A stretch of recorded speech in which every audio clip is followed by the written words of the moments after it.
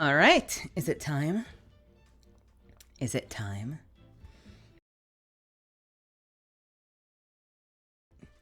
Is it time?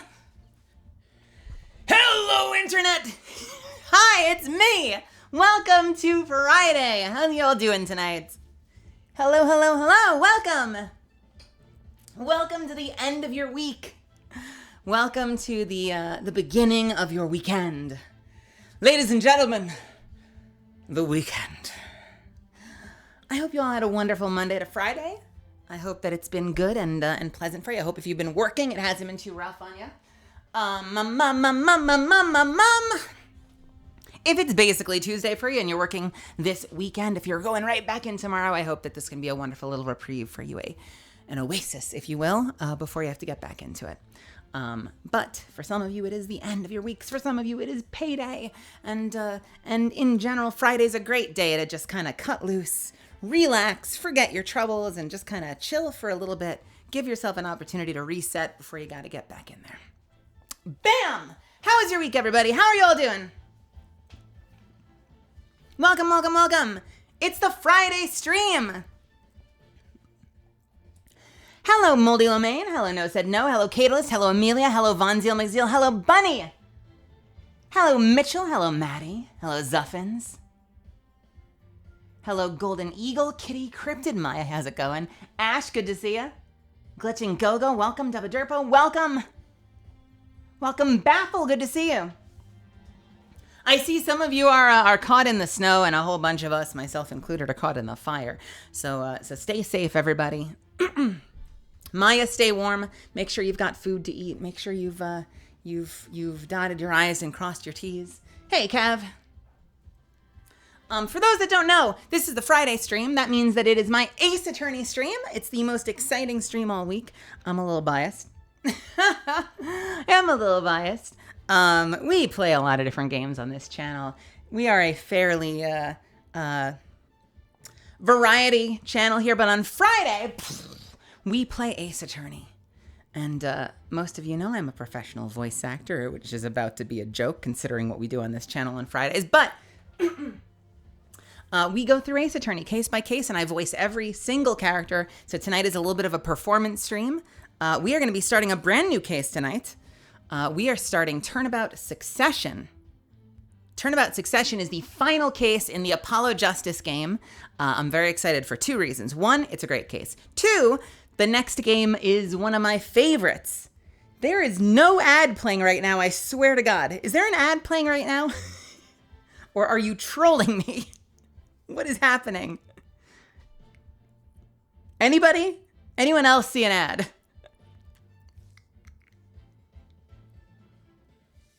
Maybe? No? There shouldn't be. I don't see one.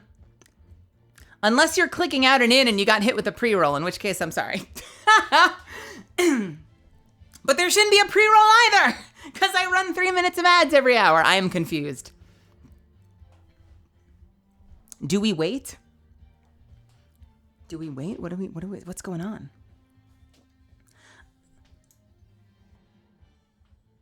I don't know what's going on, but we'll continue. We will continue.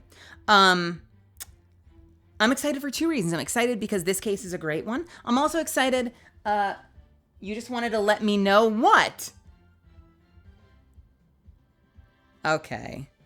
Boy who cried wolf. I'm about to time you out if you do again. If you do that again. Loaf, welcome. I'm also excited because the next game is one of my favorites. The original trilogy, it's kind of hard to beat, but Dual Destinies has a very, very cozy place in my heart, so I'm very excited to get in there for that too. I am gonna fucking BAM! It doesn't have to be 600 seconds. It's just the only button I have.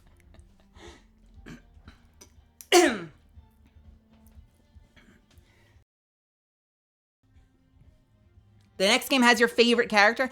Is it a certain plucky detective who's dapper and well-dressed and hype and excited to dole out justice? Never mind, you just said her. Who's your favorite character? Have you told me this before? Who's your favorite character in the next game? Oh, is it Athena? I don't know why I always assume it's going to be the detective. Maybe because the detective is my favorite character. Athena's fun. Athena's going to be a nightmare to voice act. But we'll do our best. We will do our best. It's gonna be challenging to have to main a character in her range. So yeah, very excited about this. But tonight we are jumping into and actually let me set up that pinned message we always use. Friends. This is a light performance stream. Sorry if I miss your message. No spoilers / backseating. Please.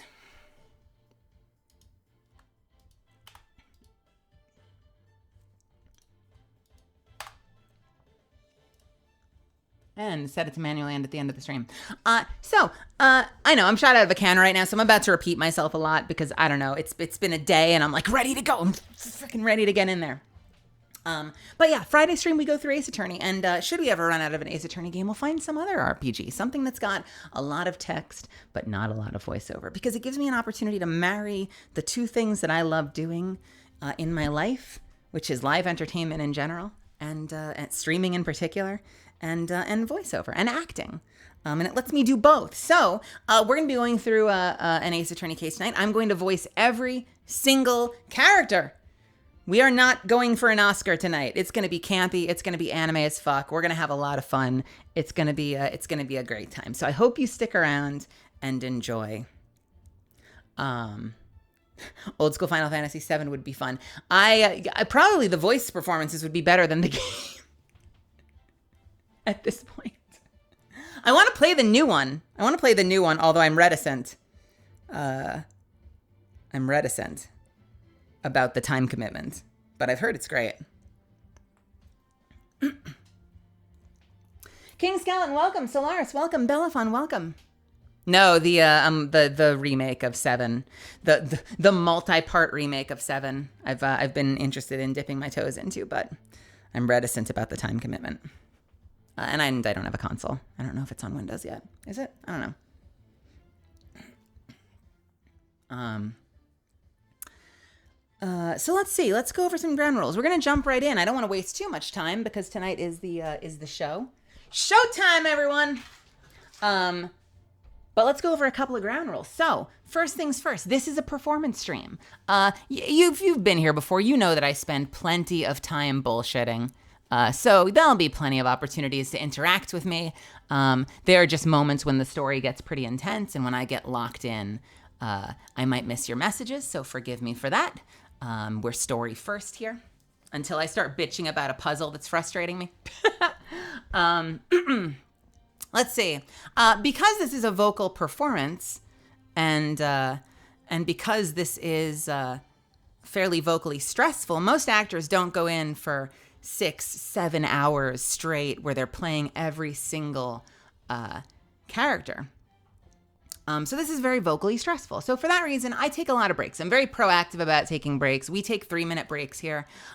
So just apologies in advance / thank you for your patience in advance when we hit a few extra ads than you might encounter on a regular stream. I promise this is not me being the shilliest shill who ever shilled. It is for vocal rest. It will give me an opportunity to rest my voice, hit the restroom. I'm going to be drinking a lot of water. And by the way, feel free to remind me at any time with the hydrate button if you've got the points for it. I'm going to be drinking a lot of water, so I'm going to have to pee all that out. It's going to give me an opportunity to rest my voice, refill my water, blah, blah, blah, blah, blah, blah, blah. Here's my promise to you. I'm never going to continue the story. I'm never gonna continue on with the story without you. So you're not gonna miss anything, okay? I'm sorry, this is a platform that has ads. I wish I could take them away, but you're not gonna miss anything. So if for some reason,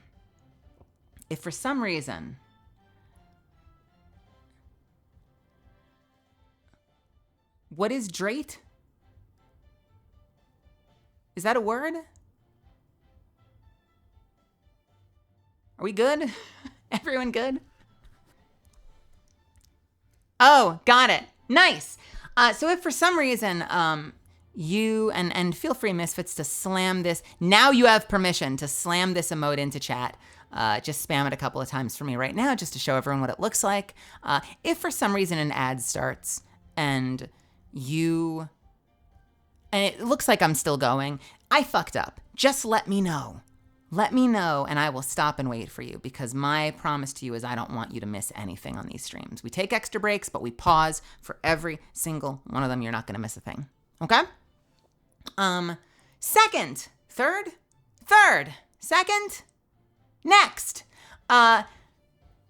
If there's something you want to hear me say, if you'd like a voice line of your choice in the voice of any of the current lineup of characters, you can buy it for 200 bits. I leave that offer on the table as long as it doesn't get my stream shut down. If you want to hear Gumshoe say something spicy, or Nick say something super say-so as fuck, or if you just want to hear your favorite meme come out of the mouth of the judge, you can do it for 200 bits. Here's what I ask of you. Send it as a separate message. Work the message out first.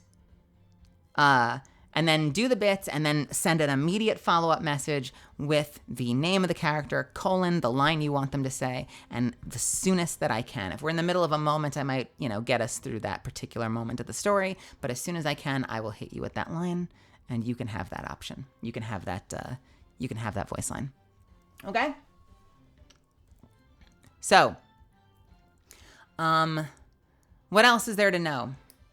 We're going into Turnabout Succession tonight. It's the finale of Apollo Justice, like I mentioned before. It's a bit of a complicated case. Here's what I'm going to say about it. It's not as complicated. It's not complicated in the same way that the last case was, if you were here last week. Last week was like one of those, it was like a Rube Goldberg machine. This case is more traditional in the style of previous finales, where like there's history, there's events that happened in the past. You're gonna have to explore kind of like the past, present, and kind of like fit together a much bigger puzzle than exists just in this case alone. So it's gonna be complicated, but it's complicated in a way we're more familiar with. Like, 8 years ago, blah, blah, blah, blah, blah, is very different from like the fucking mousetrap of the last case. I think it's gonna feel a lot more traditional, but it does introduce some new mechanics that I'm excited about. So there are going to be some moments where we're going to have to stop and kind of figure out what the fuck's going on. I hope you enjoy it. It's probably one of the more innovative cases. It's not, I would say it's within the top 7 cases of all time. It's not like top 3. It's a good case. It's a good case. But it is definitely one of the most innovative cases. So I hope that you like it for that reason. It does some cool things with the way that it tells its story. No more month-long case. I certainly hope not. I can't tell the future. My dad is still in the hospital. My mom and I are still worried about him. So you never know what the future brings, but hopefully, all things considered, with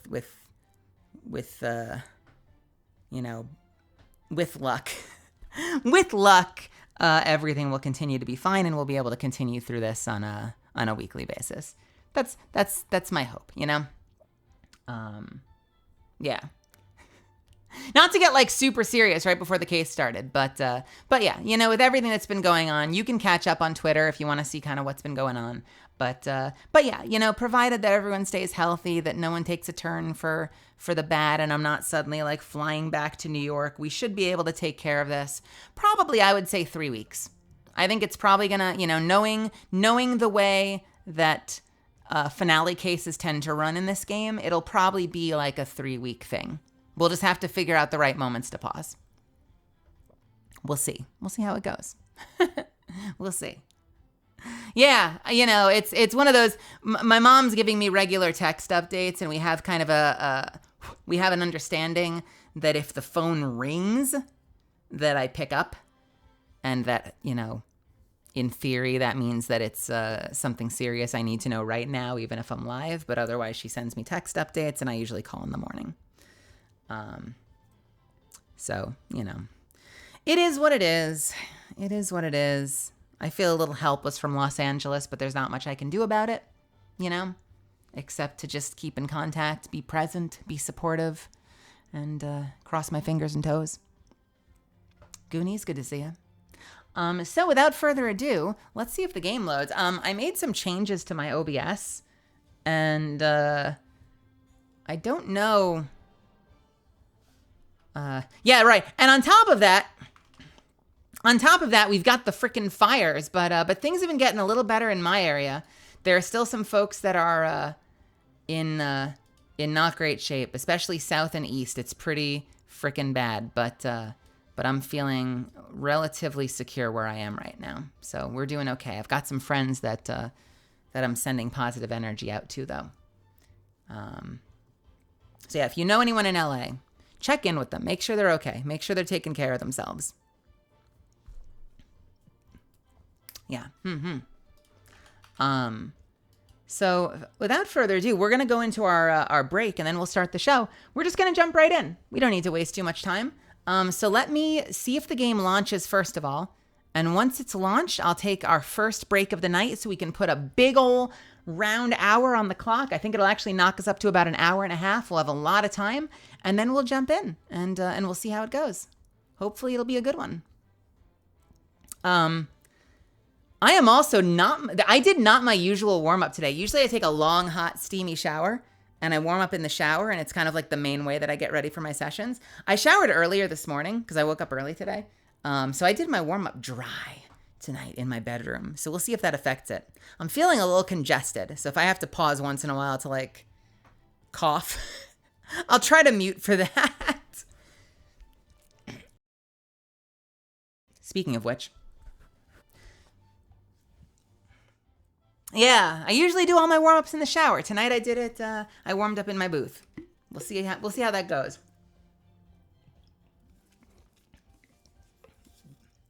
I will.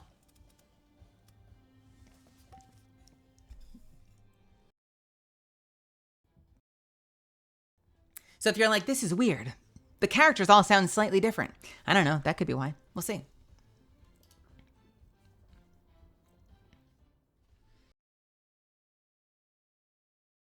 All right, let's see how this works.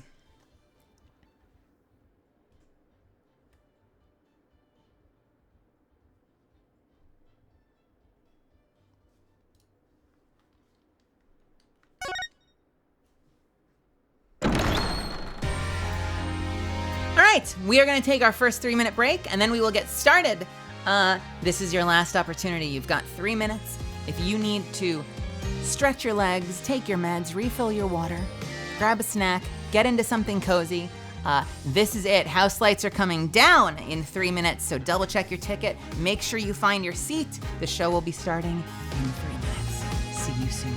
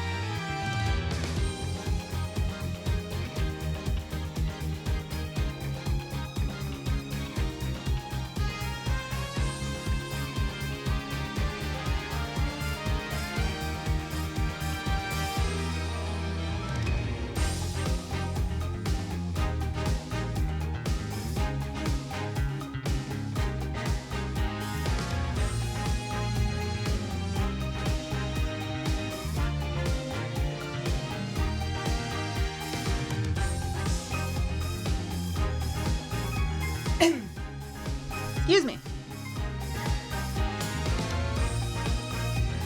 Didn't hit my microphone, sorry.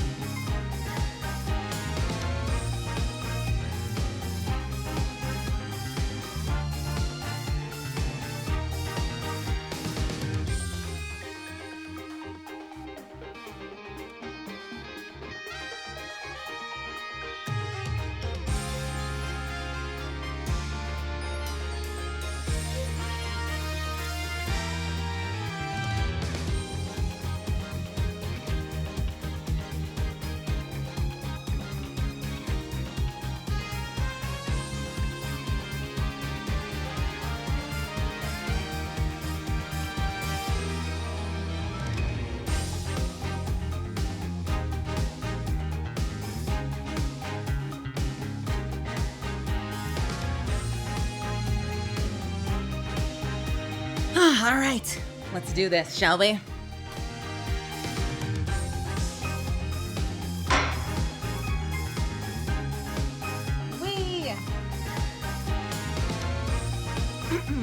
All right, if I remember this correctly, I think this starts with a Phoenix Wright monologue, but we will see. We will see. And now, without further ado, I present to you the finale of Apollo Justice, Turnabout Succession.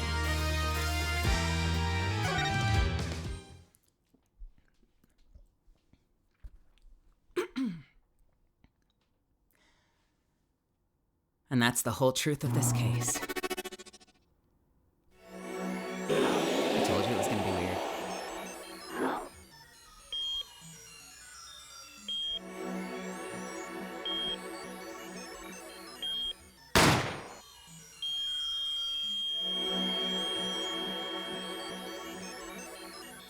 In order to understand it myself, I had to know the story of the last 7 long years.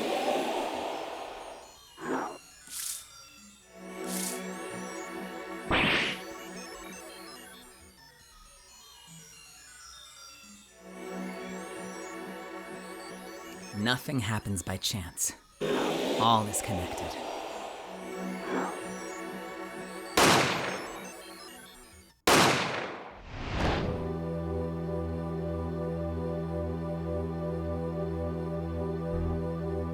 And now, you stand ready to begin the final chapter of this story.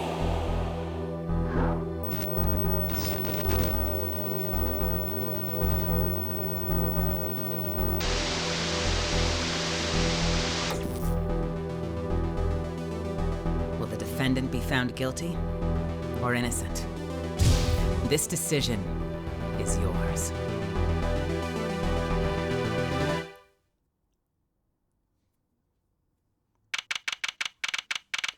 October 7th, 10:37 a.m. Write Anything Agency.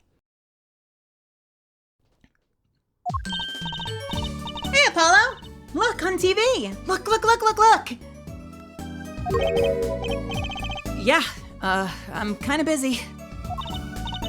Whoa, look at that. He's the last Gramarye, all right. Amazing. Apollo, you should be watching this. Ow, ow, ow! What? I was writing about our last case in my journal. Lawyers are supposed to write things in records, Apollo, not journals.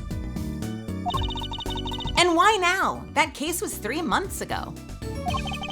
Hey, it's a long story. I did a lot, you know? I want to vacuum pack the feel of the moment for later. Right now, I'm wowing the crowd by figuring out oh, that name again. Right now, I'm wowing the crowd by figuring out how Lamarar disappeared. That's right. Uncle Valent did that illusion too. But you're missing him on TV right now!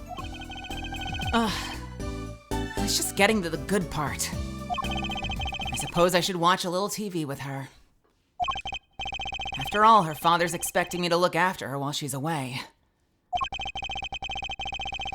What you're now seeing is a rehearsal for the greatest magic show on Earth. Happening right here at our very own Sunshine Coliseum. The Sunshine Coliseum? Hey, that's where the Gaviners concert was. Only 3 more days until miracles happen right here, right before your unbelieving eyes. The legendary Troupe Gramarye The legendary Troupe Gramarye is performing for the first time in 7 years. That's gonna be great. I'm so there. You and Daddy are coming too. The legendary Gramaryes. If Trucy's real father were still alive, he'd be on that stage performing miracles. I've got the tickets and everything. Here's yours, Apollo. Oh, we're just, okay. It's evidence, apparently. I'm a little congested with my higher voice. Or just in general, I should say. Magic show ticket. Ticket to the premiere showing of A Grand Illusion by the magician Valent Grimarier. It's interesting. It's interesting that the troupe Grimarier is performing for the first time ever. The first time in 7 years. Except it's not the troupe Grimarier. It is just Valent Grimarier. What happened to the other two? Well, we know her dad is not here anymore. Who's the other one? I guess we'll find out. Squeak. Ah, you are here. Working hard or hardly working? Hey, how you been? Hi there, stranger. Not exactly the kind of greeting I'd want to hear from my own kid. Though he has been gone a long time. How goes it, Trucy? Here, I got a present for you. Yay! Pudding! I love pudding! Oh, it's farm fresh. And not just one pudding, but 3 whole cups! I'll have to pace myself. Well, I'm beat. That's right, Daddy. You're on a top secret mission. You gotta take it easy with the secrets, you know. How right you are. So you still can't tell us what your mission is? Maybe it is time. It has something to do with you anyway. Huh? With me? Ooh, maybe you're getting a top secret mission too. Maybe you can be one of those guys. A spy! Can I just be a defense attorney? To be honest, telling you about the mission was my whole reason for coming here today. What? Tell me. You've heard of the jurist system, yes? The jurist system. The jurist system. That's right. The new legal system everyone's talking about. Have you heard of it, Apollo? Maybe? Not as many people are talking about it as I thought. The jurist system, huh?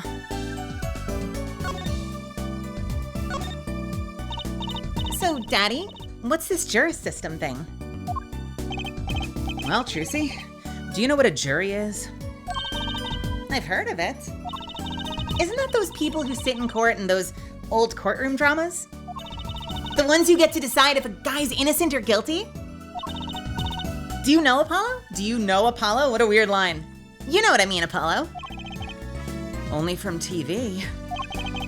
It's 12 people chosen from the community, right? Well, they're thinking about reviving that system. They're calling the new system the jurist system. No more doing whatever you like, Your Honor. Not quite that harsh. The jurists cooperate with the judge. They help analyze the case from different angles. Oh, and there will only be 6 of them under the current proposal, right?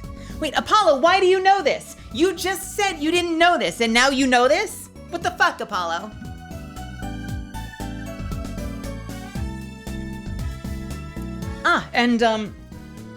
According to the script here, it says that there will only be 6 of them under the current proposal, right? Wow, you know your stuff, Apollo. Their findings directly affect the verdict. Hopefully, people will start taking the court a little more seriously now. I feel like I'm on some kind of educational TV show. Starring Dr. Wright. Dr. Wright, his assistant Trucy, and mascot Apollo. The perfect team. Mascot? Hey!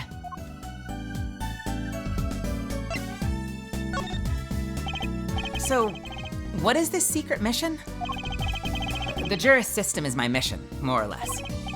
Anyway, keep in mind that new ideas like this system are always risky, Apollo.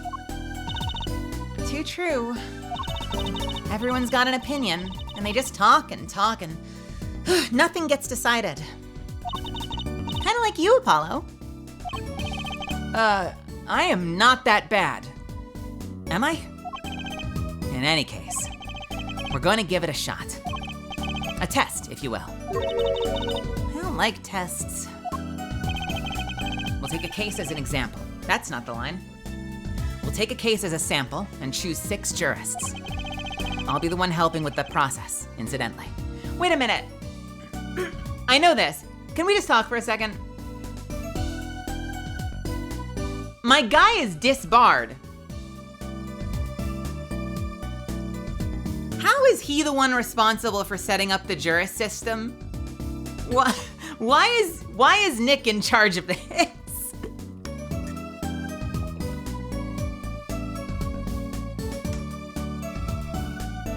How does that make sense?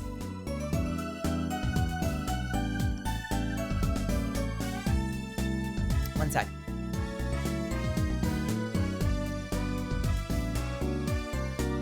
Oh, Zuffin's got jokes. Maybe he set it up 7 years ago and it's now getting implemented? Maybe. That would be awkward. Incidentally, I'll be the one helping with that process. Helping? How? Well, for one, I'll be chair of the Jurist System Simulated Court Committee. What is that, a Zoom call? The chair constructs the ideal situation, choosing the case, the jurist candidates, even the judge in the courtroom. Wow, it's like you have a real job. I was never that good at piano, to be honest. Once a lawyer, always a lawyer, I guess. The trial's tomorrow, by the way. Don't miss it. The trial simulation, that is. A simulation, huh? Sounds interesting. So, what kind of case is the trial simulation about? Well, since it's the first run-through of a new system, I wanted something simple. Good thinking. No sense wearing yourself out on something too serious. True. The case is a murder. That's not simple at all! By simple, did you mean that the defendant is... guilty. Yes, well, most likely. So, good luck, Apollo.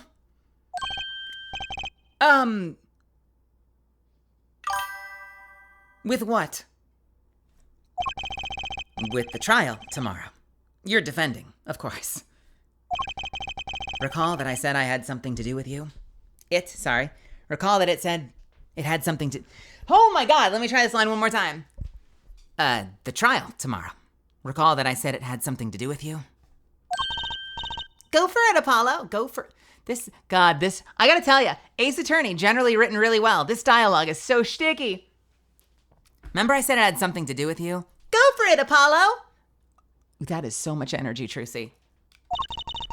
It's just a test. It's just a test case anyway. No sweat. Yeah, but there's still a verdict to be decided. And a potentially serious sentence. The most serious in a worst case scenario. You mean the verdict's for real? That's not a test trial. That's a real trial. All the forms have been filed. There's no turning back now. The trial begins tomorrow at 10 a.m. Hope you can make room in your schedule. But why am I only hearing about this now? Oh, yes, there was a change this morning. I picked a new case. Something that happened something that happened last night. Wait, what? Sorry, hang on a second. What the fuck does that mean? What was the jurist system called? It's just called the jurist system. Thank you for the bits, Kitty. All the forms have been filed. There's no turning back now. The trial begins tomorrow at 10 a.m. Hope you can make room in your schedule. Why am I only hearing about this now? Oh, yeah. There was a change this morning. I picked a new case. Something that happened last night. Okay, I got it. So something happened last night and he's like, this is the one we're starting immediately. Sorry, let me make this order. So he bumped all their shit up, basically.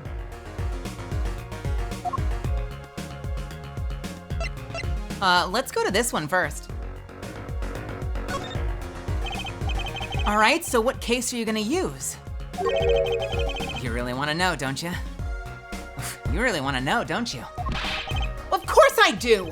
I mean, I'm gonna be defending, aren't I? If all goes well, then yes, of course. This is just a test. Wait, of course. Wait, what?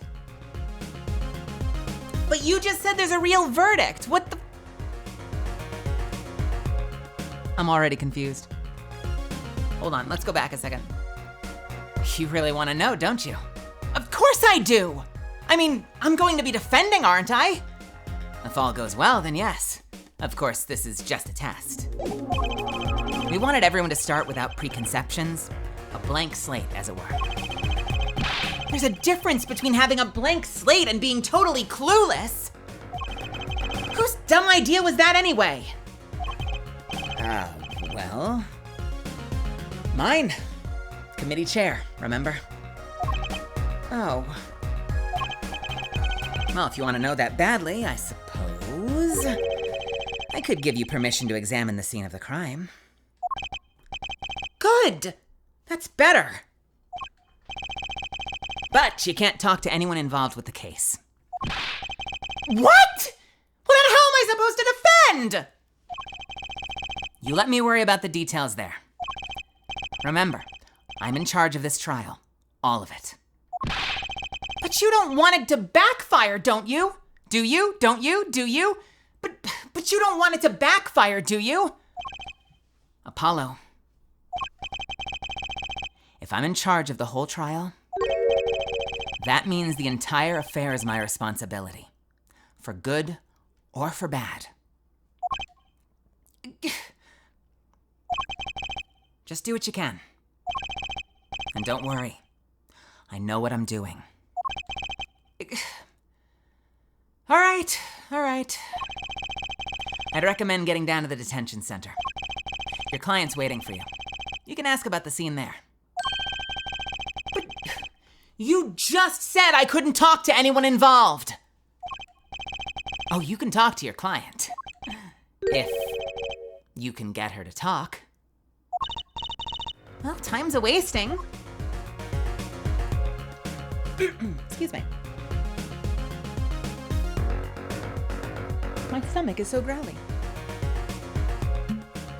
How are you expected to testify if you are unable to speak, Mr. Anderson?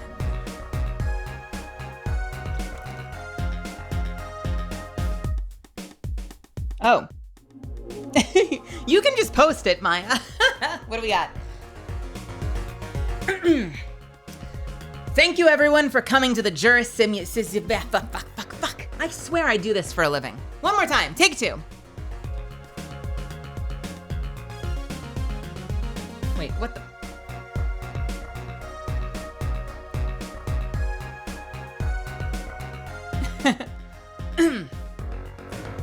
All right. Thank you, everyone, for coming to the jury simulation system and... ma'am, can you please turn off the cat filter? It's the button just on the top right of the... No, ma'am, that's the wrong button. Burp. Hold on, I gotta burp. Sorry, no, that's how the mute button works. Speaking of which, ma'am, that's the wrong button. Can you please just finish what... ma'am, you just muted yourself. Can you unmute? This was a mistake. One more time. Oh God, my body's betraying me today. Thank you, everyone, for coming to the jury simulation system. And ma'am, can you please turn the cat filter off?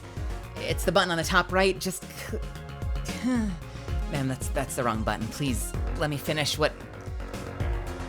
Ma'am, you just muted yourself. Can you please unmute? This was a mistake. Okay. Thanks, Maya.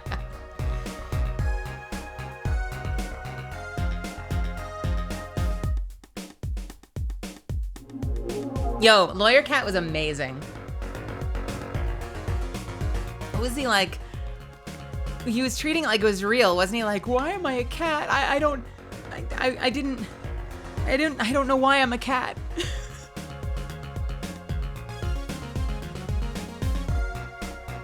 It was so genuine. He was so genuine.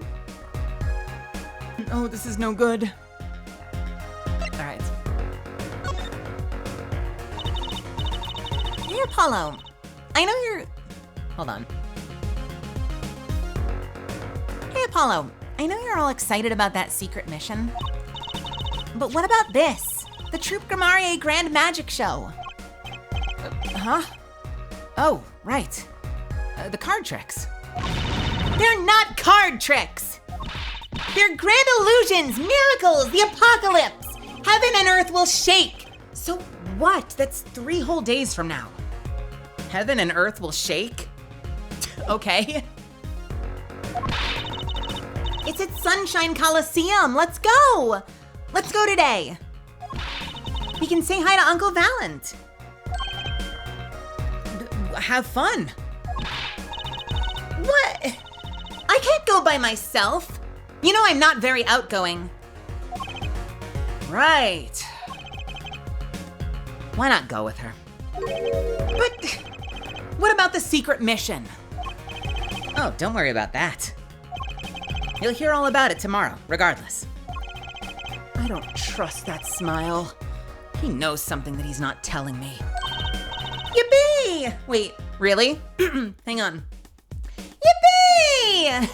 Now you can take me to the Coliseum. I suppose it wouldn't kill me to pop over there. Yippee!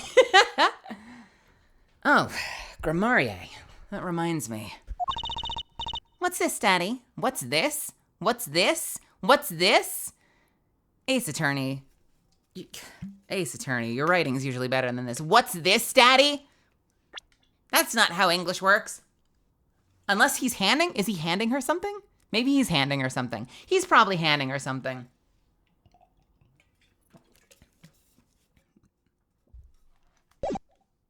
What's this, Daddy? Oh, there is something. There's literally something on screen. I'm just a dummy. I'm an actual buffoon. Oh, Grammarier, that reminds me. Oh, what's this, Daddy? Isn't that silk hat the Grammarier seal? Consider it a birthday present, Trucy. Thanks, it's great. But today isn't my birthday. Huh, good point. What day is it today, Apollo? What day is it today, Apollo? Today? I think it's Recycle Your Plastics Day? Then it's Recycle Your Plastics present. Yippee! So it's plastic? I've given up trying to understand them. It's much easier that way. So what is it? Can I open it, Daddy? No. No. Wait. No. Hang on. This is the fun part about cold reading. So it's plastic! Ugh, I've given up trying to understand them. It's much easier that way. So what is it? Can I open it, Daddy? No. Oh. You'll need that envelope someday. Someday soon. Don't open it until then. Well, why didn't you just hold on to it until then? Because that would be the logical thing to do. Okay. Huh? An envelope about the Grammariers, huh?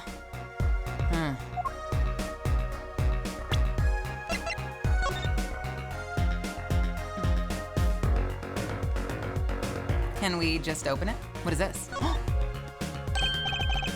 Oh, looky here. A handwritten signature. It says... Can't read it. That's seems odd to me. I mean, isn't a signature intended to show ownership? What's the use if no one can read it? Isn't it enough if you can read your own? Oh, I never thought of it that way. I guess. Is that it? What does it say? Grammarier Magic Ink. I would love to open it. It doesn't seem to want me to.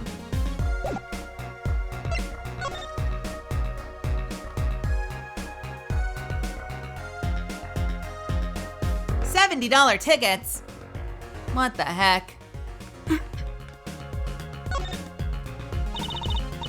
Are you ready, Apollo?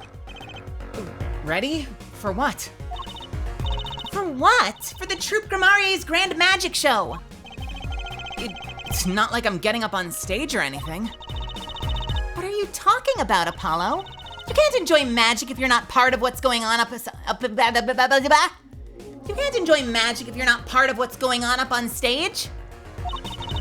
I'll lend you my spare costume if you need one. Huh? You mean I can't? You mean I can't go in this? No. Doesn't get more straightforward than that.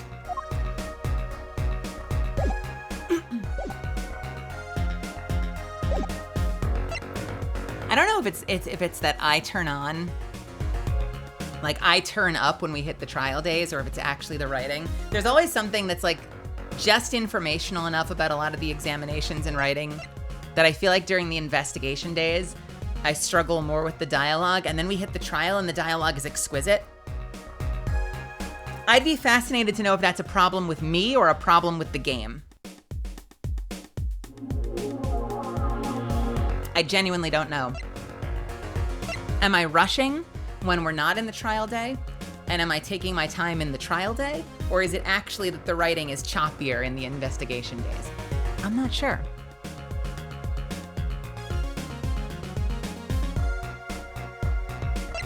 Or am I just more comfortable with the prosecutors? All right, let's see. Let's move. So we have Detention Center and Sunshine Coliseum. Where do you want to go first? Quick audience poll. Where are we going? Coliseum or Detention Center?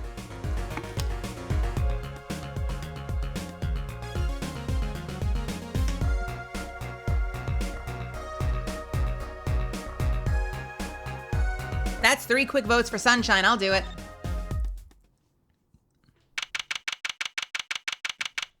October 7th, Sunshine Coliseum. Woohoo! This is it, Apollo! The place where magic and dreams converge. Just a while ago, it was the place where murder and nightmares converged. Let's go say hi to Uncle Valent. What about the case?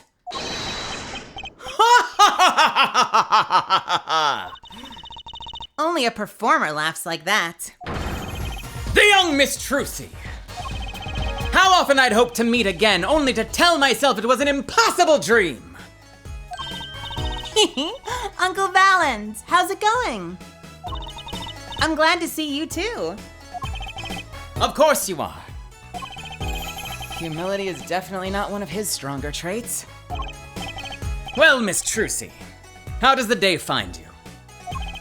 If you've come to give me flowers, do it after the show, I beg you. Actually, we came to wish you good luck. And congratulations on your big magic show. Oh, but it is I who wish to congratulate you. Not everyone is so lucky as to witness miracles, such as the ones I shall perform. Yeah, you're amazing. We get the picture.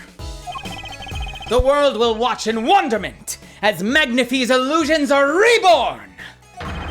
Here on stage by my hand. All right, dude. Everyone's talking about the big magic show. Is it true that the Grammarier miracle is back after 7 years' absence? Miss Trucy, I must apologize. This show and this honor should have been his. Daddy. My co-magician in training, Zach Grammarier. It's okay. Your father was a great magician, Trucy. If he were alive, then I, Valiant Grammarier, would have been proud to stand upon this stage as his assistant. Thanks, Uncle Valent. You know, I'm happy you're doing the show. To think we get to see the great Magnifi's illusions again. She really is looking forward to this, isn't she?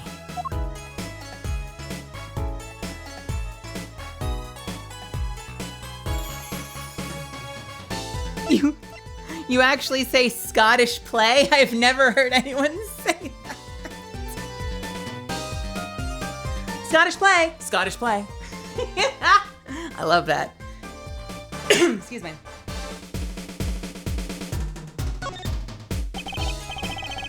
My mentor, one more time. My mentor, the magnificent Magnifi Grammarier, was a true deity among magicians. A creator god who gave birth to magic and illusions that defied our very imaginations. I was so little when I last saw one, but I still remember his shows. He did wheelies in a sports car through the air above the audience. And then sped off to outer space, faster than the speed of sound. I'm guessing that memory was a bit embellished. For 7 long years, the world has been waiting for a miracle to match his. As heir to the Grammarier Troupe's secrets, it falls to me to provide one.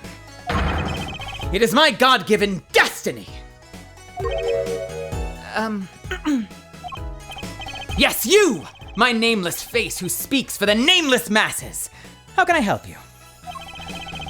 If the world was waiting, why did you hold off for 7 years?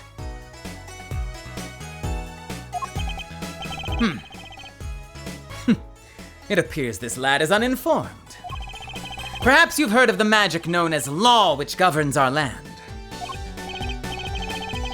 I have, though I'm not sure it qualifies as magic. The performance of Magnifi's miracle was impossible. A certain law prevented it for 7 years, but no more! 7 years?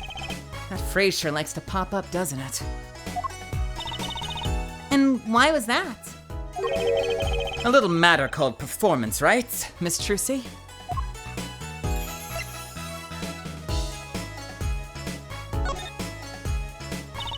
Can you tell us about these performance rights?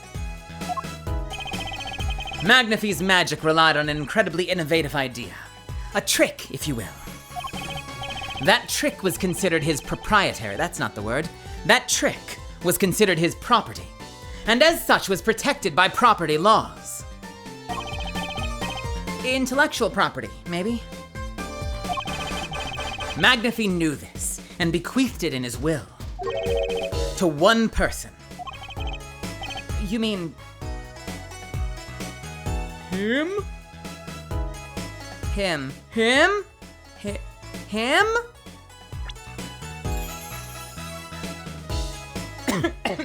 Oh no! Excuse me, hang on a second.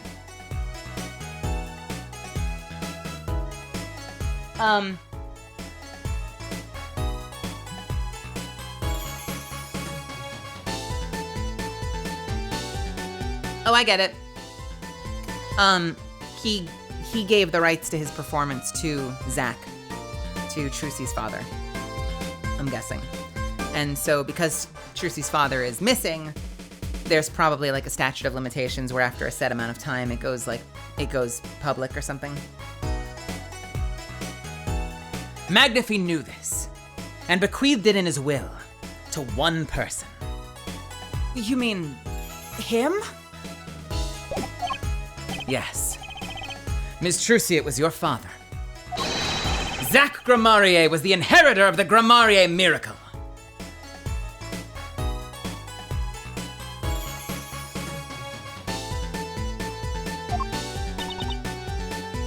Okay. Okay, anime writing. Daddy. Sorry, I don't mean to laugh. Her father's gone. This is kind of a serious topic. My brain keeps going, Gohan, Gohan, Gohan! Like, the name ellipses thing is such a classic.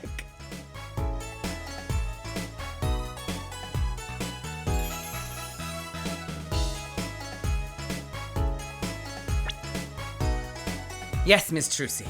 It was your father. Zac Grammarier was the inheritor of the Grammarier miracle. Daddy. Yet as you well know, he's gone. He disappeared suddenly 7 years ago. I think I see where this story's going. Once a person is classified missing for a certain period of time, they're considered legally deceased, correct? In all absoluteness, those rolled up sleeves conceal your competence well, young man. Come on, let me try this line one more time. Man, I am blowing tonight. Let's try again. In all absoluteness, those rolled up sleeves conceal your competence well, young man. That certain period of time of which you speak, is 7 years.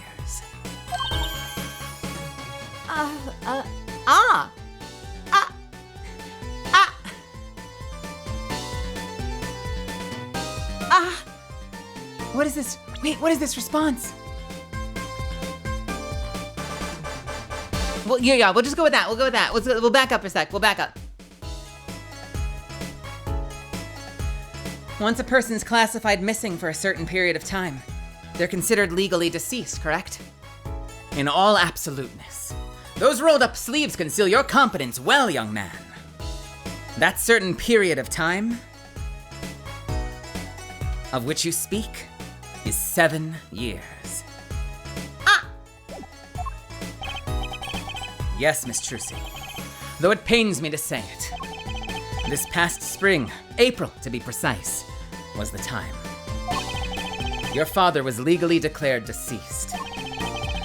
In the absence of a formal will, the secrets of our mighty mentor Magnifi passed to me. This was, in fact, stipulated by the will of Magnifi himself. Is that how it works, Apollo? Yeah, it's called death in absentia. He's declared missing, permanently. Daddy. Cool.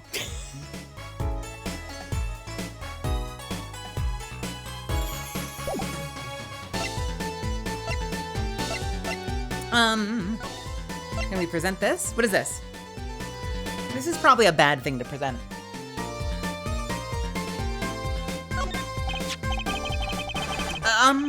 Hey, Trucy, give me that. I was wondering if you could tell me about this. Aha! Why, that bears the Grammarier seal.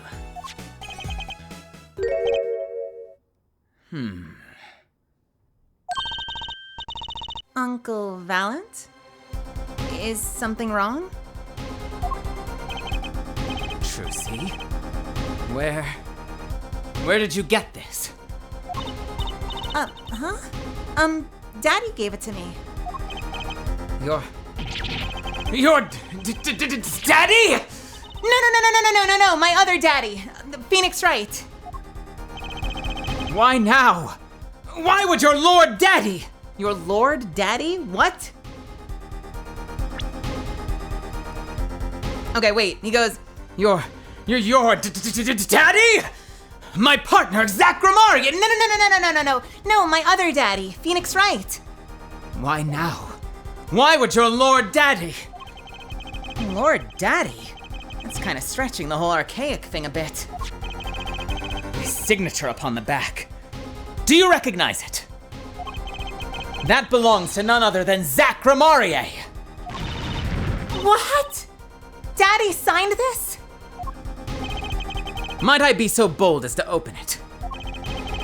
I'm sorry, but I can't let you do that.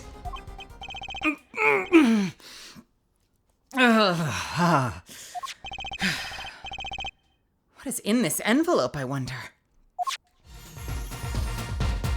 Okay. And he doesn't want to talk about it. Cool. What about the ticket? Your Lord Daddy. Your Lord Daddy? What the fuck? A challenge, is it? You want to make that disappear? Very well, give it to me. Oh, no, thanks. Are all magicians like this? Apollo, what was that look just now? I was just thinking how hard it is to get any information out of a magician.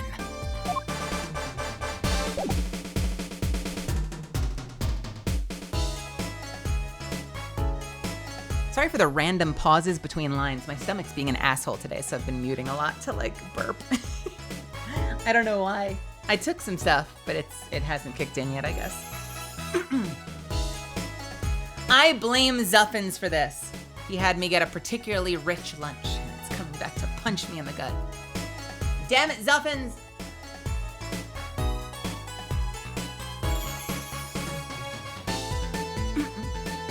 I did like it. I got halal. I did like it, but now when I, tighten my core to deliver lines, I burp.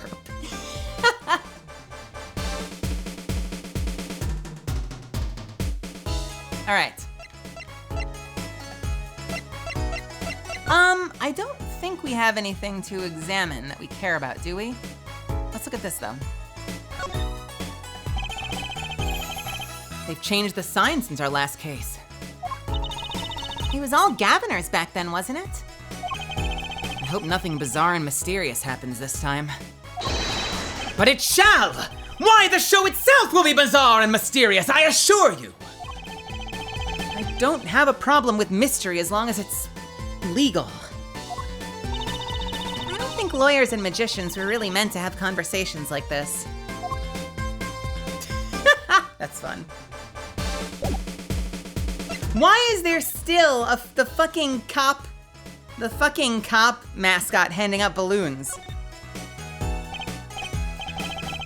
Hey, that creature there. He was handing out balloons during our last case, too. He's not a creature, Apollo. Poor guy. Oh, sorry. Was I mean somehow? You know how hot it is inside one of those suits? He's stuck in there, with only the smell of his own sweat to keep him company. On the verge of passing out, he hands out each balloon as though it were his last. And it takes the fun out of seeing the blue badger. What is the creature?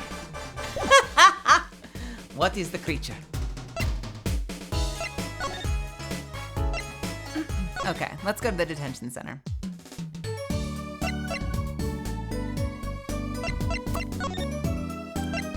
Let's meet our client, shall we?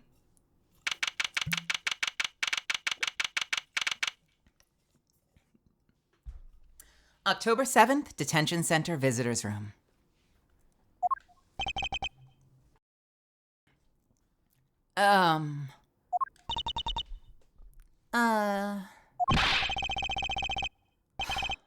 That is 20 minutes we've been waiting here.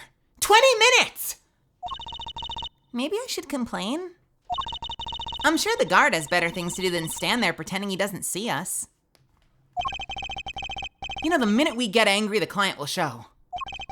It always works that way. Like shouting, "Oh, waiter!" and they're standing right behind you. "Oh, guard! Is our client gonna be here much longer? Sorry. Is our client gonna be much longer?" Let me try it again. "Oh, guard!"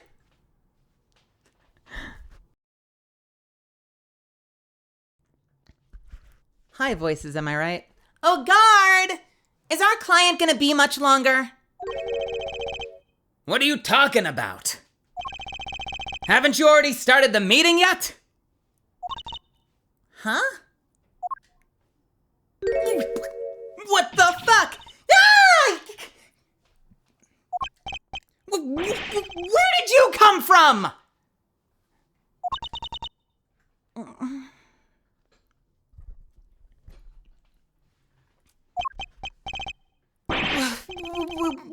Well, anyway, Please have a seat.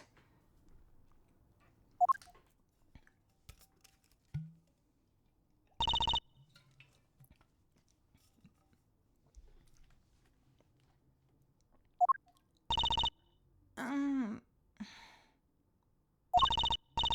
nervous, Apollo. It's the silence. It builds suspense. Why don't you do something, Trucy? You're the magician, aren't you? That's right. Okay. I'm the amazing Mr. Hat!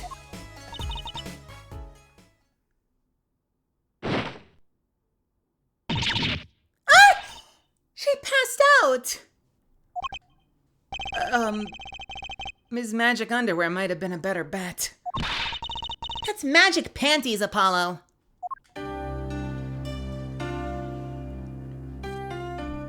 She is cute, isn't she? I like her. Look at the little bow, the little ruffle in her little striped sweater.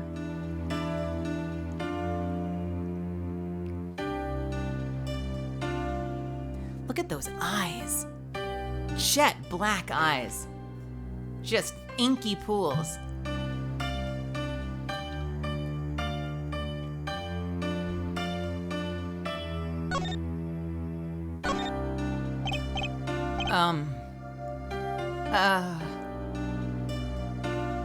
Hi. Well, I'm your defense. I really think that it has to be fate, you know? And by fate, I mean destiny. Did you know I'm good with astrology? Tell me, what is your sign?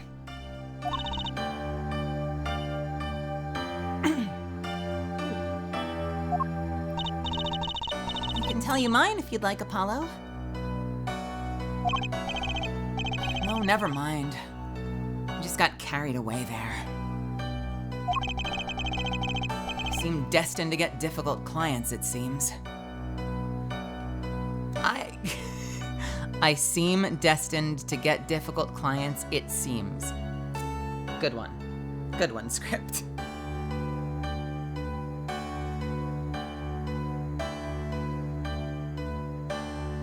I seem destined to get difficult clients. Or, I'm destined to get difficult clients, it seems.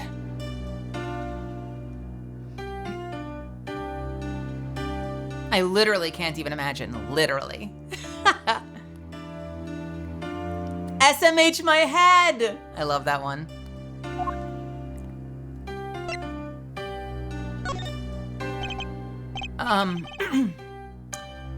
So, what's your name? Right. Oh, right. I'm supposed to introduce myself first. I'm Apollo. Apollo Justice.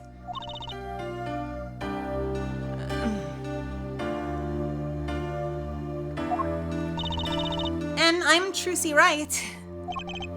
I know. Oh. I know. This is getting nowhere fast.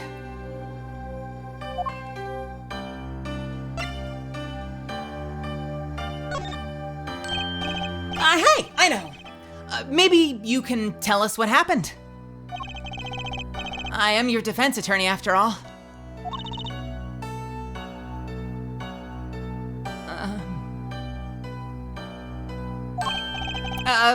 Anything out of the ordinary happen lately?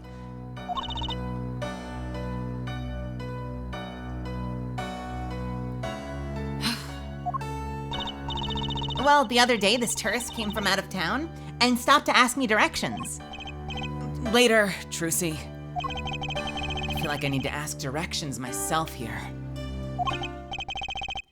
Well, that was fruitless. Though I think I understand despair a little better now. You did good, Apollo.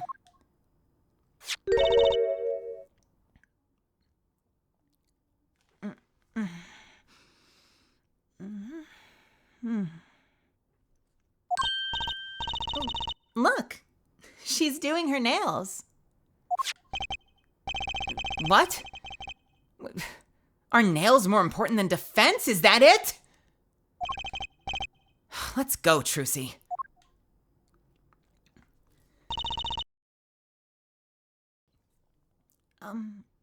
Excuse me.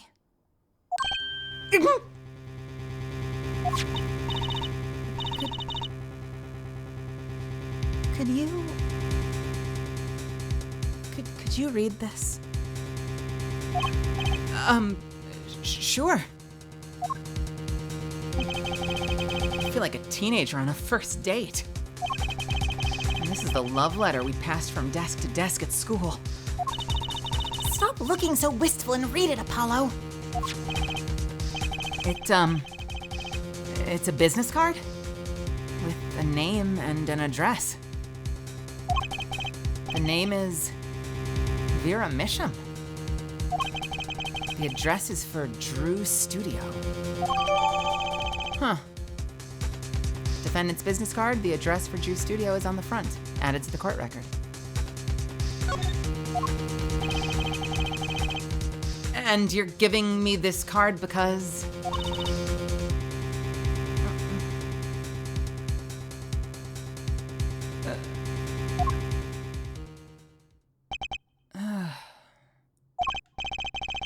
Well, looks like we're finished here. I wonder if Drew Studio is the scene of the crime. Let's go find out. So, what do you think of our client?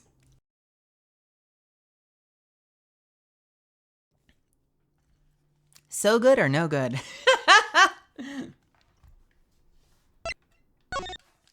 Jesus. So this is going to be a hard case if we get absolutely nothing from our client the whole fucking time. Kind of a yapper, to be honest. Our client's great, very relatable in not wanting to talk much. Aw. Couldn't be me. I am a bit of a yapper, as long as there aren't too many people in the room with me.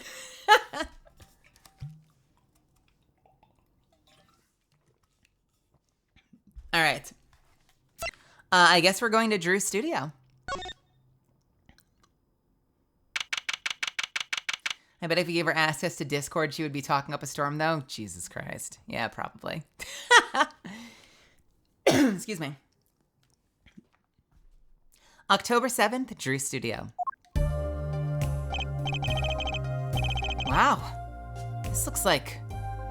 It looks like a studio. It looks like a studio.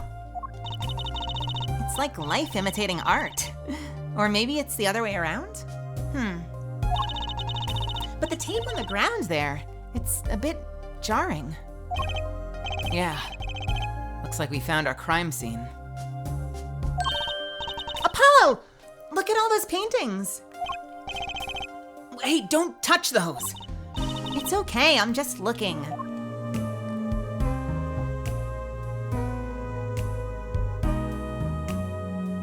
Abstract art, a blowfish, and someone in a field.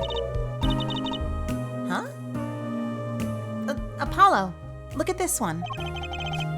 It looks half finished. You can still see the rough sketch underneath. But that's odd. The rough part doesn't look like the rest of the painting at all. Yeah, good point. That is odd. Yeah, what is that? There's like sketching where there should be sky. I wonder what that means.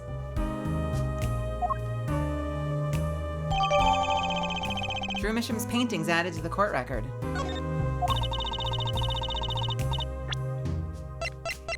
Oh, we got 3 of them. Okay. Yeah, almost like she was reusing the canvas, right? Like it had been a sketch for a different painting and then she turned it into this one. Well, what do we have here? It looks like a person thinking about something. Maybe they're, excuse me, maybe they're worried? Like, what should I have for supper? A hot dog or a hamburger? You know, I've always wondered about that. Why is there supper and dinner? Are they different meals or something? Maybe that's what this person is thinking about.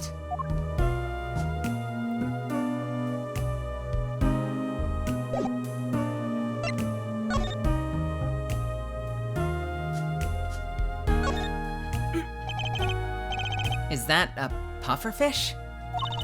Apollo, that's clearly a porcupine fish. They're not the same thing. You know what gets me? They've got all these needles, right? But what's protecting that soft spot on the lower belly there? Nothing. Wait, sorry, let me start that again. You know what gets me? They've got all these needles, right? But what's protecting that soft spot on the lower belly? Nothing. Must remember to keep Trucy away from small, round fish. That is strange. I guess maybe they hide on the bottom of the ocean or something. Maybe that's what they do. I don't know. Why is that? The bit in the middle is supposed to be a person, an undersea scene in vivid colors, only half finished, the rough sketch is still visible.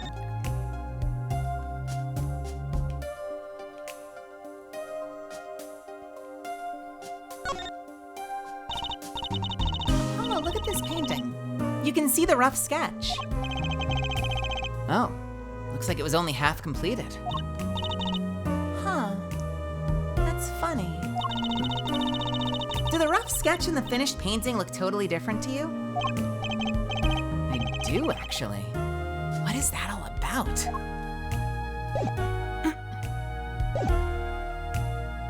We need to get ourselves some paint stripper and see what the sketch is underneath. I bet it's a clue. I bet it's a clue. I bet it's a clue. But we don't have a way to do it yet. All the paintings have a really different style, too. Oh, no! Oh no, is this who I think it is?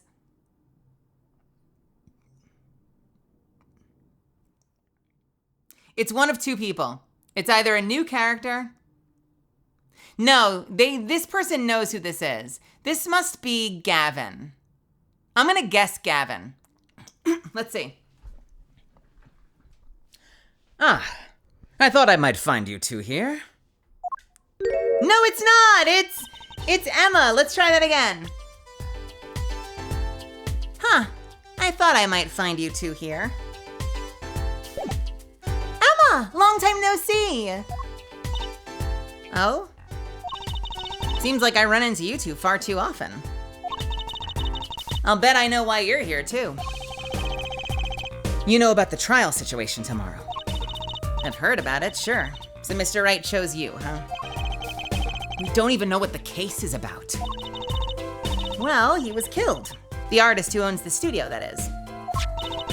Mr. Drew Misham. Misham? And his daughter was put under arrest.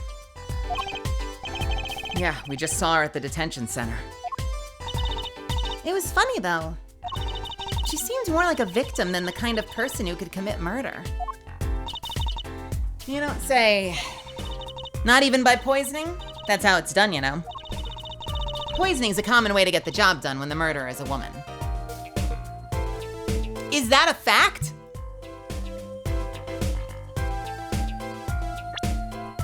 Not by poisoning? That's how it was done, you know. Poisoning's a common way to get the job done when the murderer is a woman. The poisoning? Anyway, Mr. Wright told me you'd be coming. Feel free to take a look around. I'll just be over here with my snackoos. We can't talk to anyone related to this case this time around, which means we'd better find out as much as we can here at the scene. Or else.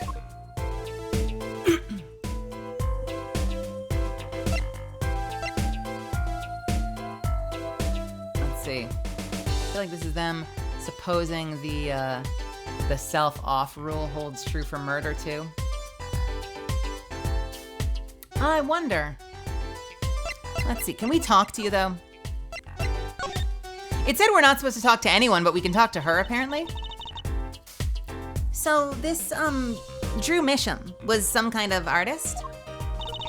Apparently. Did a lot of illustrations for books, I hear. Had a lot of female fans too, for what it's worth. Oh, well, I guess his stuff is kind of pretty. Like that oil painting over there, for instance. Yeah. That, Wasn't one of his illustrations, actually. This guy totally does hentai. This guy's doing hentai for his patrons. With that response, that wasn't one of his illustrations, actually. Huh? So it was a standalone painting or something? Is that what she means? He was an odd bird, Mitchum. Hadn't shown his face to anyone until the end. What do you mean, to anyone?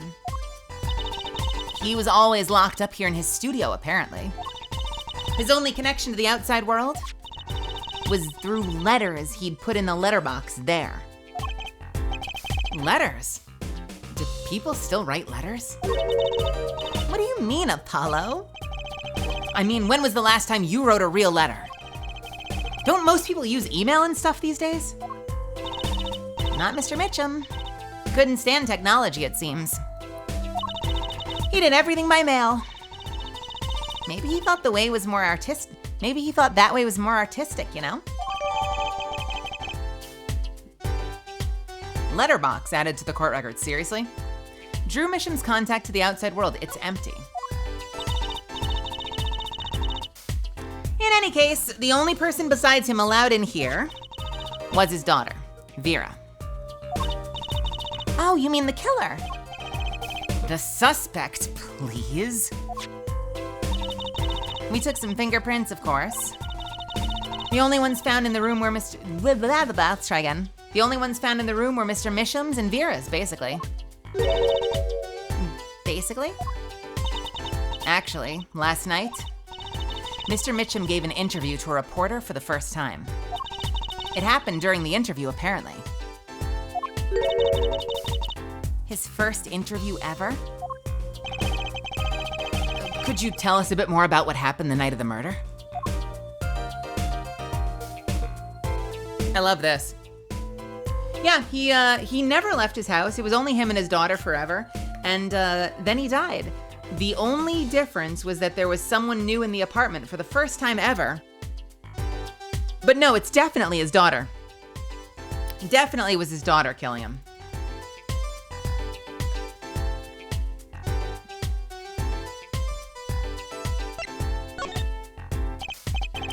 So this woman, Vera.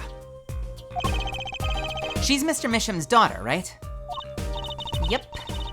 A real sickly girl ever since she was little. Hardly ever went outside. She did kind of give off a withdrawn sort of aura. She was homeschooled by her father, apparently. It was quite a scene when they took her to the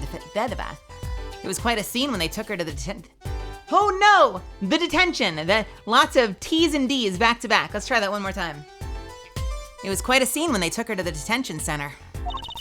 She was screaming about how she'd die if they took her outside. What? That does sound like a scene. In the end, she agreed to leave if she was allowed her good luck charm for company. Her good luck charm? Apparently, she has this charm that magically gives her the courage to go outside. Why can't I ever get a normal client? But why would a shut-in daughter kill her own dad? Don't look at me. So, about the poison. It was found to be in his coffee, right? How do you know this, Apollo? Wait, how does Apollo know this?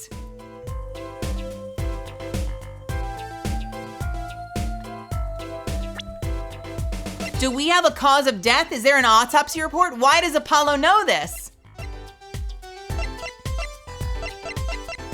Jesus, plot armor. So, about the poison. It was found to be in his coffee, right? No. Well, not precisely. Not precisely? What does that mean? It means see for yourself, I think.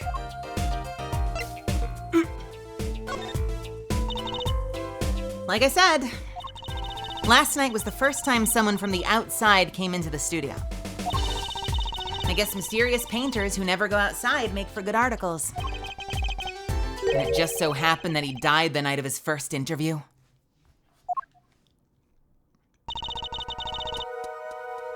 At around 9 p.m. every night, Vera always made him a cup of coffee.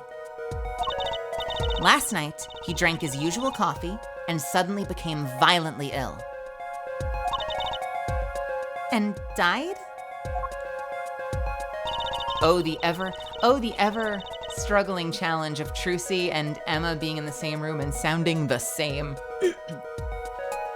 She poisoned him on the night of the interview? Why would blah. She poisoned him on the night of the interview? Wouldn't the reporter see?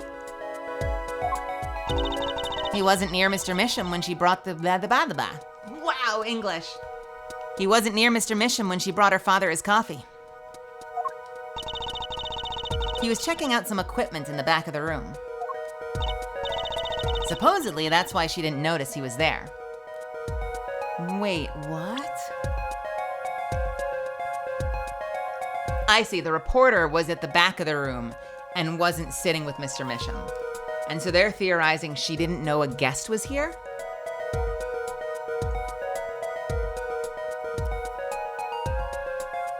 She poisoned him on the night of his interview? Wouldn't the reporter see? He wasn't near Mr. Misham when she brought his father his coffee.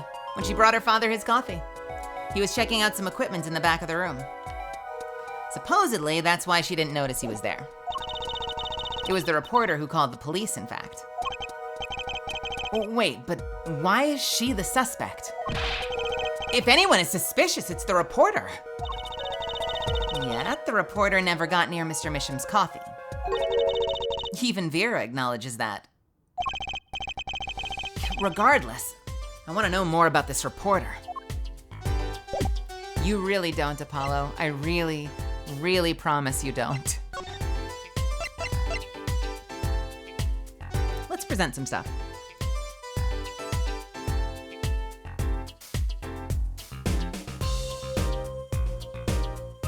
Let's see. Emma, I was wondering if you could take a look at this. Look, I'm a detective. A detective. You can't just ask me any old thing and expect an answer, okay? I think you need to be a little more focused in your inquiries. Scientific, even. Somehow I knew she'd get around to science. Emma, about this painting. Oh, that? Quite good, isn't it? That's not what I wanted to ask you about. You want to examine it, is that it? I'd be happy to let you, if you had a good reason. But without that, sorry. Guess she wants us to do a little footwork of our own first. Same thing? Yeah.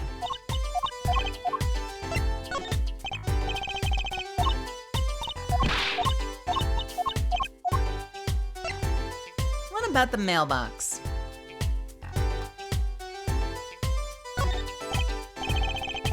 Emma, I was wondering if you could take a look at this. Nothing. Okay. All right, let's look around. Well, the first thing I want to look at is I want to look at the painting that's hidden. There's a painting that's hidden. I want to look at the coffee. I want to look at the tape. And is there anything else I want to look at? Can I go over?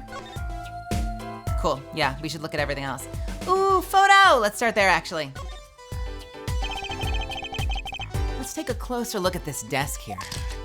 Ha! Oh, so cool! All right, what do we have? Is this a hint? Is it pointing us in the direction that we need to look? Huh. Something about the way that figure is posed. I've seen that pose before. It's you, Apollo! See, you're making one of your flamboyant gestures. Please, I am a professional. I wonder why it's posed like that. Coincidence? Wait, is it? Is it coincidence? Is there something over here? Hold on, let's go over here first. What is all this equipment here for? It doesn't look very artistic, really. He had everything from a lathe to a laser cutter. Looks like he was ready to work on metals and wood, too. Though his equipment's a bit old, to tell the truth. Why would a painter need all of this? From the dust, I'd say he hadn't used this stuff for years. This corner corner doesn't fit with the rest of the studio. Oh, do you think I could borrow this? I want to cut a quarter in half to make a trick coin. This is a crime scene, Trucy. But those cost like $50 at the magic shop.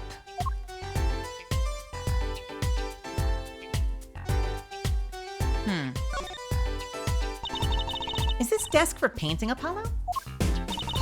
That would be drafting, a drafting table. I could have told you that. Drafting? Basically, it's a tool for making precise diagrams. Wow, painting is harder than I thought. Why would a painter need a drafting table? Was he an architect too? What the fuck is this? We don't even get to examine that. Wait, what is this? Nope, that's the desk. What the fuck is this machine? What is this? Is this like metallurgy shit?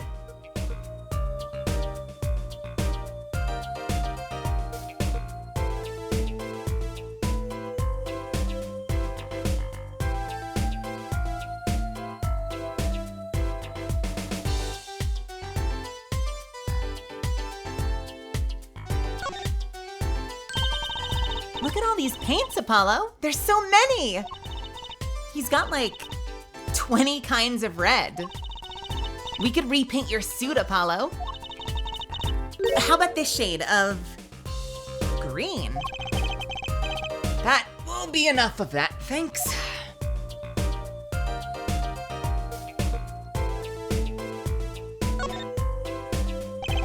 Let's take a closer look at this desk here.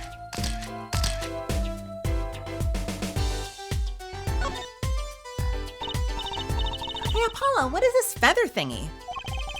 Isn't that a pen? Like an old-fashioned quill pen? But it doesn't have a pointy end. That was most likely for sweeping detritus off the desk. Detritus these nuts! No, that doesn't work. Detritus nuts! What is detritus? Wow, you sure know a lot, Emma. Bold and scientific, that's my motto. Exactly what about that was bold or scientific?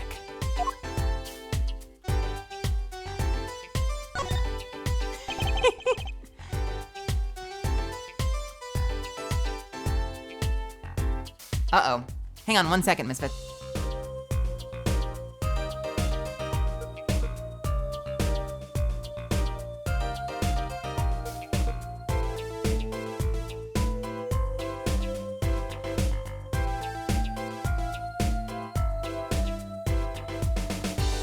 I'm good, I just inhaled a hair. Hang on a second.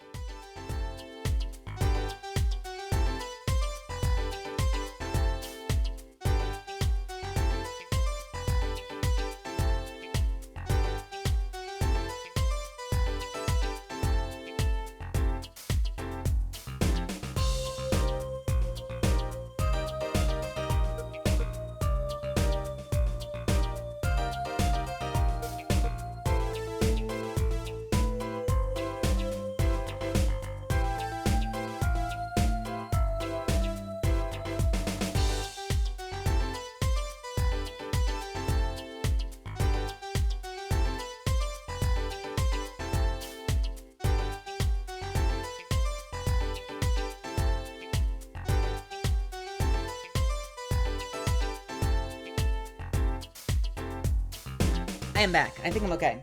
I'm like a girl in shambles tonight. I am so sorry. I appreciate your patience, kiddos.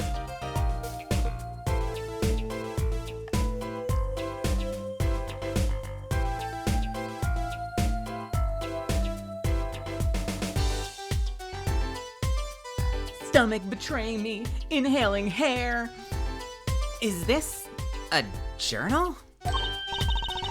Wow, talk about a clue. Let's read it. What is it, Apollo? He didn't write the name of the... Oh, he didn't write the name of the killer, did he? It's new. He didn't write a single line. Ah! You had me going for a while there. Is it new? So this is Drew Misham. And this little girl must be Vera. Yeah, they took that some years ago. They look close. A happy little family. Until you arrested his daughter. Look, I was personally against that, okay? She just didn't seem very suspicious, scientifically speaking. Right.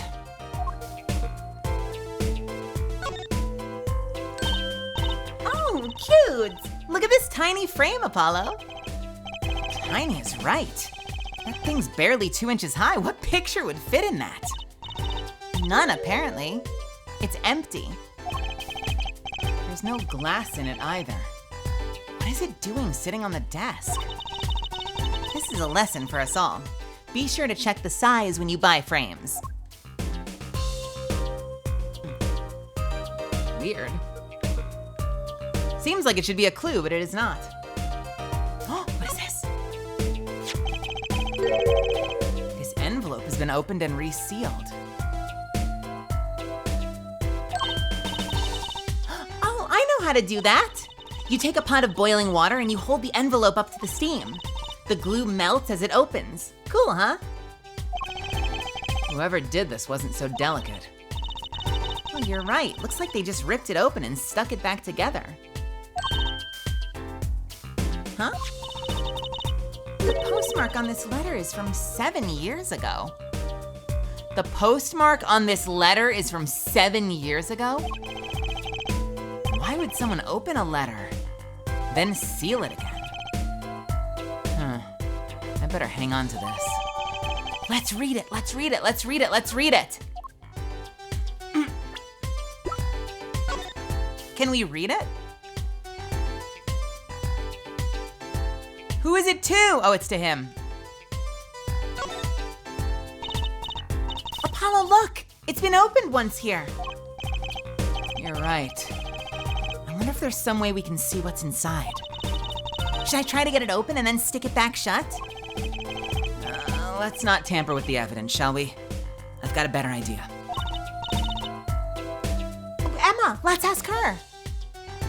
You can ask Emma. I'm gonna snooze my ads real quick.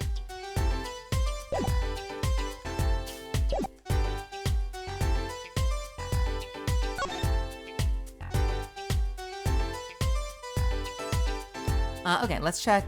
We checked these, right? I wouldn't mind taking a closer look at those paintings. We already did this, right? I just love oils, you know? How they're so thick. Is that the word? These paintings are all dry. I'm just surprised at how different these all are. Yeah, and what's going on with this half-finished one? It must have been a work in progress. You can still see the rough sketch below. That's what's so weird. The sketch part doesn't really fit the finished parts. Yeah, I noticed. That is weird.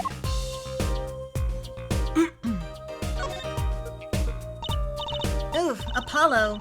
That's where the body was. That's the spot where Mr. Drew Misham passed away. He put the coffee mug to his lips, and the next moment, there's quite a bit of paint on the... Oh, that's Apollo. There's quite a bit of paint on the ground. See that half-painted painting there? He must have been working on that right up to the moment he died. Wow, a true artist to the end. Or maybe he started it a year ago and is procrastinating.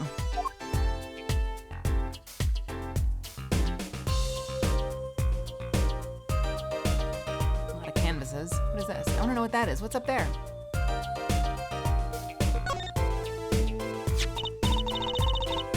Ah, that's the victim's coffee mug.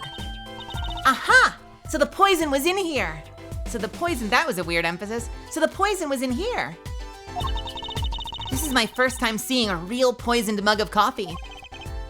I would hope so. Poisoned coffee. Not exactly, actually. What do you mean? No traces of poison were found in the coffee. What? You'll have to figure out the rest yourself. I'm officially not on your side after all. Wait! If there was no poison found in the coffee, then why is why is Vera under suspicion? If they're like, well, she gave him the coffee. What did she do? Paint the mug with poison?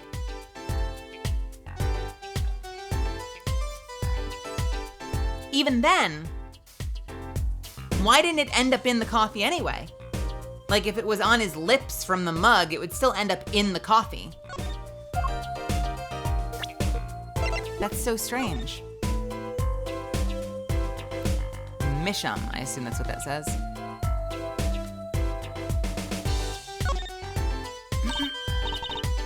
Hey, look here. That stain doesn't look so healthy, Apollo. That must be the Blue Mountain stuff we've been hearing about. Something tells me that even Blue Mountain coffee isn't this blue. No, this stain is probably... better to ask Emma.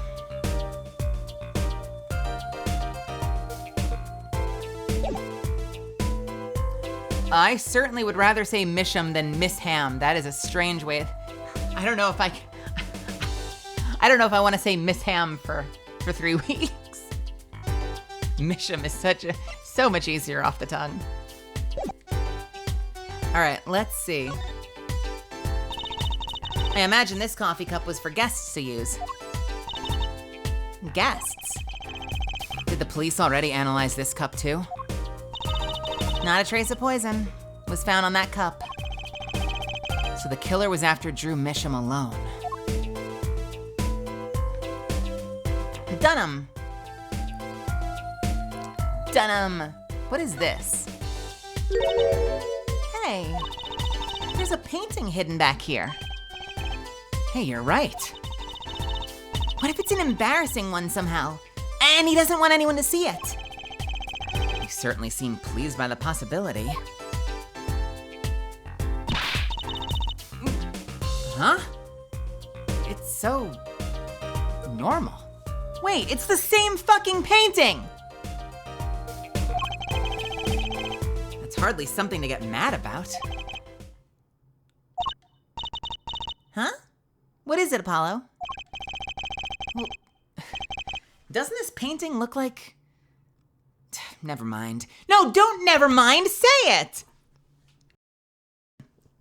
Oh no, they're doing the fucking... I bet it won't even end up in evidence. They're doing the fucking, earpiece again. They're not gonna let me have it.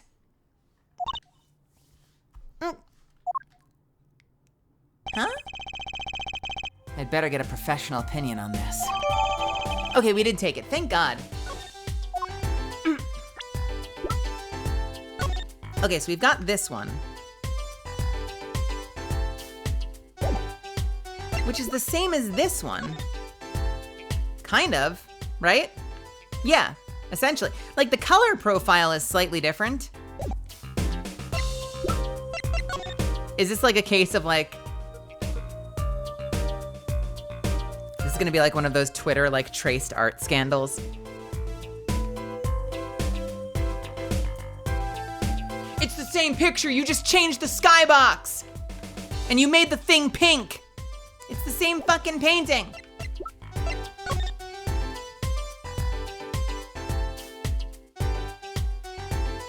Yeah, there have been tracing scandals. Where it's like, oh, they changed the outfit and the hair a little bit, but it's the same fucking character. The same fucking pose. We can't look at that one up close yet, though. So we have a lot of things to inspect with someone. Wait, did something? Wait, what is this? Hey, Apollo, this painting, I know this. Huh? Really? It's that story where the old woman was doing the wash in the river. And this giant peach comes floating on down. That might possibly be the strangest thing I've ever heard. Okay, Trucy. All right, let's present some stuff. Oh, Emma, I was wondering about this painting here. Oh, that one? What about it? What about it? Yeah, what about it, Apollo? Well, take a closer look at it, both of you. Now, look at this one.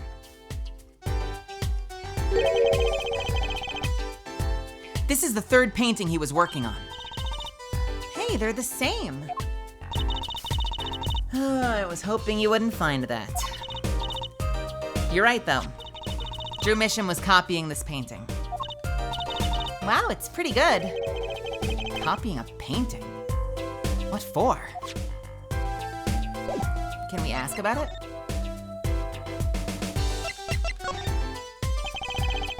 I bet Emma could help us out here.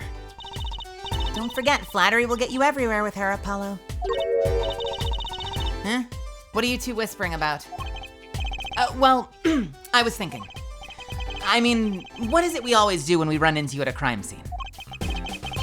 What is it we always do scientifically? You know me too well. Okay. Okay, meaning we can get, scientific now? Oh, I suppose.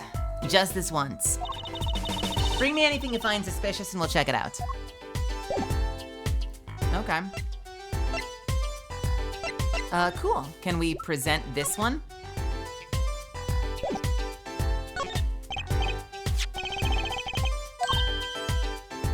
So we're not getting anything about this. Okay. I was hoping you wouldn't figure out about it, and she says he was copying it.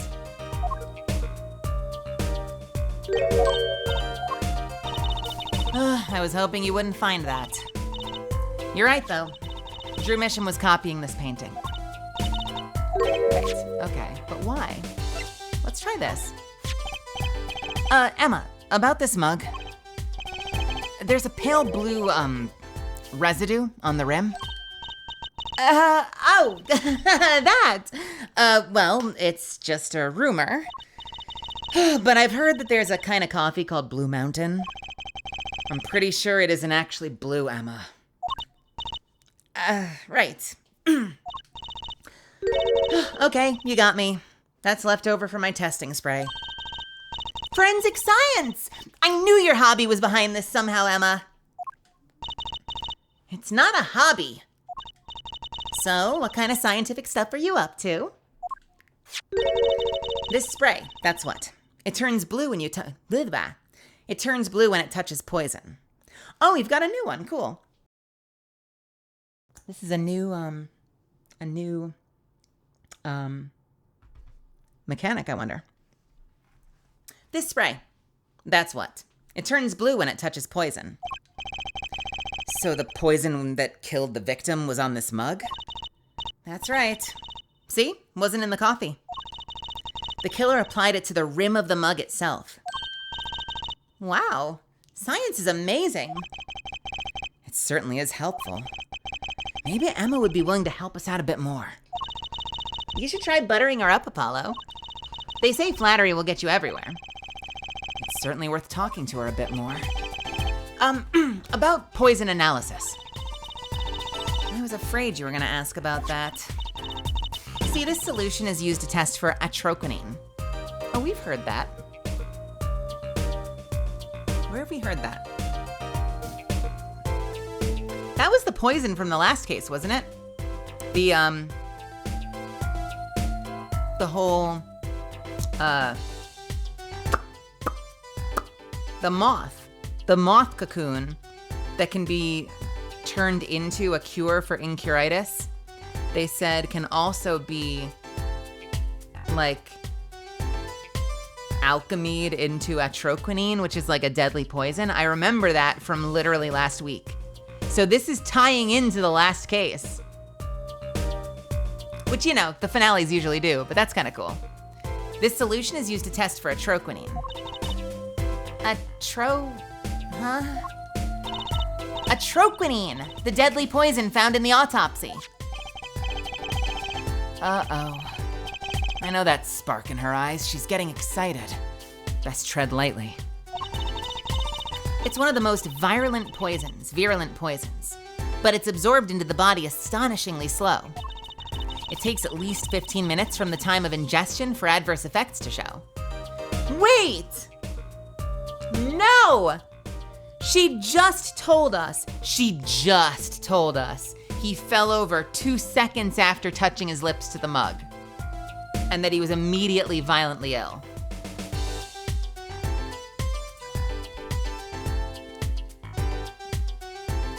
Takes at least 15 minutes from the time of ingestion for adverse effects to show. Oh, and guess what?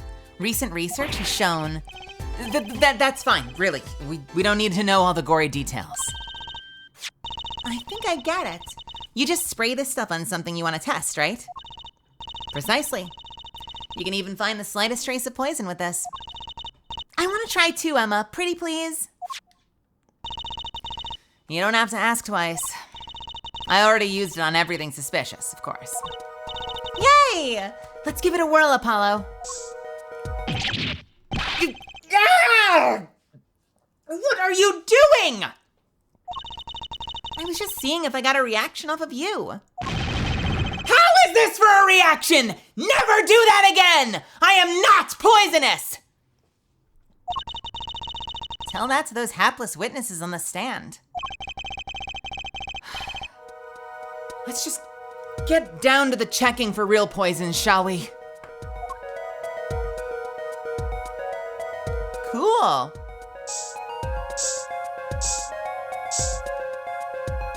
Hey! It's not working on the fucking mug.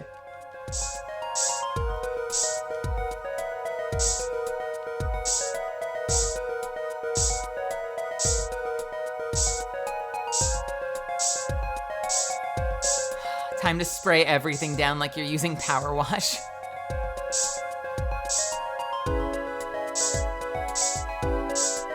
Well, let's just do broad strokes and hopefully we'll catch a dot and we can work from there.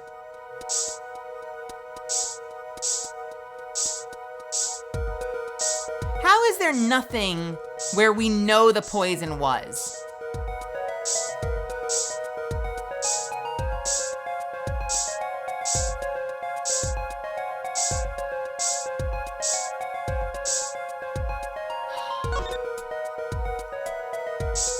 Okay, let's try the equipment. Was it distilled here? Like using one of these machines, I wonder? I'm trying to get the center of every major item.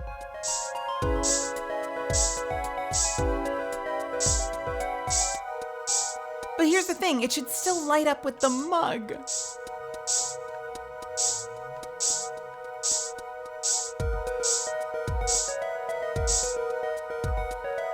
Does it take more than one spray? I don't think it's working.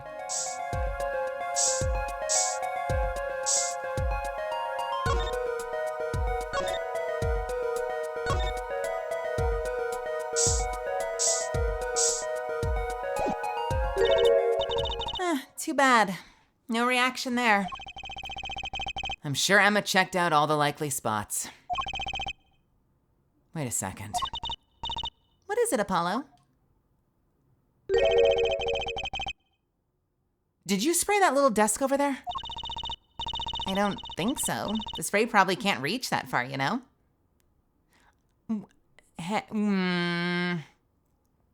Game. I did spray the desk. Let's check it out just to be sure. I did spray the desk.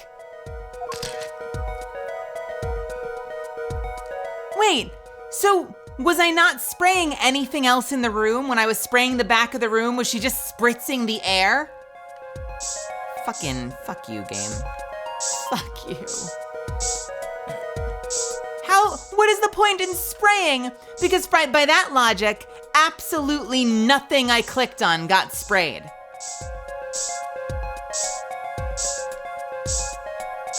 Whoa. That is some bullshit. Why is there poison in the fucking picture frame? Ah! A reaction, Apollo!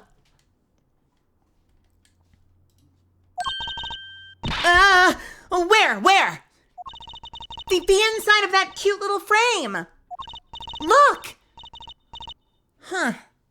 Well, would you look at that? Nice going, Trucy. I'm known to work magic. Never mind that I was the one who found it.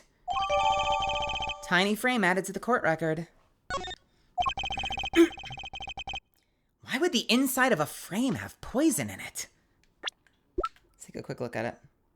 Frame measuring 2 inches by 2 inches. Bears traces of deadly poison atroquinine. Can I open it up? I can! Huh. Looks like you have to take this back part off to put a photo inside. It'd have to be a really small photo to fit in there. True. And that pale bluish stain. Why would there be poison on something like this?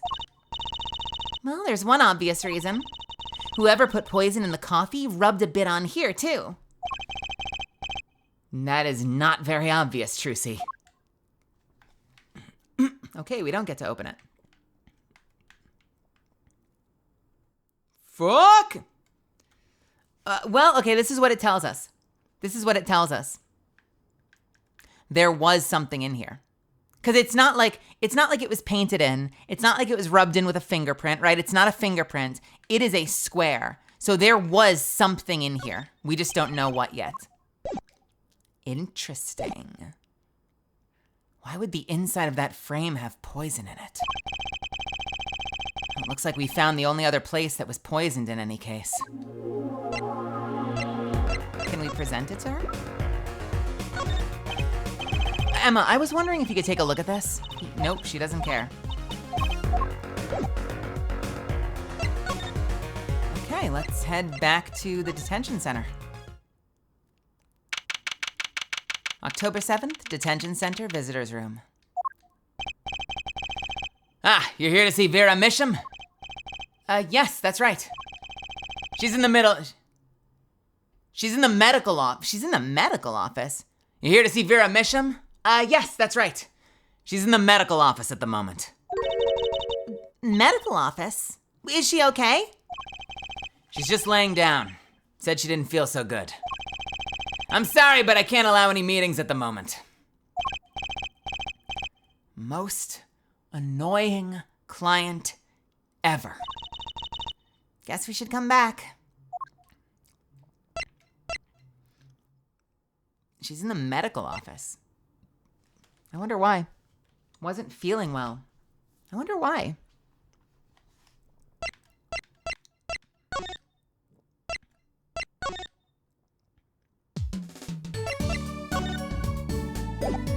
Hey, Phoenix. What the fuck?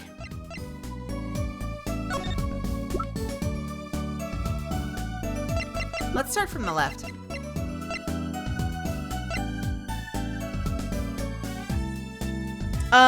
However, before we introduce anything to Phoenix, we have an ad coming up in 3 minutes I can't skip, so I am gonna go ahead. We're gonna read this real quick, and then I am gonna go ahead and start the ad. What a pretty business card. Looks like a postcard almost. And on the back is, just her name. Seems odd to me. What does? Why write your name on the front and back of the card? Why not use the space on the back for a self-portrait or a caricature? Then people would remember what you look like too. That's not a bad idea, actually. Here, give me one of your cards, Apollo. Ugh, she's drawing something. Hey, my hair's not that spiky.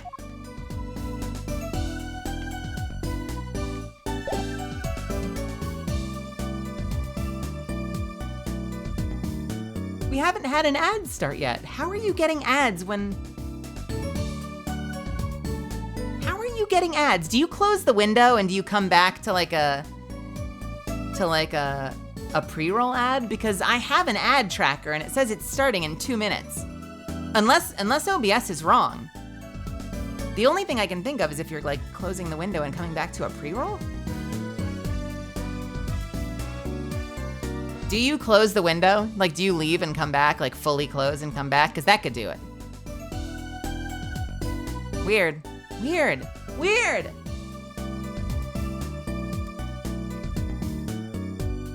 Anyway, All right. Well, see, that could do it. You might be getting a pre-roll. You shouldn't get a pre-roll because I do 3-minute ads, which should turn off pre-rolls. But I don't know.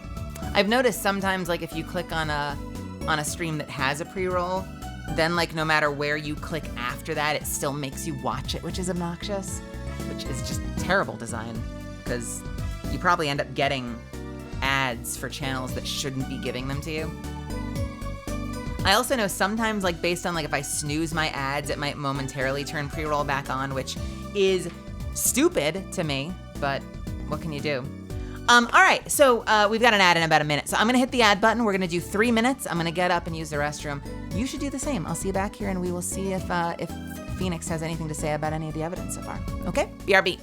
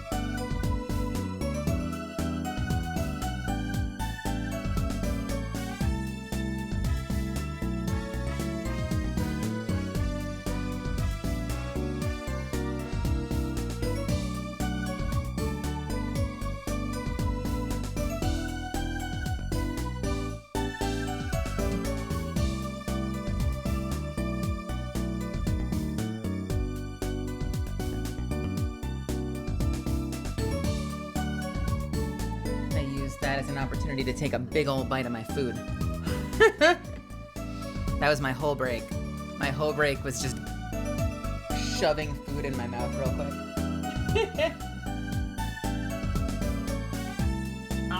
One more bite.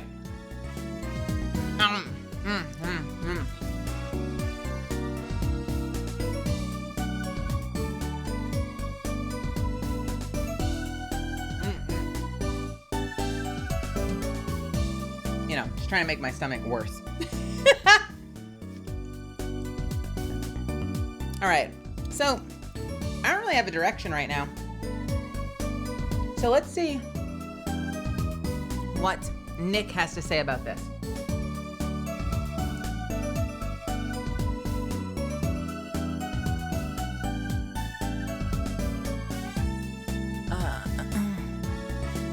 We should be done with ads, right? Welcome back, everybody.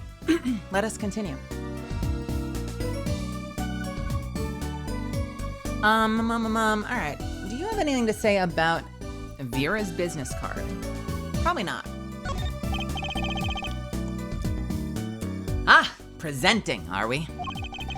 I did my fair share of that back in the day. Showed my attorney's badge a lot, too. He may look cool and calm now, but you should have seen him before. You know me too well, Trucy. I'm glad I provided this opportunity for a little family bonding. Okay. All right, I assume he won't care about the paintings, right? Maybe the special one? Nope, doesn't care about that either. I love that they assume you presented your attorney's badge a bunch in the past couple of games, which, by the way, we totally did. Well, what do you think about my attorney's badge?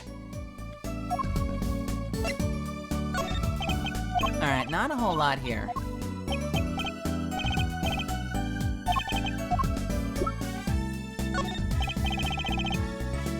Does Nick have anything to say about anything?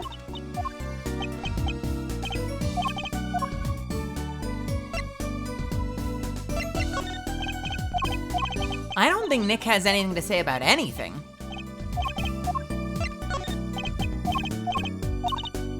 I have nothing in particular, like I feel like I have to show him. So I figure I kind of just want a scattershot. Speaking of which, you know what? Let's take him up on his word. Let's see if we get anything special out of him. Let's present the attorney's badge. Nope, never mind.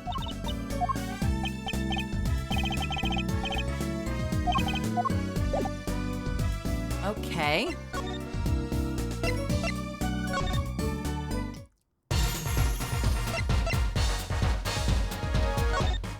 I don't know why he would care about this. Let's show him the business card. Ha ha ha ha ha! A challenge, is it? You want me to make that disappear? Very well, give it to me. No, thanks. Are all magicians like this? Apollo? What was that look just now? I was just thinking how hard it is to get any information out of a magician. Okay, what about this? Nope, he doesn't care. I don't think there's anything I care about asking him either.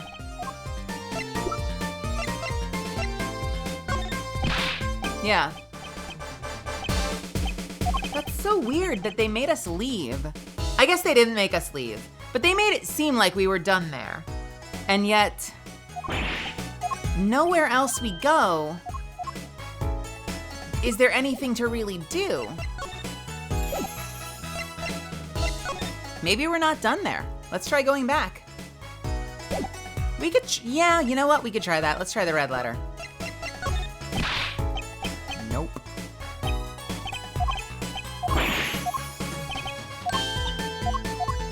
To be fair, I don't think I showed Emma everything.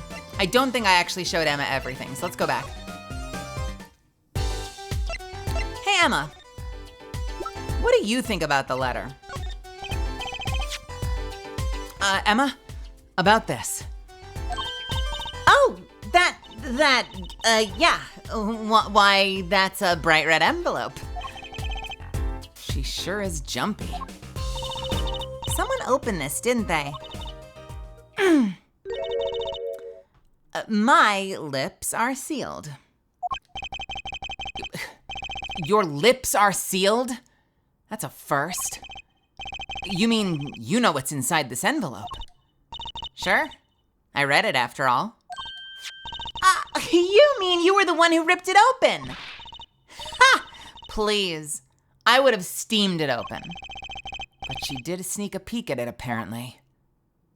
Aw, look at that smile. That's fucking cute. Know that I have a powerful weapon on my side. Weapon? Yes. The use of tools. Highly specialized tools for information gathering. Tools I wouldn't mind getting my hands on. You should try flattering her, Apollo. They say a little praise can open big doors. You keep saying that. Let's try talking to her some more. About that envelope we found. I was wondering if you could help us out with that tool you were mentioning? You want to know about my tool, do you? It's called an X-ray analyzer. X-ray? Like the X-rays you get at a dentist? That's right. At least, that's what I call it. Huh. It has a real name, but it's much more complicated. The X-ray spectralization something. How am I supposed to remember all that? So basically it lets you see inside things, like envelopes. That's right. You're sharp, Trucy. But it's a bit more complicated than that, in practice, of course. Actually, to tell the truth, I'm not really sure how it works scientifically. Can I try it out, Emma? Please? Oh, I suppose. Of course, I've already checked out everything suspicious myself. All right, well, let's give it a spin, Apollo. What are you doing? Oh, just seeing if I could see through your hair. It's like lead. Point that thing at me anymore and it might fall out! Then I wouldn't need an X-ray machine to see through it. Let's just get down to business, shall we? Right, let's test it out on a sample first. It just so happens that I have a lottery ticket here.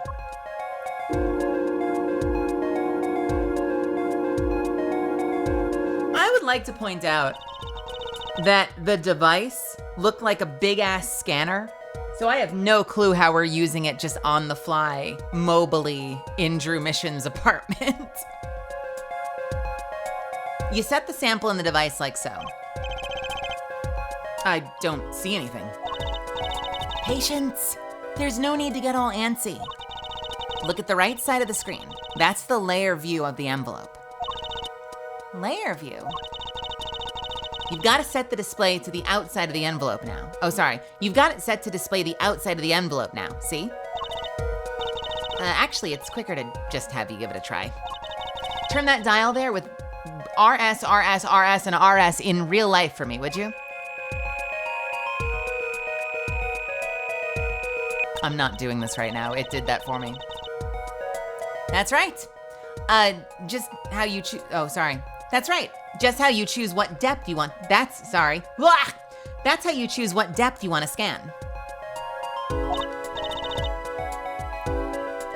Hey, I got something. See? That's how you can read the letters on the ticket inside. Cool, huh? Except I can't read them. Just turn the dial a little more. What you have to understand is that a sheet of paper isn't really flat at all. When you zoom in that much, you see that paper is like a bunch of hills and valleys. Wow, really? This X-ray device uses a beam with a wavelength of only 0.05 microns. It breaks cards down into thin layers, so it only shows what's written on that layer. I'm not entirely following you, but what good is it if you can't read anything? That's why we go to step 2. Try rubbing on the image a bit, if you would. Rubbing? Like going over the image? No! Fuck you, game. I'm taking a bite of my food for that bullshit explanation.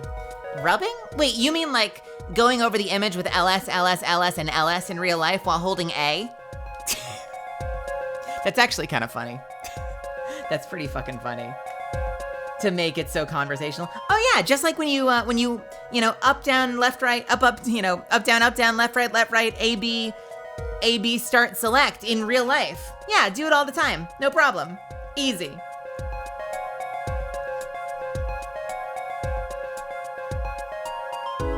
I'm taking a bite of food. It's still funny. It's still funny, but I'm taking a bite of food. This is the stupidest fucking line.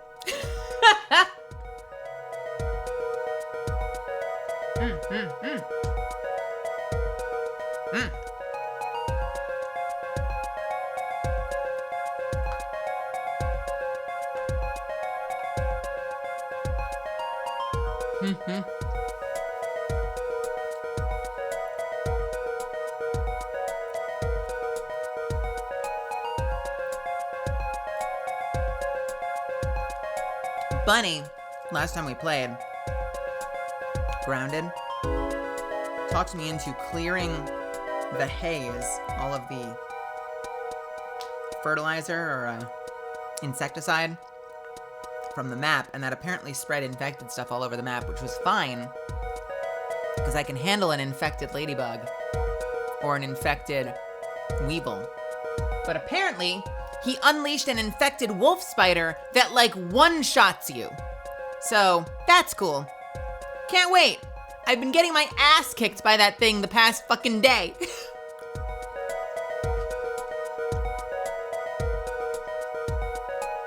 Anyway.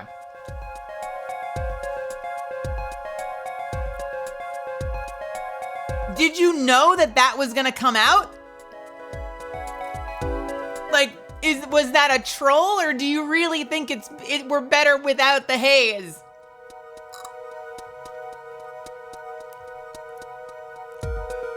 Because I'll say this right now. If and when Morrigan or Cav or Zuffins joins, that is such a mean world to introduce them into. To like activate a hard mode like that early. I hope we end up surviving. I hope it doesn't end up becoming a fucking nightmare. Anyway, back to the show. You have to, that's where all the story happens. I kind of wish I had a backup I could go back to and undo it. Rubbing. Like going over the image with LS, LS, LS, LS while holding A? Huh? Oh.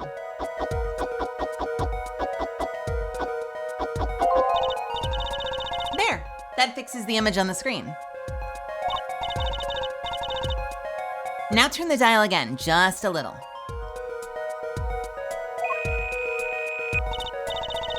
Good. Now you can rub this image to fix it too. Hey, I get it. We just keep doing this until we get the whole thing. Exactly. Not bad. Neat. Let's do some more.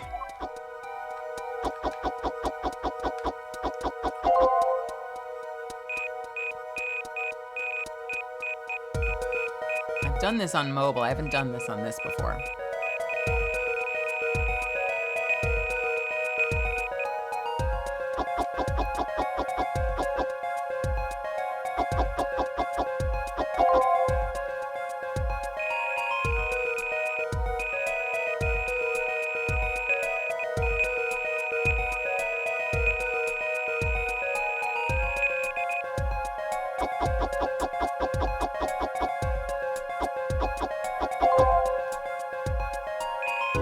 I don't really need to keep doing this, but I guess we're being a completionist about it.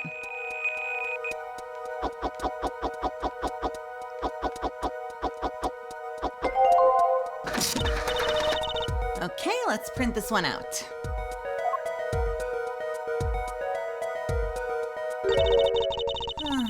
Does this mean I have to buy another one to win? Well, it's Emma's ticket. Let her buy another one. It's all right. There's no need. See, this is the true hidden power of my weapon. Neat, huh? Now let's try it out on the real thing, shall we? I'm sorry for your ears.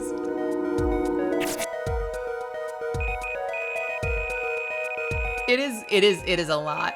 I'm sorry. I'm sorry. I'm sorry.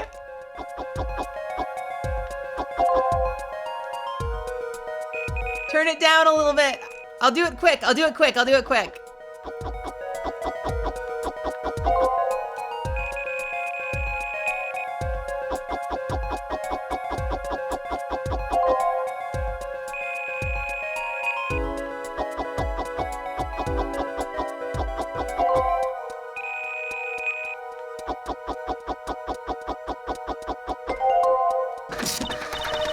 Okay, let's print this one out.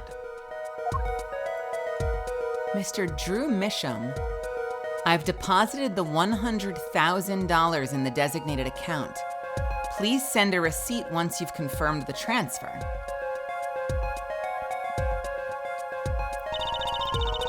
Someone deposited $100,000 into Mr. Misham's account? His paintings must be really valuable. There's another page in there. Care to take a look? You bet I do. If you're gonna read someone's mail, you might as well read it all. Here goes with the second page then.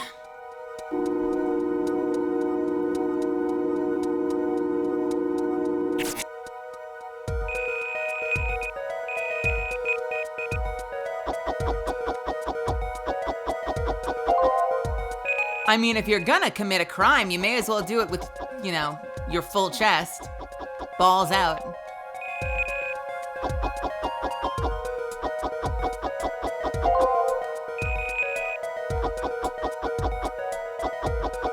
Dicks out. Dicks out for mail fraud. That's the spirit. Okay, let's print this one out. Sign the papers and send in the enclosed envelope with the enclosed stamp within 3 days. I need not remind you to speak of this to no one.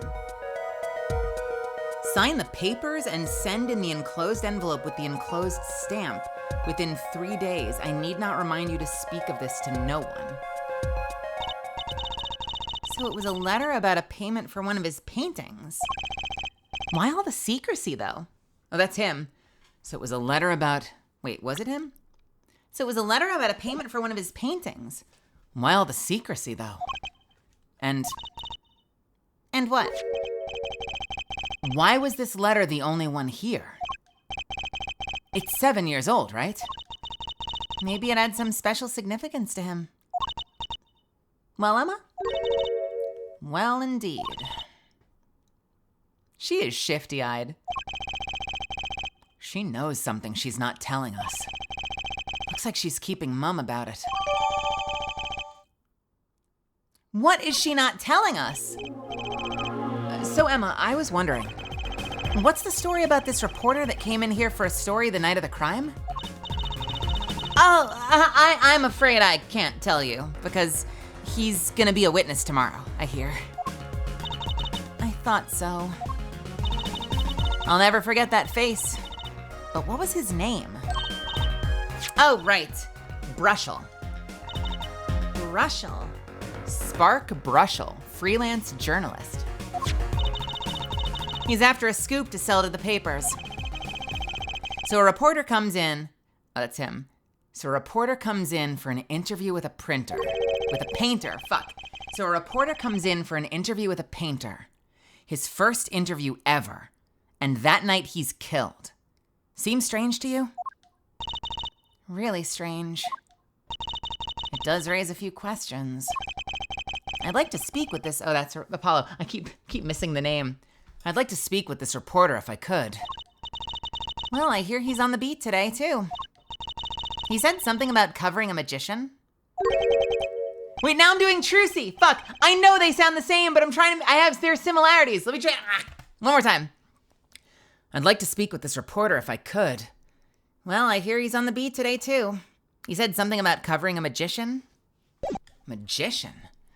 Well, if it's not Trucy, that leaves only one other person.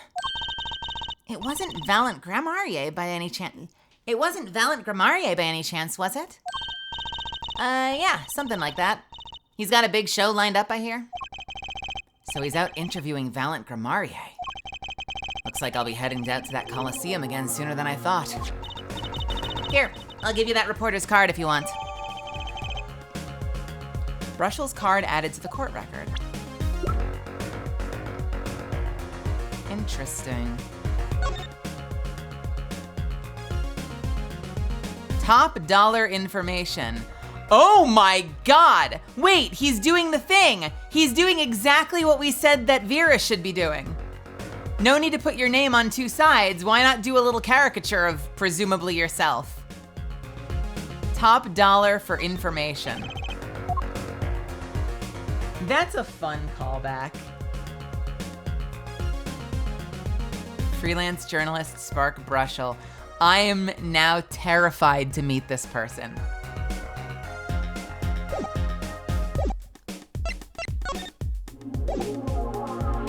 And I also know exactly what he's gonna sound like.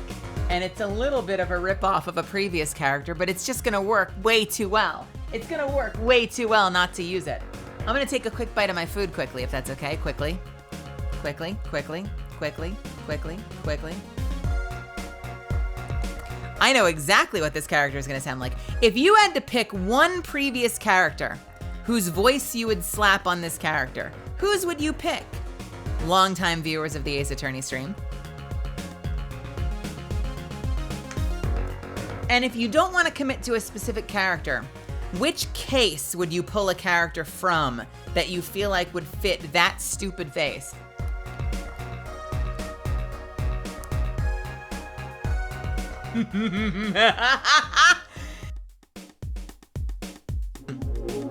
Oh my god! I'm not gonna confirm or deny, but you are good.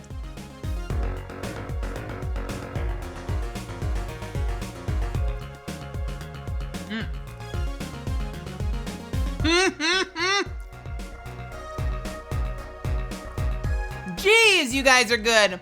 That's exactly the case I was thinking of.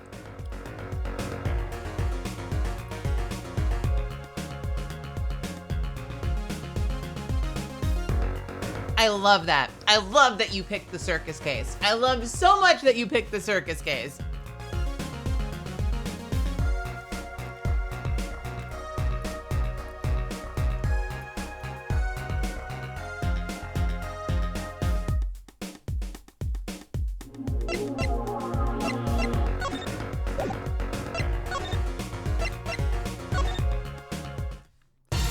I'm not gonna lie, I was literally thinking of Mo. But we'll see. So a journalist was here on a story? All eyes in the universe are upon my stage. All pens seek to commit its mysteries. Mysteries? Fuck you, Melizan. Fuck you, dude. All pens seek to commit its mysteries to paper. His name was Brushell. Brushell. Brushell. Brushell. Brushell. I think he remembers him. He doesn't look too happy about it. Brushell. That cloying smell of mint when he smiles, yes. Could you tell us more about him? What did he want?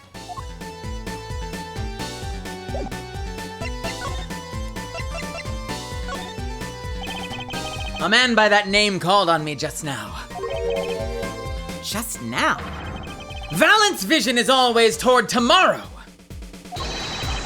Valant's feet step always forward. That is all. That's all very confusing. I am to perform a big magic show, yes? I wanted someone to cover it. Yet, he had ears only for that incident. That incident? In any case, I requested that the rapacious reporter remove himself. So a painter has died. What of it? It is but a footnote in the footlights compared to the magic of Grammarier. Uncle Valent, do you know where the reporter went? I recommended he visit that place popular with penalized perpetrators. The detention center. He was a rude individual. Might I see that card? Sure. He would tear apart my respectability. I will tear apart him! Oh, here it comes, Apollo. Uncle Valent's big magic trick. Is he gonna fix the card? But I'm not sure that qualifies as big magic.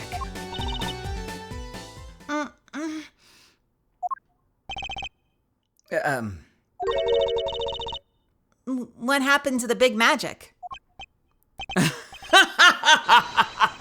Is it not more miraculous for it to stay ripped? You must have really not liked that journalist. Now, the time has come when I must return to make my prestidigitation preparations. I almost ran out of breath on that one. By your leave, Miss Trucy. Thanks, Uncle Valent. 3 days from now, make ready for a miracle.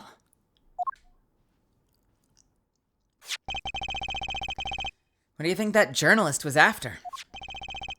And why did Valent react like that to this envelope? I think it's time to pay the detention center one more visit. Hey, Franziska von Karma.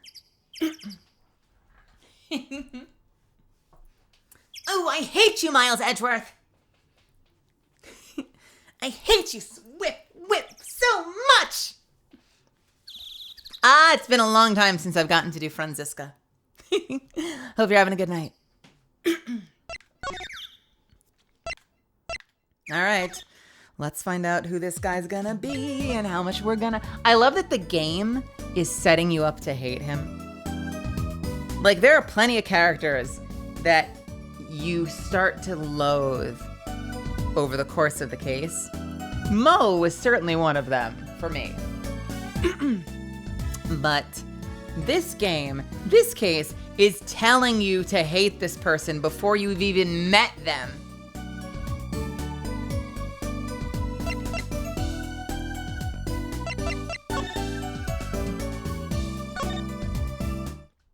Your reputation precedes you, sir. Let's see what this is about to be.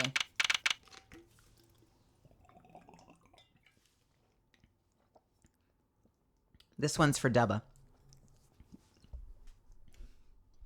October 7th, Detention Center Visitors Room.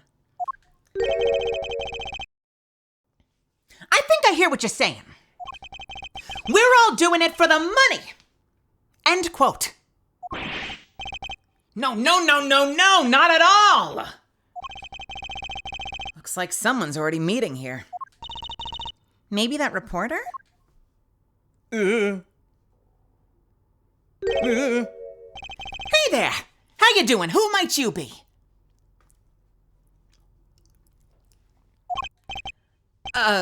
Sorry, we didn't know someone was already here. I'm Apollo Justice, attorney at law. Talk about a nervous monkey. You're Justice! You! You know me? Do I know you? Of course I know you! Stares down witnesses on stand till they spill the beans. End quote.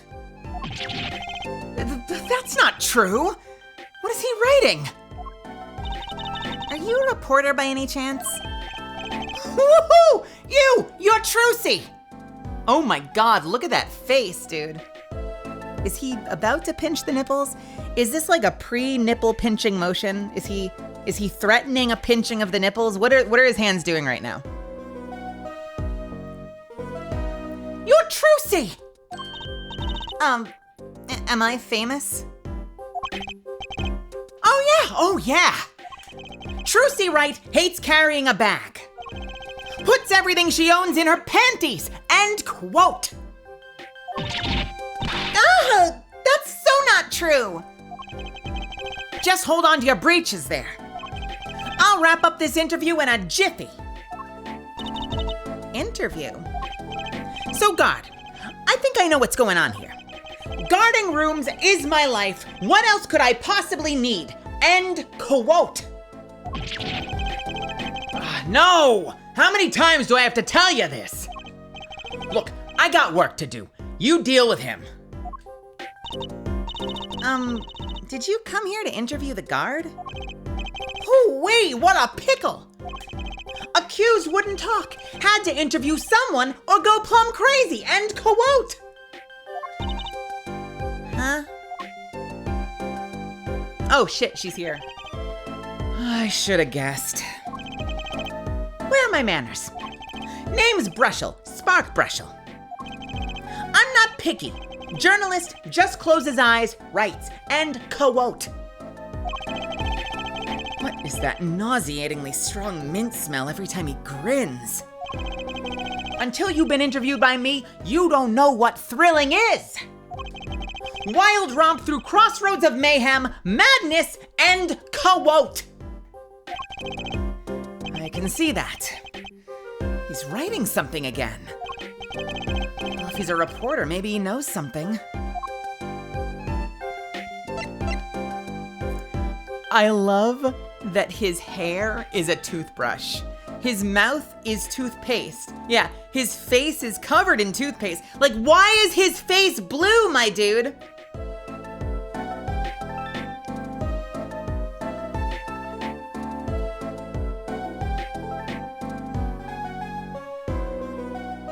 Is this from, like, is he, like, dunking his whole face in mouthwash? What the fuck? It's blue!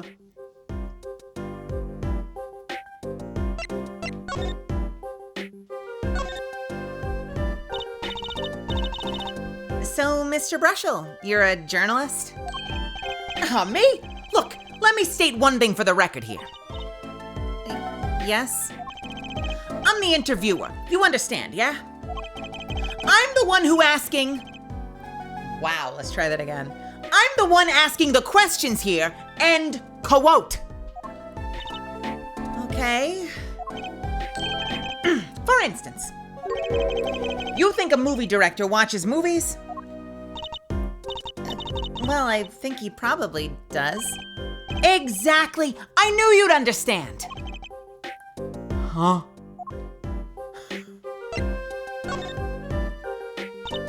So, the night of the murder, you were at Drew's studio? Who, me? Look, let me state one thing for the record. Yes. I may look calm and collected, but I'm busy, real busy, always on the road. Journalist always buys one-way tickets, never looks back, and quote. I can understand that philosophy, but You want to know the thing about one-way tickets? Once you use them, they're gone. All because you have to give them to the guy at the airport. this is like a Trump monologue. True enough. But don't they give normal tickets away too? Exactly. See, it's the same thing. What is?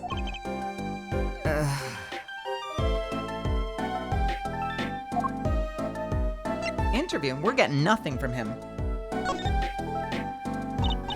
So you went to do a story on Drew Misham? And he'd never had a story done about him before. That's right. Look, let me state one thing for the record here. What? I'm sure you're going to want to know about my source. What tipped me off to Drew? Why do the interview in the first place? Well, yes? Look, it's like... Oh, I got it. Say there's this burger joint with fabulous ketchup. You think the burger guy's gonna tell me where he got it? At the supermarket, maybe? Exactly! See, that's what I'm talking about! I think I may have actually understood that one. Well, there's nothing I can talk about, really. Walls have ears, eyes, especially glass walls with speakers, and a quote. Right, guess we'll leave then. But since you're here, might as well tell you a tidbit of news I saw. Just for the heck of it. Sure, tell us. Just for the heck of it. I remember it like it was yesterday. I'd seen a movie on a trip, and I wandered into this burger place with amazing ketchup, when an article in the tabloid caught my eye. Famous oil painting stolen from art dealer's gallery, and a quote. I believe it was. An oil painting? Happens every day, right? But I thought I'd seen that painting somewhere before. A painting of a giant peach floating down the river. Oh God, stop that nose thing. Don't do that. Someone stole an oil painting of a giant peach? Journalists can smell scoop better than burgers, and quote.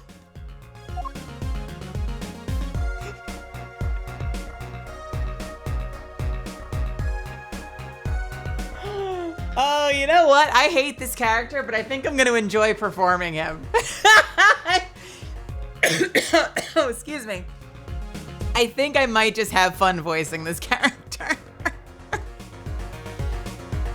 I'm going to take a quick bite of my food. I hope that's okay.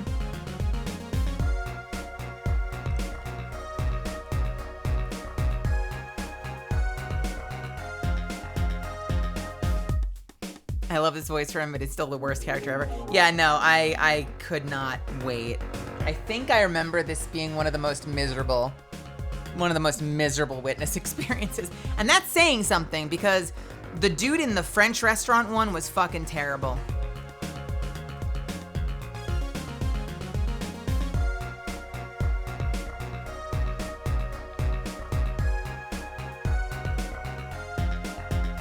Who have been the most aggravating witnesses? Even if they're good characters, I feel like Wendy Oldbag is always a fucking catastrophe. I swear to God, the old guy from the French restaurant one is probably the worst witness we've ever had, right?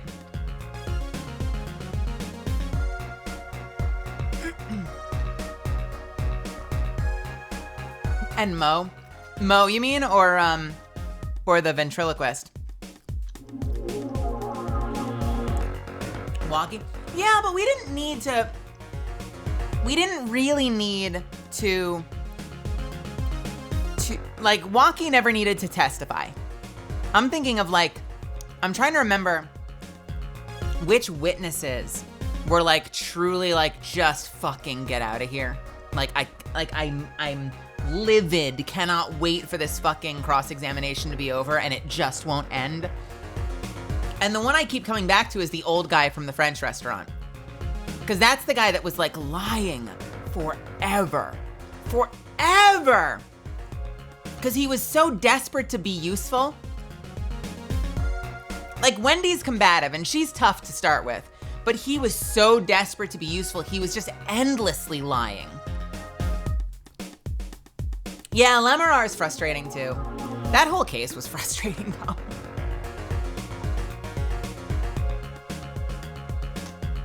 Okay, so he gave us a clue about a painting. If we present the painting, I wonder if he'll say more.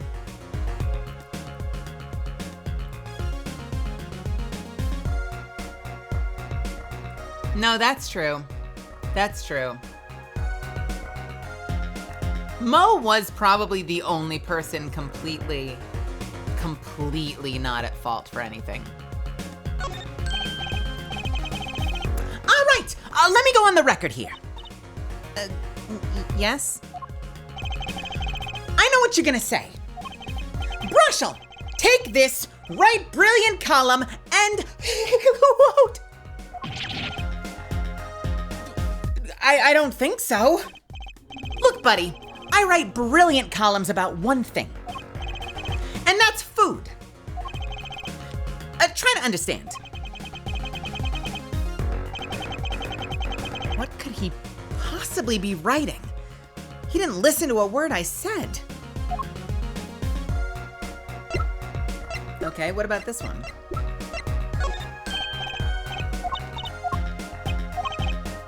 Nope. So maybe either the mug or the letter. Nope.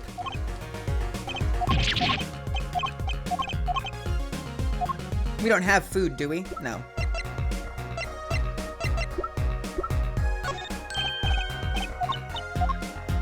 Nope.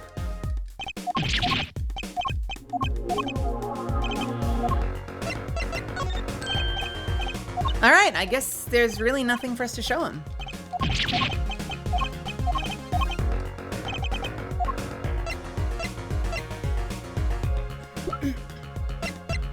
And if this guy only does stories on food, why is he now suddenly interviewing a painter?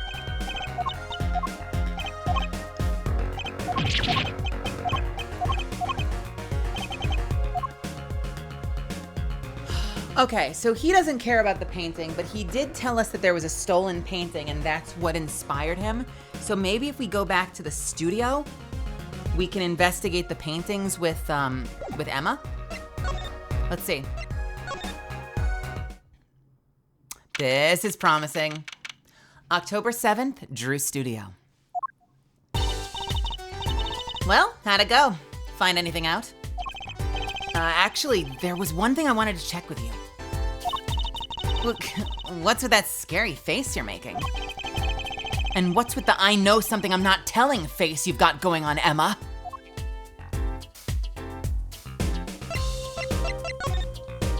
I think we want to present the painting again. This painting came from behind that dresser.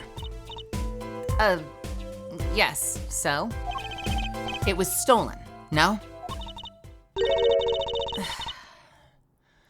I was hoping you wouldn't figure that out. Do you think you could tell us a bit about this? I suppose. It's what you think. Drew Misham was a forger. A forger? A forger?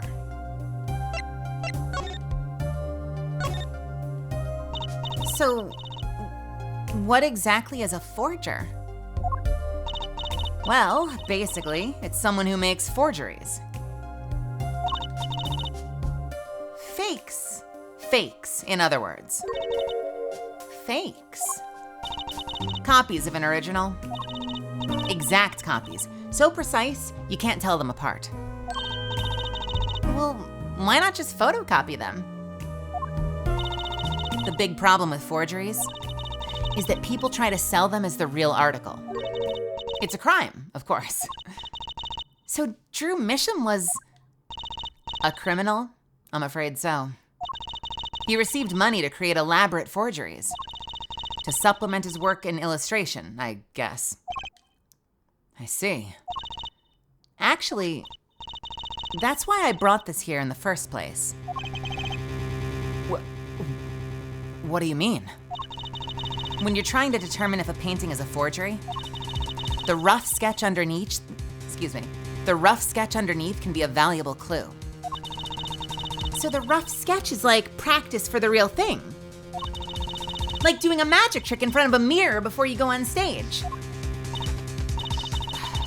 But not in the case of a forgery. Not necessarily, anyway. You know what the finished product is going to look like after all. Oh yeah, I guess you would. That's why I brought this. I'm going to use it to see what's under the paint of the finished pieces. I get it now. Not that I really need to go to such lengths, seeing as how one of the paintings was only half finished anyway. Still, it'd be neat to see Mr. Misham's rough sketches. Kind of like what he was drawing when he thought no one was looking. True. That would be interesting. And maybe valuable for our case. You should try buttering her up, Apollo. Why are we buttering her up again? Flattery will get you everywhere, they say. Why do we keep getting this line? Ugh. Maybe I should ask Emma to help us out. Okay, interesting. So let's think about this for a second. Hey, Hedron, welcome, Raiders. We're doing a performance stream. Make yourselves at home. This is interesting. So the theory is, if you already know what it's going to look like, then the sketches are going to be very different, right? Like, kind of like if you ever watch someone do like an art stream, as they start to color it, they'll tighten up their line art. You'll see everything start to shift. You'll see them like warp and reshape things to be exactly what they wanted, adjust the perspective. And so it's probably not out of the realm of possibility that like, here, check it out. Check it out. We're gonna do my theory on what I think we're talking about here. Sound good? We're gonna do my theory here.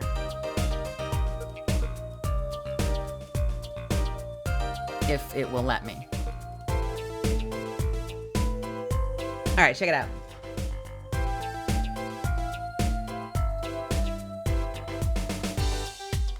So,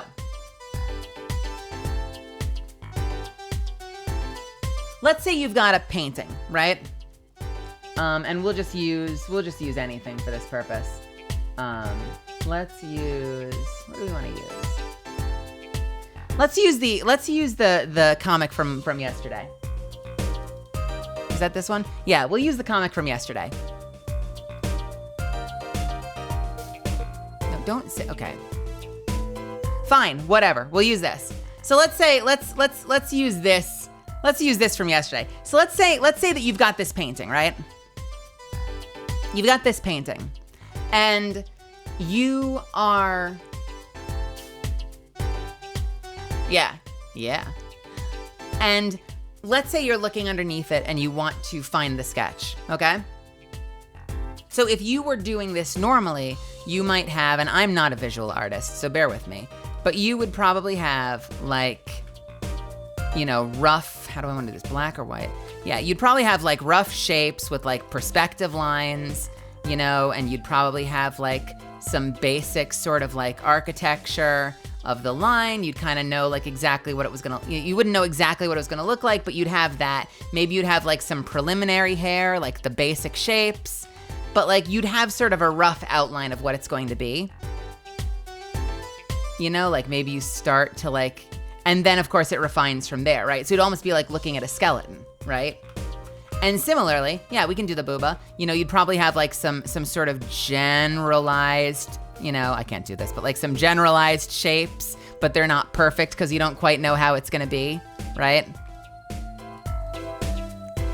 You know, and maybe you'd have like, you know, so that like maybe the body wouldn't be exact. So instead of doing the hip here, maybe it would start kind of going in, you know, and maybe there would kind of be like placeholders for the buttons or something, you know, like nothing would be sort of perfect. It would be like a little odd, right?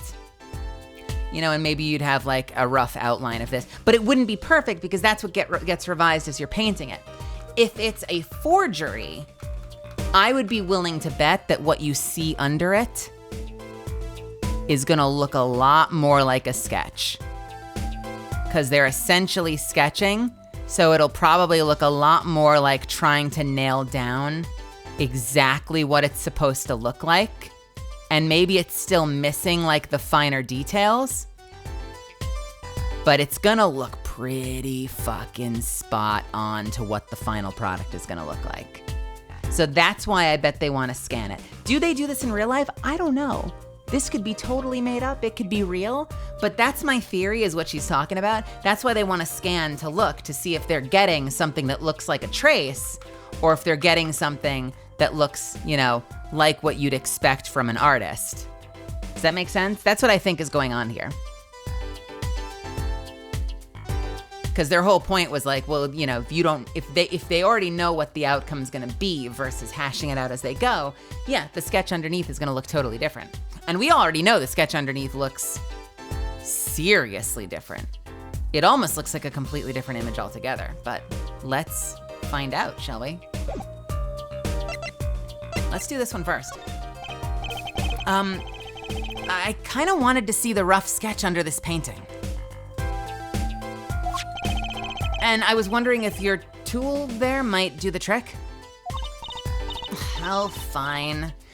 Fine! Just this time, though. Let's check it out! Let's start with the most obvious, shall we?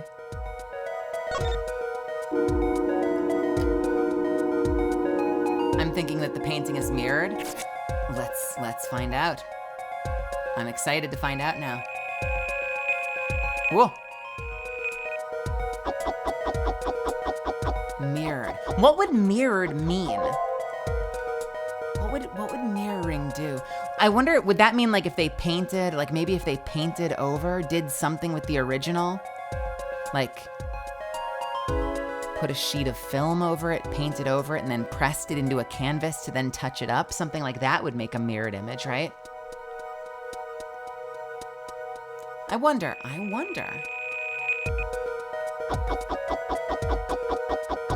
We already know it's pretty different. Something is different about it. The question is what? What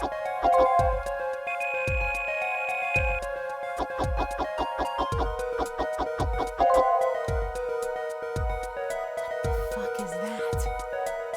This is not remotely the image. This is a completely different image, dude. What is this? Okay, let's print it out.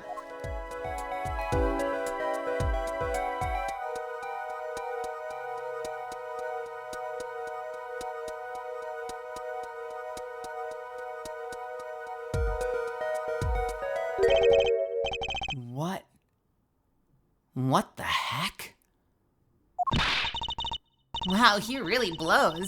The finished painting isn't anything like the rough. Devices like mine didn't exist until recently.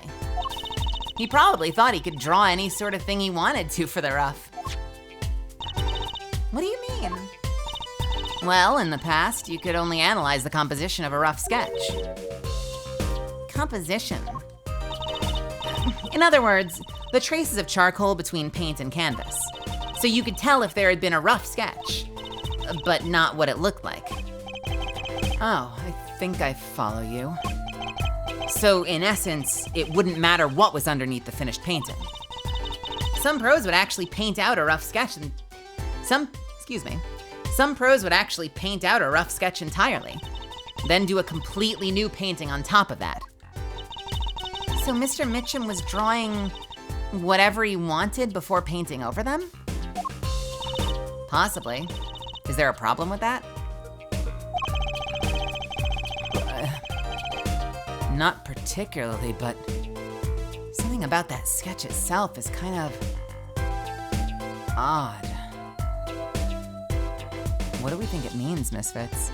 We have an ad coming up in 2 minutes. We're gonna have to find out after that. I'll see you in a few. Ha! Cliffhanger. See you in a second. Go, hit the restroom, refill your water. I will be right back and we'll keep going. Oh, but I'll give you some cool music for it. Ready? Ready?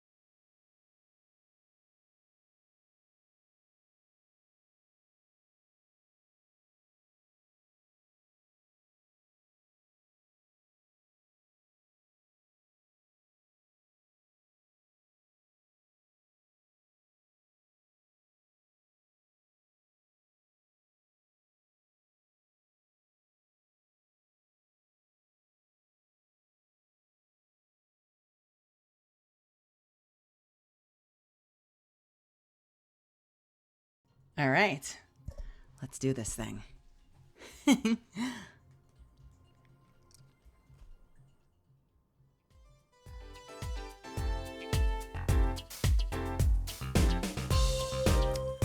So, what the fuck does that mean? What the fuck does that mean? Why is the painting so different, and what is it a painting of? If I had to guess, I'm guessing it was a stolen painting, but it was before it could be painted by a famous artist, and they didn't want to get caught with it, so they got someone else to paint over the original sketch so no one would be the wiser.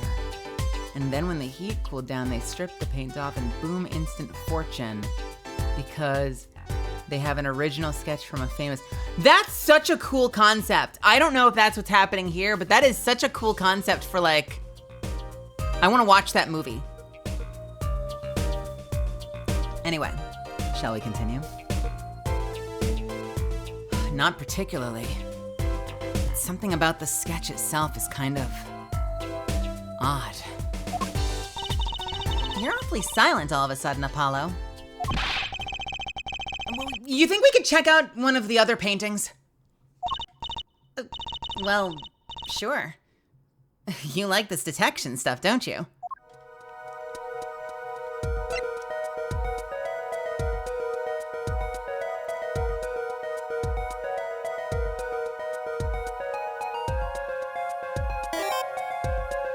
Let's go right to left.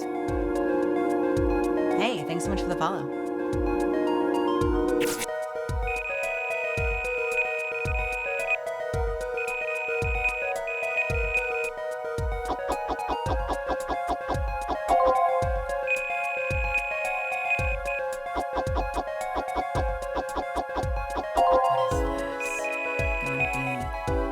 Okay, so this is already not remotely a fish, right? Can we agree looking at this? This is not a fish. What the fuck is this? What is this? Some kind of house. Okay, let's print this one out.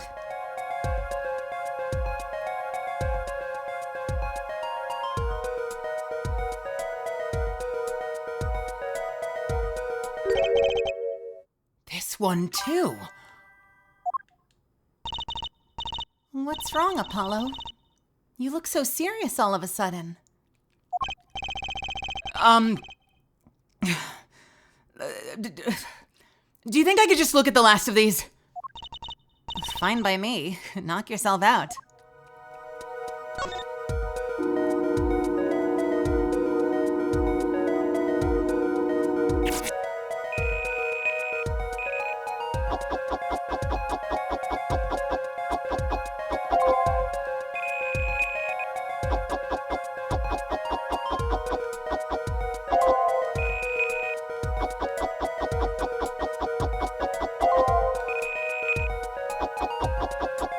No fucking way. No fucking way.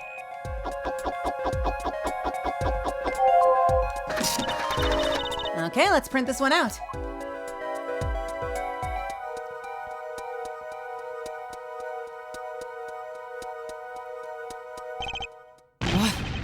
What the heck is all of this? I hesitate to ask why you're getting so excited. You sure your device isn't leaking some kind of strange radiation? Trucy! Look at these 3 sketches. Do you notice anything?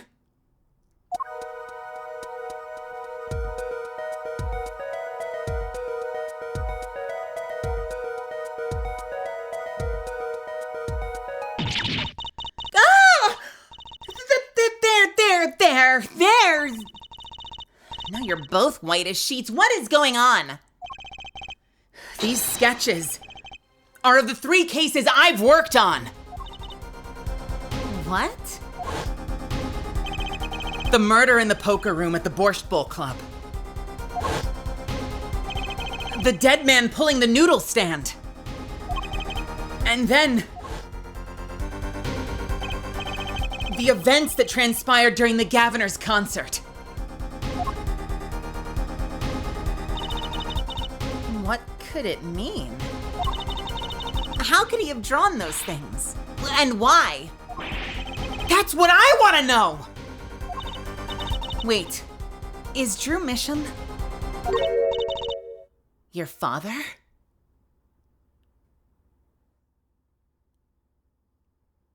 Give me a break! Does that seem even remotely possible to you?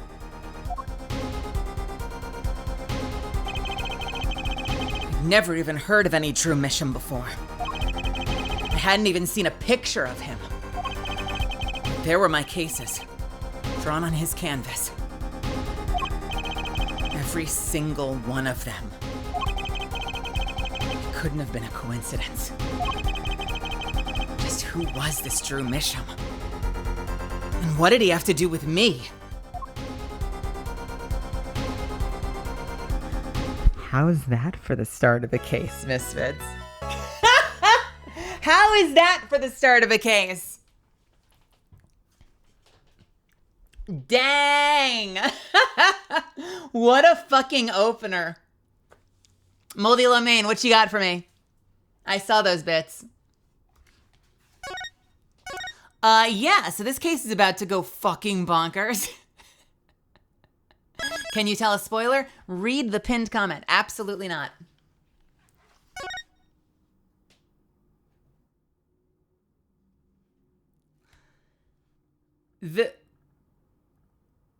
As who?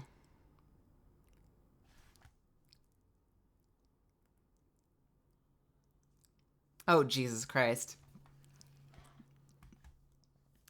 Okay. Let me see if I can do this cold read. Let's see if I can do a cold read of this. I'm gonna fuck this up. Let's see. All right, pal. All right. Hang on. Now listen to me for a second here. The missile knows where it is at all times, all right? It knows this because it knows where it isn't. By subtracting where it is from where it isn't, or where it isn't from where it is, whichever is greater, it obtains a difference, or deviation, right? The guidance subsystem uses deviations to generate corrective commands to drive the missile from a position where it is to a position where it isn't. And arriving at a position where it wasn't, it now is. Listen, pal, you show me this badge every time I meet you. Fuck you, buddy. What you gotta understand here is this missile. Do you have more? I would do more. Do you have more? Is there a second part to this? I love this. I forget if there's more.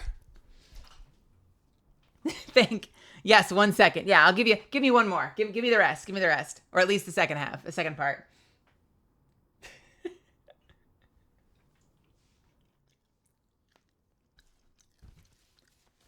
All right. Now, and this is very important, pal. Consequently, the position where it is now the position where it wasn't. And it follows that the position... Hold on, let me give us some music. No, I don't have any good music for this. And it follows that the position that it was is now the position that it wasn't. In the event that the position that it is in is not the position that it wasn't, the system has acquired a variation. The variation being the difference between where the missile is and where the missile wasn't. If variation is considered to be a significant factor, of course, it too may be corrected by the GEA. However, the missile must also know where it was. Nice. Love it.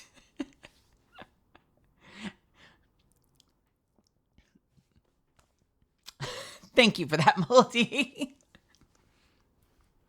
There's one more piece. Hit me. But this is the most important part, all right, pal? The missile guidance computer scenario works as follows. Because a variation has modified some of the information the missile has obtained, it's not sure where it is. However, it is sure where it isn't, within reason, and it knows where it was. It now subtracts where it should be from where it wasn't, or vice versa, and by differentiating this from the algebraic sum of where it shouldn't be and where it was, it is able to obtain the deviation and its variation, which is called error.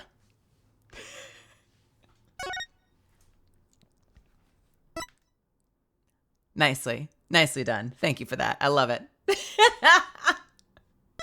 And this proves the witness is guilty.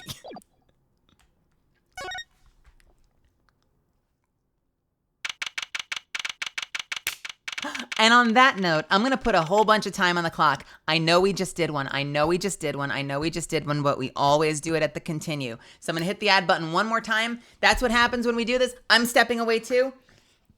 Take a quick break, hit the restroom, take your meds, refill your water. We're going to put a ton of time on the clock, and then we will continue with our first trial day. Sound good? Sound good. I'll see you in just a second.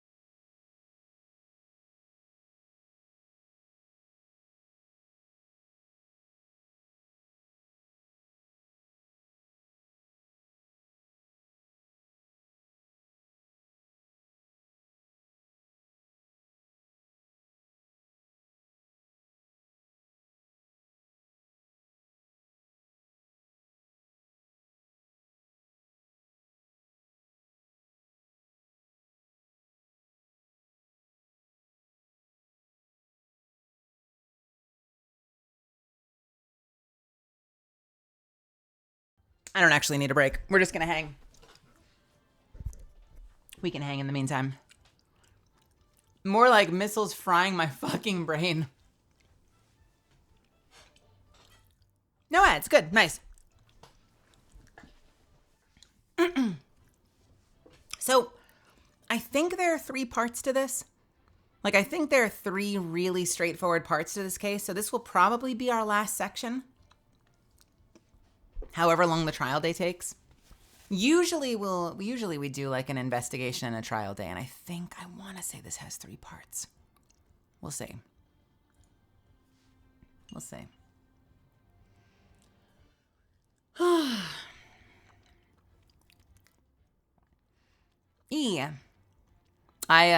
I'm a humongous fan. I started from the top, but I'm a huge fan of Dual Destinies. So I feel like all of my background music, like my BRB music, is all Dual Destinies music. I will say though, the music we're about to get, Apollo Justice's trial lobby music is like absolutely probably top 5 for me. Top 10, at least top 10. The music that plays in the trial lobby, that like bum, bum, bum, bum, bum. I can't hum it right now. I don't remember exactly what it sounds like. The one we are about to get, I adore this track, dude. And Dual Destinies, I love this track. I love you know how much I love the Mood Matrix music.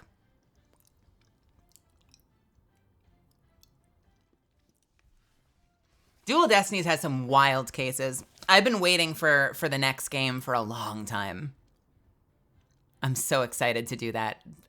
More than one of those cases I'm excited to do. Hey, welcome back. Let's jump into it.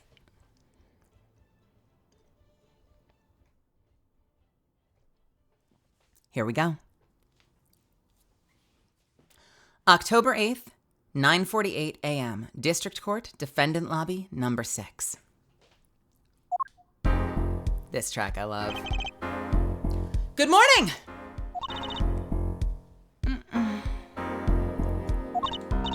So, you're Vera, right? I'm Trucy. Trucy Wright. That's right with a W. But not right. Right?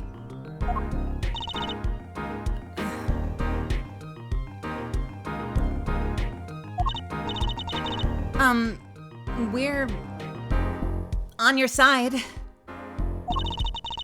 You can tell us anything. Please?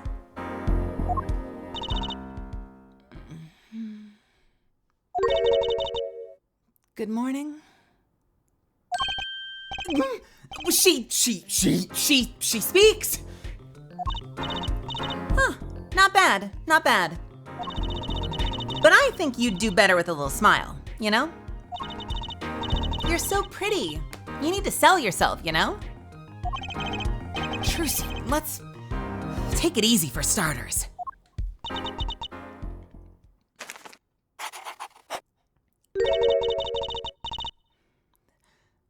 Thank you for taking my case.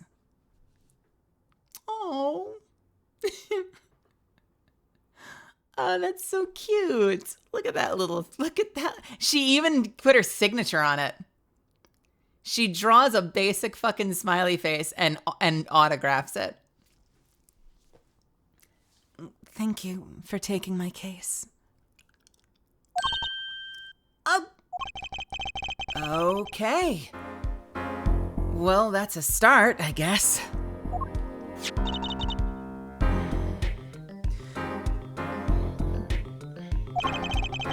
There she goes with the nail polish again. Well, that's great, really. It's so cultured.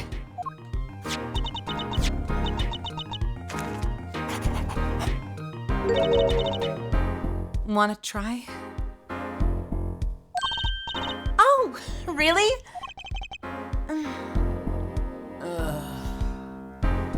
Girls.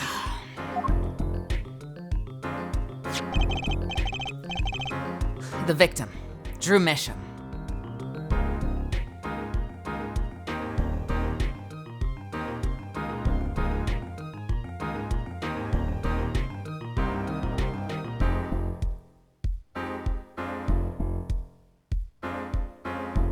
Yeah? Here, I'll give you another one. Girls.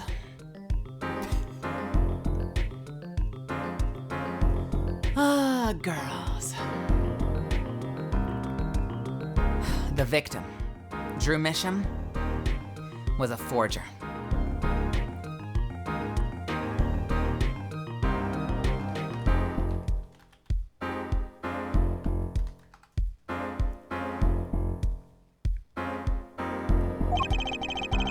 And a stolen painting was found in his studio. A life of crime, really. Wait, I'm doing Phoenix. Why am I doing Phoenix? 1 second. The victim, Drew Misham, was a forger. And a stolen painting was found in his studio. A life of crime, really. And maybe one that led to his death.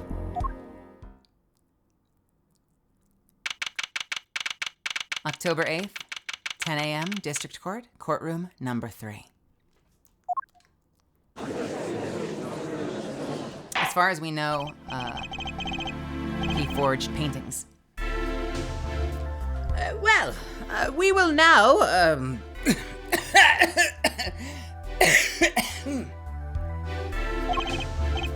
begin the, trial of,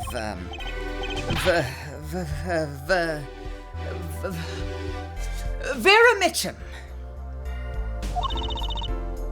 Is the judge okay? His voice is all raspy, and he's looking around all nervous-like.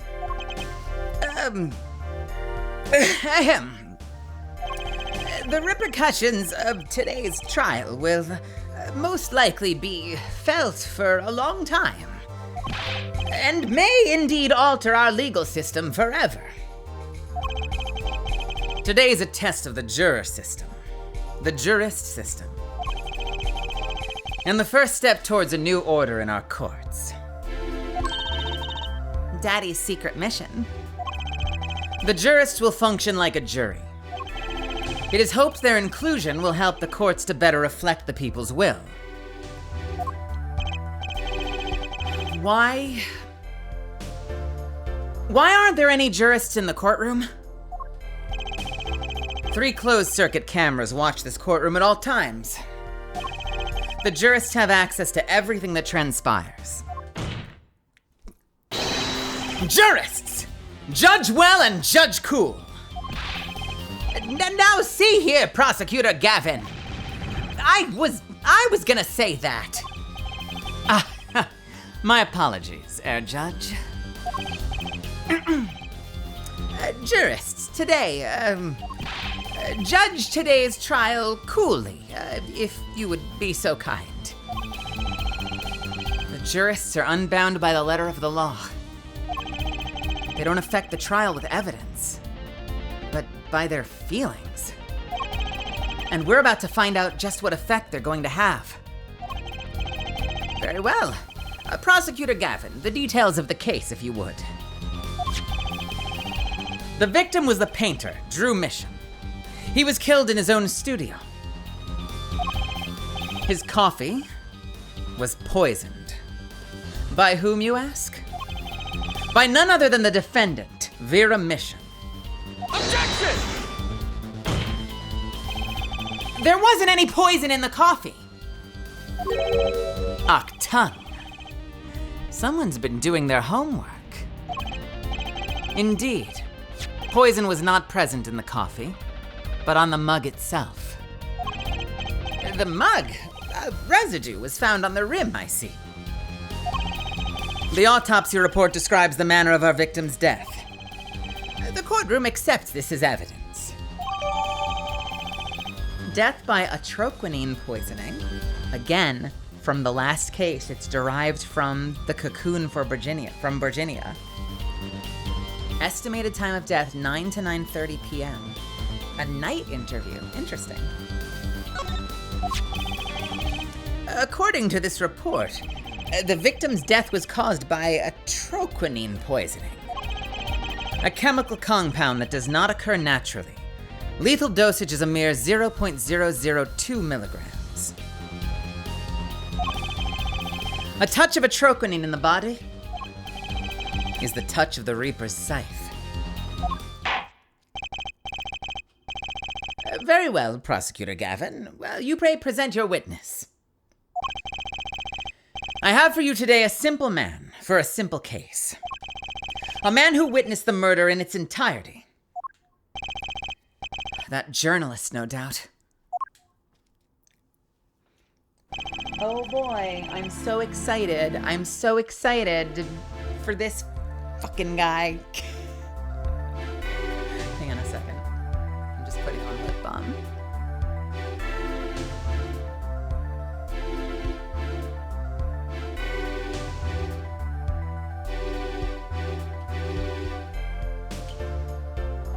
The witness will state his name and occupation. Right. Well, for starters, my name is Spark Brushel. My job is, a lone observer of the world. In other words, a freelance journalist, right? Ahem! If you don't mind, I'd like to state something here for the record. Yes, Mr. Brushel? I dislike conclusions, specifically the aspect of jumping to conclusions. Preconceptions make Park Sandbox of endless desert waste, and quote. But you are a journalist. You said so yourself yesterday. Well, that's true, yes. But you must understand, I stand before you today, a man with a dream. I'm offering you my testimony in exchange for exclusive rights to the story. Scoop turns Mr. Brushel, sorry, I hit my microphone. Scoop turns Mr. Brushel into that Mr. Brushel, and quote. Let's hear your testimony then, shall we? A simple case, huh, Gavin? For me, the jury is still out.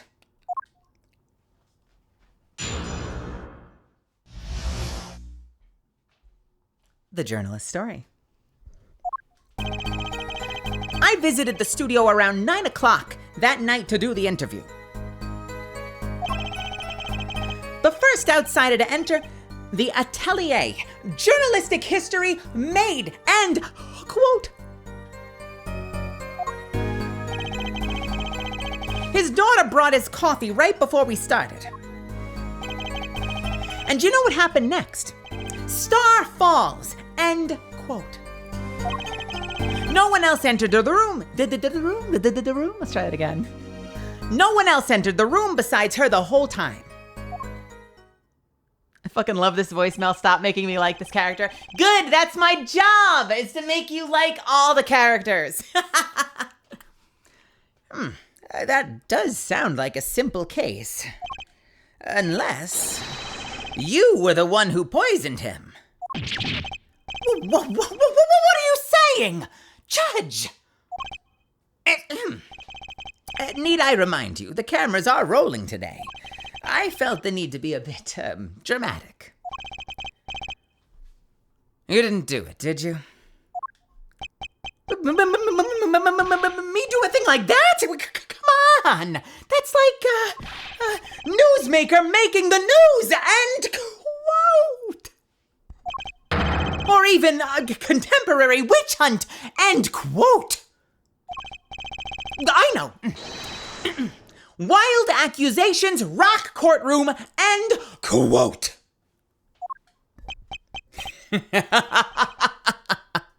Rock indeed. Prosecutor Gavin sure looks like he's having fun. I'm so happy for him. That's a great line. That's such a great response. I'm so happy for him. Very well, Mr. Justice. Your cross-examination, please.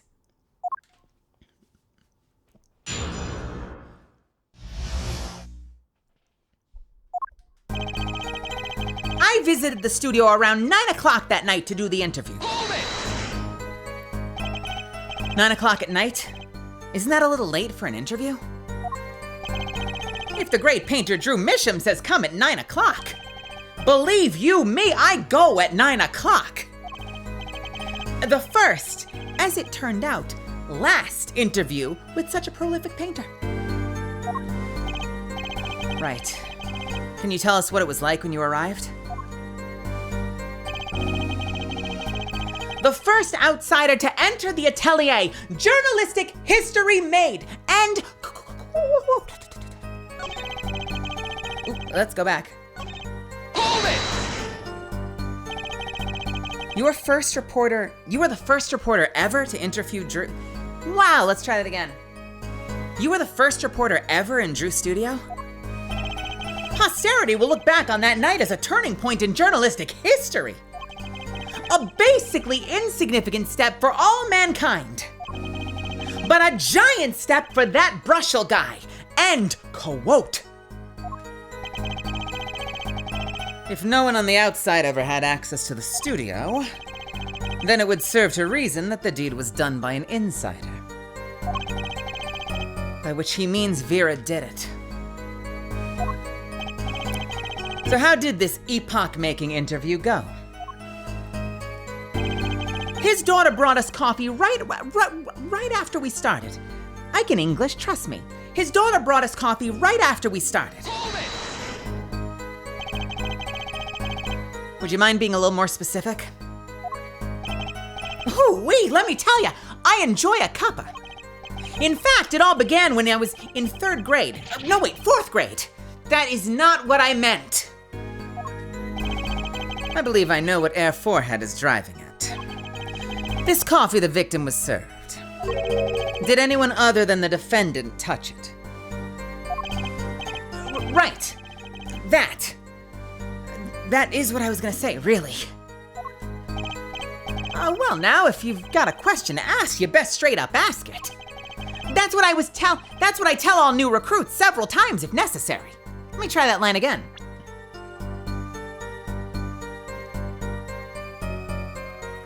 Well, now, if you got one more time. Well, now, if you got a question to ask, you'd best straight up ask it. That's what I tell all new recruits several times if necessary. Write for a grade schooler. That's my motto. Which isn't to say I can't only write for grade school levels. What actually I mean is, who touched the coffee? I don't know. I was in the back looking at the studio's equipment when she served it.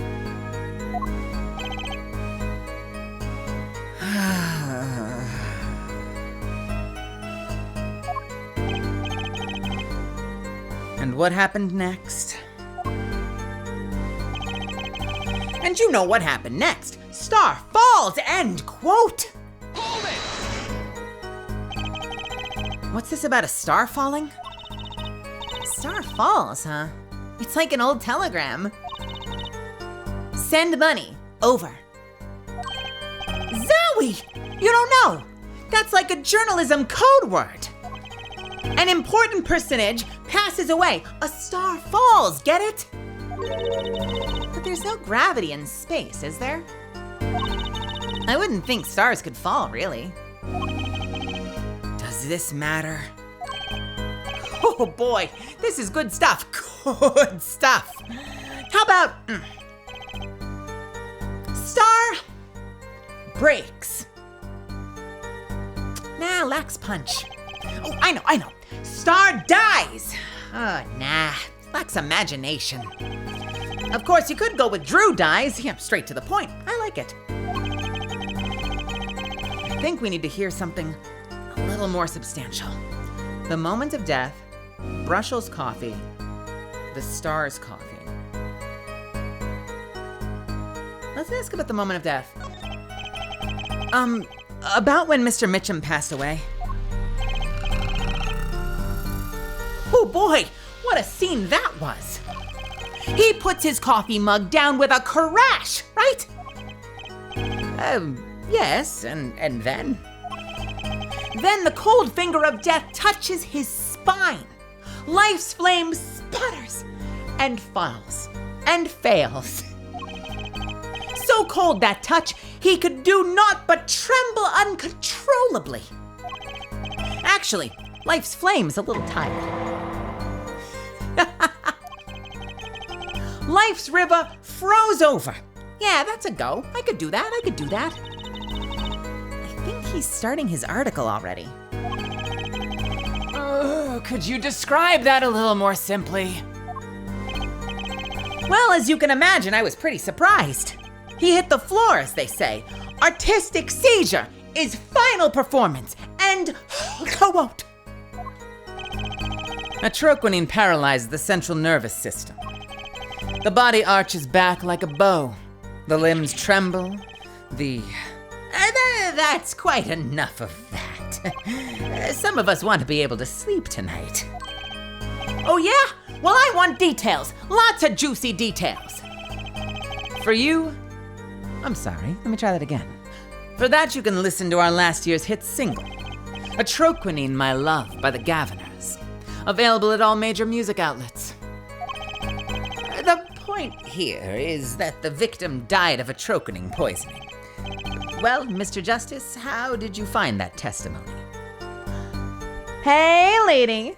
Welcome, everybody. Welcome, Raiders. My name is Melizand. You can call me Mel. I'm a professional voice actor and pre-debut VTuber. I am playing Ace Attorney, and we're doing a little bit of a performance stream. So, if you're heading out for the night, I hope you have a wonderful, wonderful night. If you decide to stick around, I hope you have fun. And if you really have fun, throw me a follow, because I'd love to have you back, you nerd.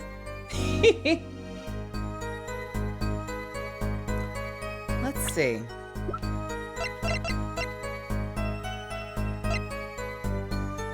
There's traces of deadly poison atroquinine.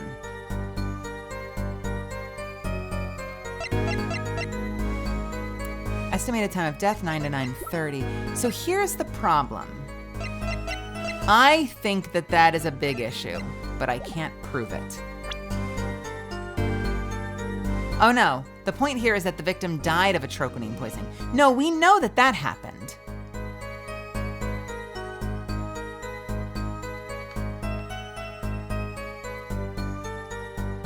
He hit the floor.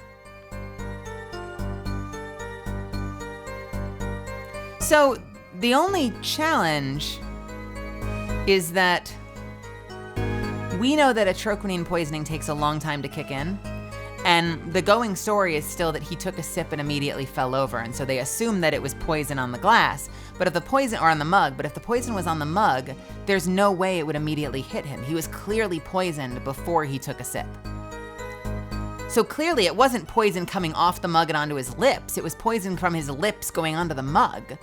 Like, we know atroquinine poisoning takes a long time. So we already know, just from like our investigation on day one, that the notion that that the going story around how he got poisoned and died is bullshit.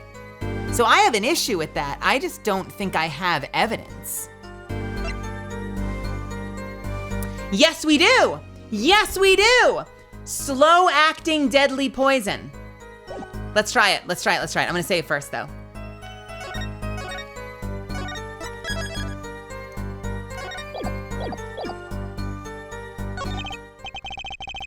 Well, as an account of the moment of the victim's death, I'd say it's very important. Please add it to the testimony. Very well. The court requests the witness add this account to his testimony. Those spasms, that was definitely death by poison. Oh, that... See... That doesn't help me. Let's look. You say it was definitely death by poison? Well, how can you be so sure? Hey, look, I'm a journalist. I've seen a lot of things. And I've had more than my share of experiences with so-called poisonings. Man eats fishy fish, goes bye-bye. End quote. Food poisoning does not count. Should I get him to talk about something else?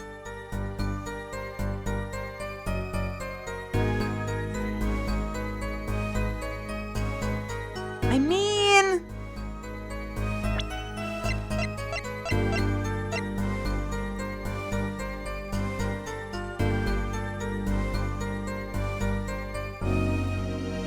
So he doesn't say anything about it happening immediately, so the slow-acting poison doesn't contradict it. And he doesn't say anything about it was in the coffee, so the rim of the cup doesn't contradict it. So I don't think that works. Let's try Brushell's coffee. So you drank the coffee that Vera served you too? Of course. When someone serves you coffee, you drink it. That's what my old boss always used to say. Never did get what he meant by it, though. But you're still alive, which is to say, you didn't die. Of course not! No point falling before you're a star, end quote! That's not exactly what I was getting at. What were you getting at then? You know the poison was on the rim, not in the coffee. Oh, yes, yes! There were 2 cups on the tray she brought. And one of the cups had Drew's signature painted on the side. Huh. No chance the guest would take that one by mistake, I guess. Well, Mr. Justice, was that testimony important? Not particularly. So Brushell drank the coffee too. Doesn't look like this is gonna lead to much. Very well. Please continue with the testimony. Let's check one more time. We already heard this. Let's ask about the Stars coffee. You say Mr. Misham had the coffee too? But did you actually see him drink the coffee? Of course! He who sees it wins, but he who says it wins bigger, end quote. I live in a man sees, dog eat dog, and writes about it world. Yet? I guess I can't say I saw him drink it, really. He had one so-called sip, if that. Man puts lip to mug, drinks, end quote. That poison is quite virulent, I hear. My stomach did a so-called somersault, since I gulped down that coffee without so much as a second glance at it. Wait! Maybe there's something there. Some kind of so-called trick. Anyone want to venture a guess for the record? Does this guy have a pause button?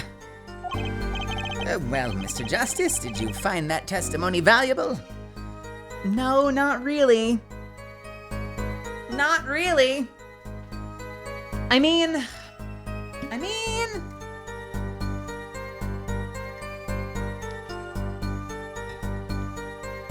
my reason that it's important is probably not what they're looking for. It's probably not what they're looking for. Because I would point out, logically speaking, that if there was... Here's the thing. It might be worth a shot. Here's the thing, though. If there's no poison in the coffee itself, there's only poison in one lip-shaped semicircle on one part of the mug, how the fuck do you know that it's gonna work? Like, I'm not saying it's impossible. Like, maybe he's such a creature of habit. She observed him for literal years. She knows he always drinks the exact same way, holding the mug the exact same way, putting his lip in the exact same place. Like, that's possible.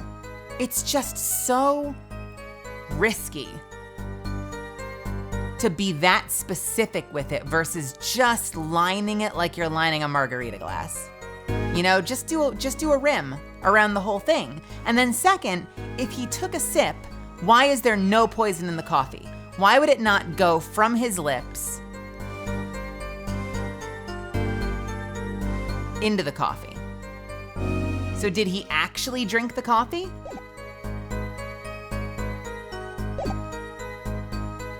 Let's try it after saving.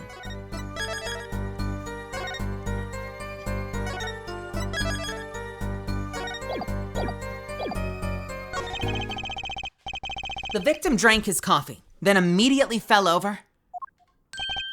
Oh, yes. Well, you can go to the press with that one. Your Honor, this is a vital piece of information.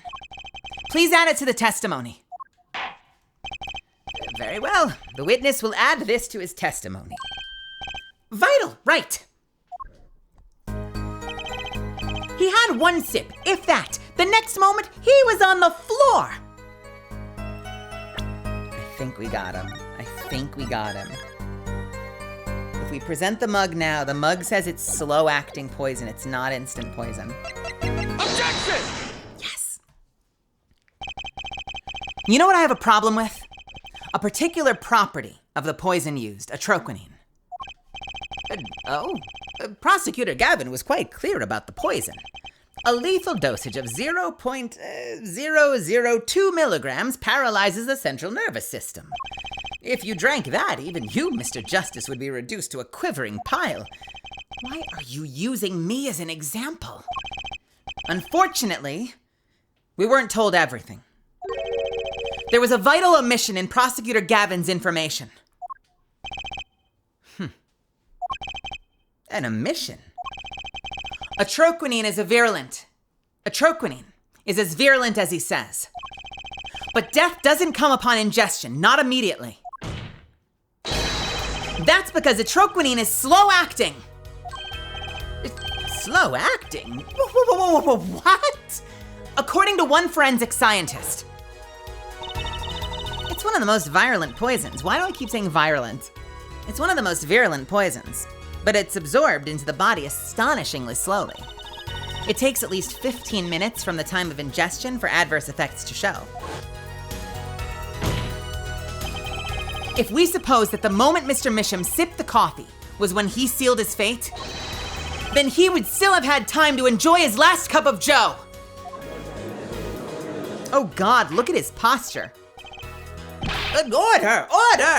What is the meaning of this?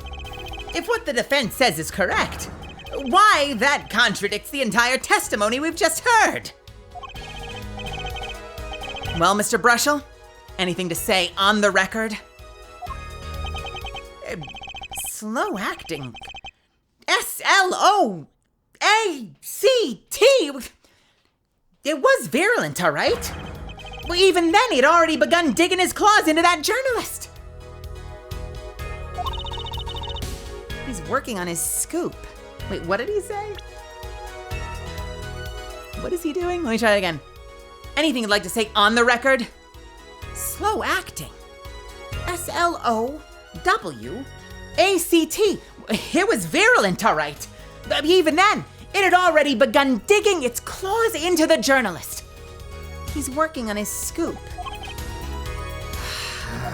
Objection! It's Brushel. Yeah?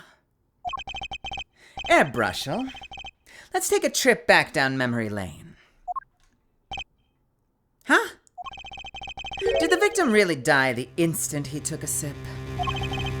Think it over. This is vital. You know what I think?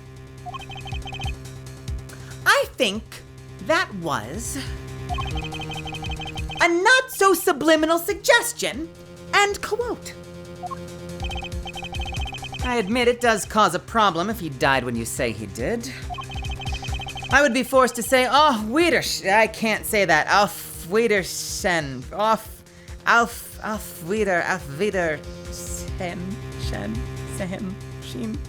Auf Wiedersehen. Auf Gesundheit. I know that you say it together, and it's super smooth. Wiedersehen? Auf Wiedersehen. Auf Wiedersehen. Auf Wiedersehen. Auf Wiedersehen. Auf Wiedersehen. Oh no. I would be forced to say Auf Wiedersehen to my very simple case. And you would be forced to say farewell to your article. Come again? You can't write a story based on conjecture, can you? And as the case drags on, other reporters will pick up the scent. And you'll be forced to kiss your exclusive scoop goodbye. Scoop? Scoop! Look, wait! Just wait a second, all right? Just 1 second. We're waiting, out with it. I think I just recalled a so-called important detail. A revival of recollection and, quote, a story's survival, end quote. Attorney utterly confused, end quote. Actually, I did notice something when I visited the studio. I'd heard a poison that takes its sweet time, see? But not what I've been saying for the last few minutes, apparently. Mr. Brushel, are you saying you noticed something that explains what happened? You bet I am. The antidote for poisonous contradiction, end quote, you might say. Or I still have no idea what you're talking about, end quote, I might say. This writing is rough, dude. This is a hell of a scene. It's not bad, it's just fucking complicated. I figured it out, but only after an in-depth interview. See, thanks to my journalism skills, I know who poisoned that coffee. Order! As far as I can tell, the witness is standing by his testimony that Mr. Mission died the instant after he drank. Of course I'm standing by my testimony. And my dream of exclusive rights to this story. I suppose it was too much to hope for. What was? Of course he wouldn't choose a simple case. Not him. Him? Phoenix Wright. Who else? Achtung, Herr Brushel. Report for us, if you would. What is it that you noticed?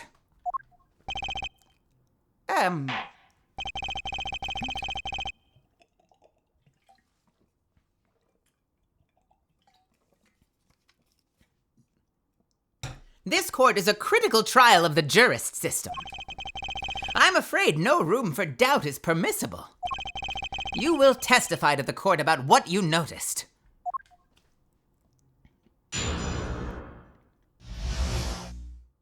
What Brushel noticed. You know, good for him, standing on integrity. All right.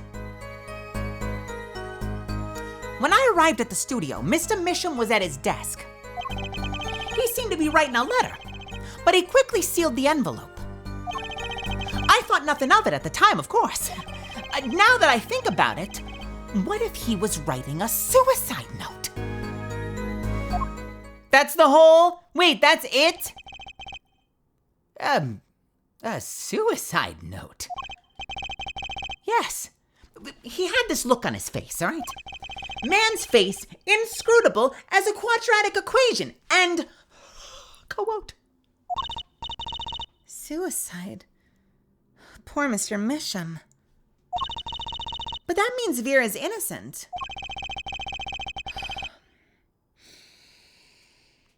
Would someone commit that in the middle of an interview? Oh. Very well, you may begin your cross-examination.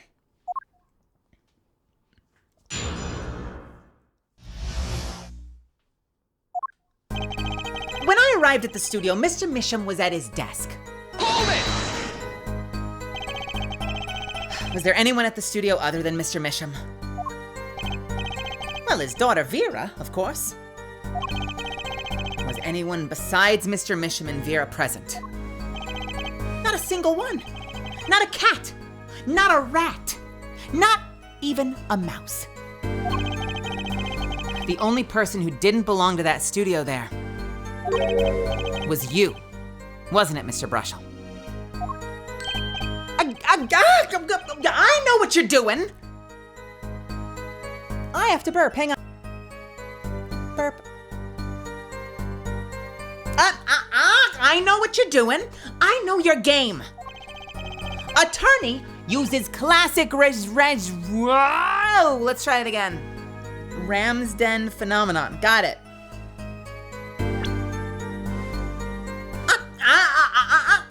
I know what you're doing. I know your game. Attorney uses classic Ramsden phenomenon ploy and quote. If you intend to suggest that this reporter is a suspect, I'm sure you also intend to present evidence supporting that assertion, correct? In the meantime, let's move along, shall we? He seemed to be writing a letter, but he quickly sealed the envelope. Hold it! So he put the letter away when he saw you? Early reporter gets worm, end quote. That's my secret. I'm not sure I follow. It's the night of the interview, all right? I arrive 15 minutes ahead of schedule. The handle turns, the door opens, and I barge in. Are you sure that's okay to do? I mean, isn't that unlawful entry, really? Mr. Misham sir seemed to think so. You should have seen him. He crammed his letter into the yellow envelope as fast as he could. I know a secret when I spot one, and that was one. I feel like his voice is changing. It might just be because my voice is getting tired. It does seem significant. Well, Mr. Justice? I wonder. It does have the ring of something important. What did he say? Yellow envelope. The defense finds this testimony vital, Your Honor. Very well. Please add it to the testimony then. Hey, why not? My account comes free of charge. It was a yellow envelope. I heard it was left at the crime scene. Objection! As it just so happens, there was a single letter at the desk drawer of the crime scene. There was a single letter in a desk drawer at the crime scene. In a red envelope. What? Oh, God. What in the mouthwashing? Jesus. What the fuck was that animation?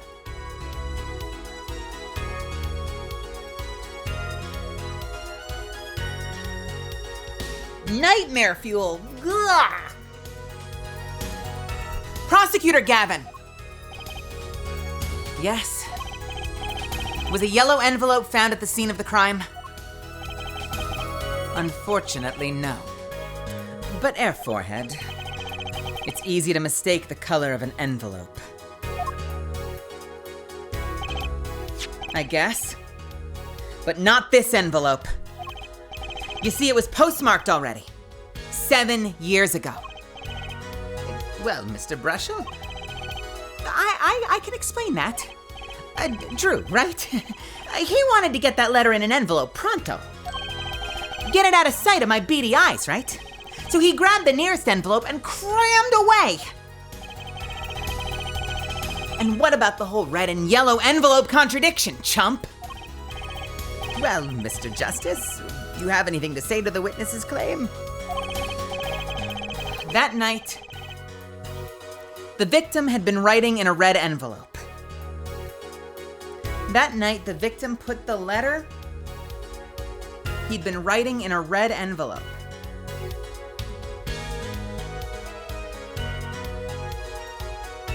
Huh? Wait.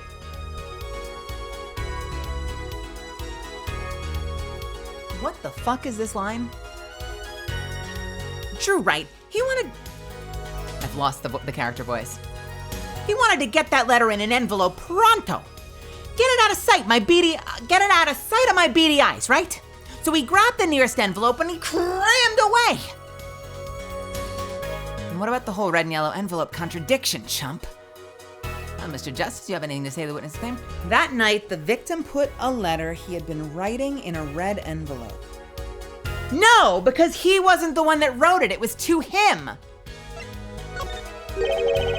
That's impossible. I like your expression. So full of confidence. It's simple, really.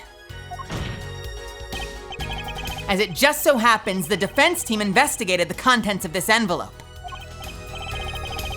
With, the assistance of a forensic scientist. What?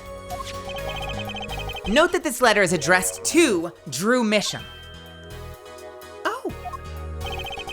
Why would he address a letter to himself? Let alone send a suicide note to himself! I've been scooped! Order! Mr. Brushel, can you explain this to the court? Oh, my. How could I have forgotten? I suppose this happens to the best of us. A reporter gets old, forgets lots. End quote. I'm still waiting for an explanation, Mr. Brushel. Well, that's the thing, see? After he put this letter in that envelope, Mr. Misham sat there searching his drawer for something. His desk drawer? Yes, a stamp! A so-called postage stamp and quote! A stamp? Whatever for? Well, to mail his letter, what else? And then, why yes, I think I saw him put his letter in the box. Sorry, I think I saw him put it in his, sorry, one more time. And then, why yes, I think I saw him put it in his letterbox. Yes, it was a yellow envelope and he put it in that box. Well, apparently this yellow letter has nothing to do with it. Oh, how I wish it did!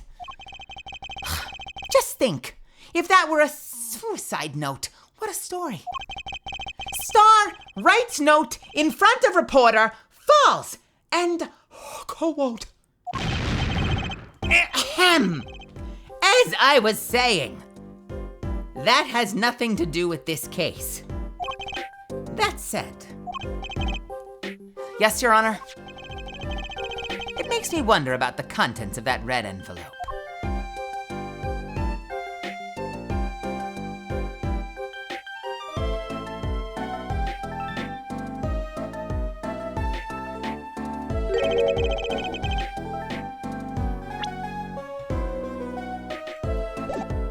$100,000 is quite a good deal of money. So this was from 7 years ago, yeah?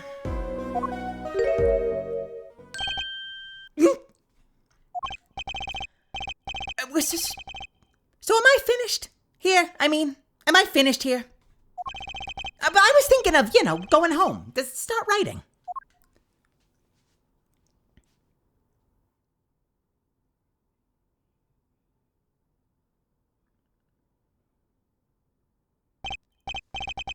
I hate to state what should be pretty obvious to anyone, but when you catch the scent of a story, you make that, rather unique face. Come on! Attorney has active imagination, little else. End quote. Even I noticed something, and my eyes aren't what they used to be. You know, I'm starting to understand what all this perceiving stuff is all about. Judge has active imagination, end quote. Please continue with your testimony. Tell us about the scent of a story. Hey, I'm the one asking questions here, all right? Usually. Oh, okay, he's being a little defensive. Let's try again. Hey, I'm the one asking questions here. Usually. Actually, it took a bit of work to get a thumbs up on the interview. Reporter leverages story, gets his interview, end quote. The story concerned a certain case from 7 years ago. That red envelope probably had something to do with it. Say what you will, but Drew's talent was without compare.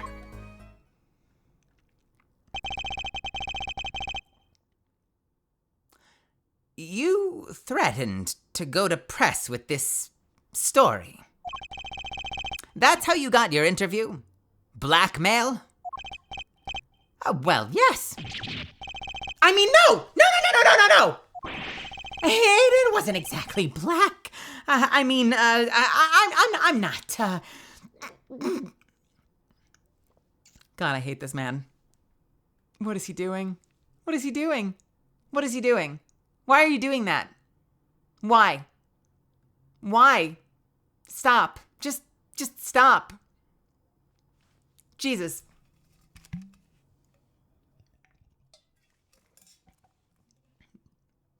This might be the worst designed character we've had. I don't mean bad design, but like the most painful character design to look at in 4 games.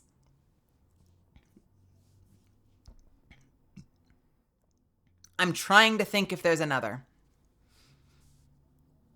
The only other one I can think of is the French guy, like the French chef, is the only other one that I just could not stand looking at.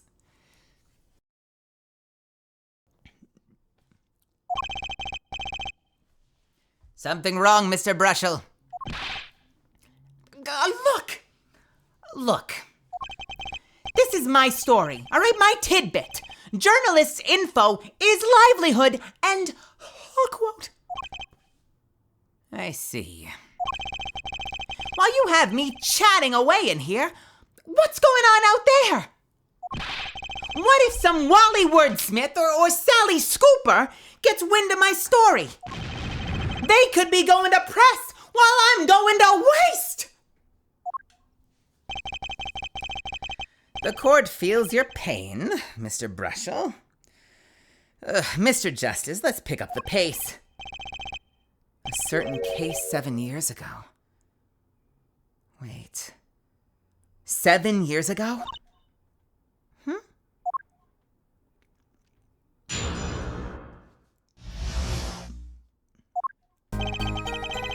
Actually, it took a bit of work to get a thumbs up on the interview. Hold it! The victim, Drew Misham, had an aversion to reporters. Boy, I guess. Not even my considerable charms did much for him. Until I finally got my thumbs up, that is. Maybe you can elaborate on that a bit for us.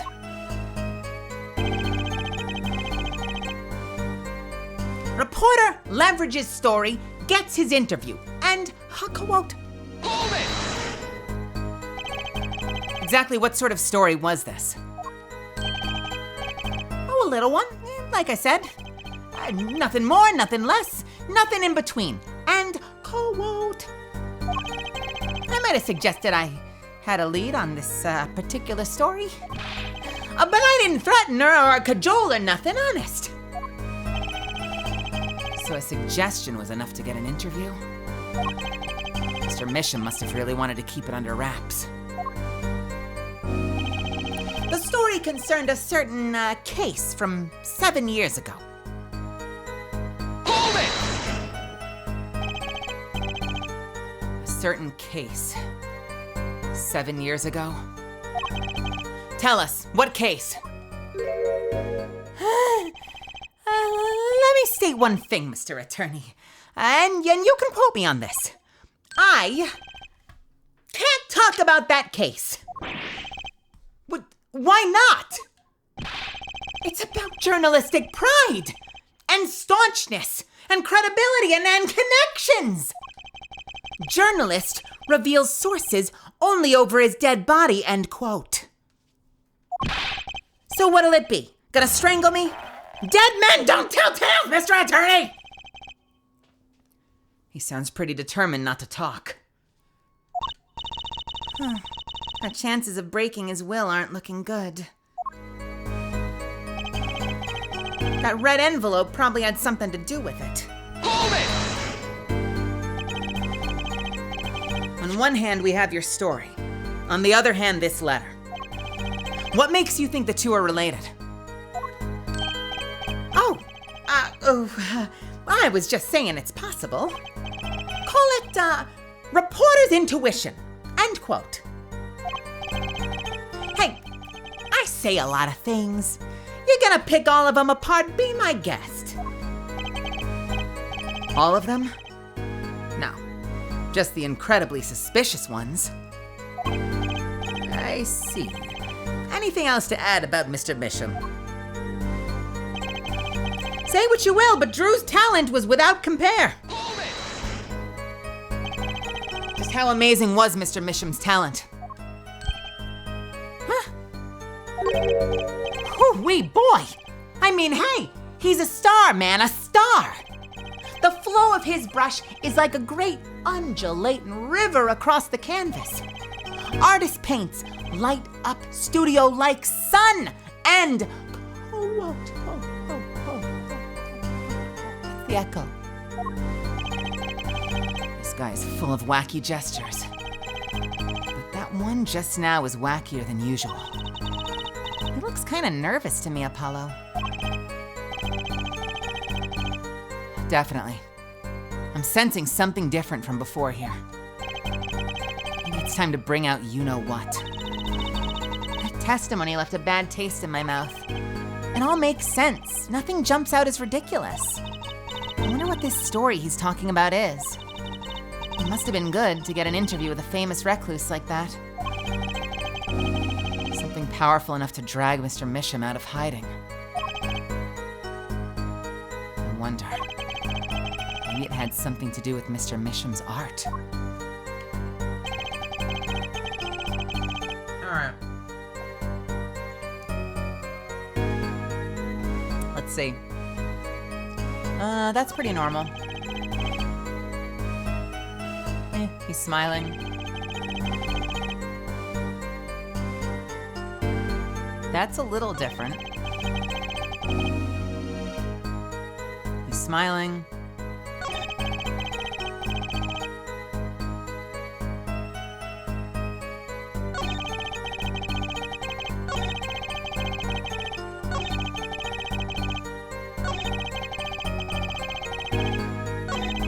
So the only unique one is this one. I don't think it's this one, though.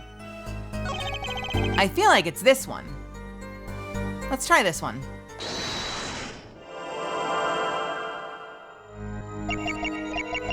I feel like the reason they said that one just now was super suspicious is because it's not super suspicious.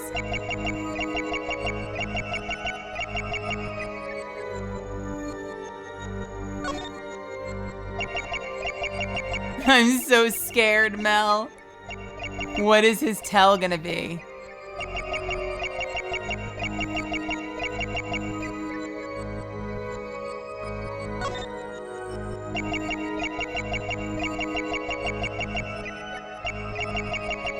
I'm sorry. Is that sweat or is that a wrinkle? Maybe it's just a wrinkle.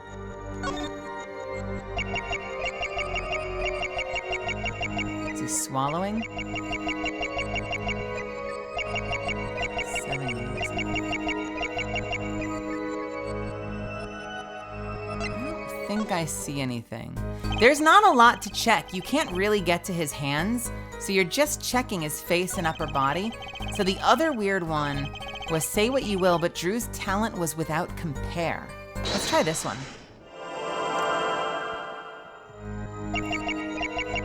Does he know something about Drew's talent? Oh, what was that? What was that? What was that? Did that just move or am I crazy? I'm crazy.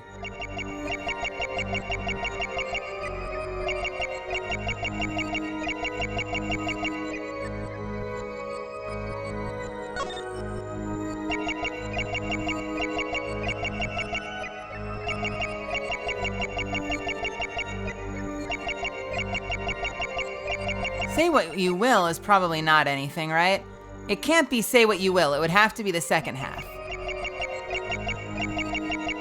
Do the nipples get rock hard? I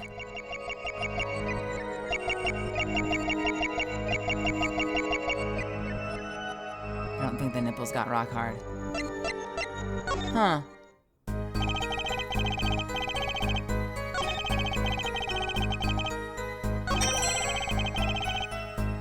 Hey, what up, everyone? Let's try reporter leverages story gets interview. This is the only unique animation. To be fair, this is the only unique animation. Hey, thank you so much for the 3 months. I appreciate you. Thank you, thank you, thank you. That really means a lot to me.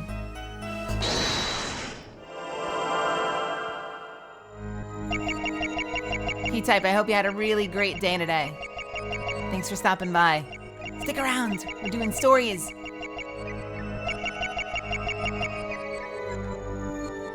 Looking for the nipples. I'm looking for the nipples.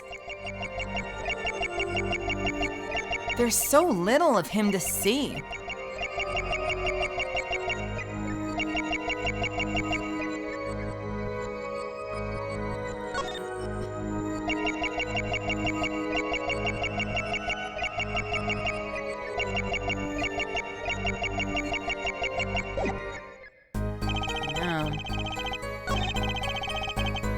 I feel like it should have been the case from 7 years ago. Took a bit of work to get a thumbs up on the interview.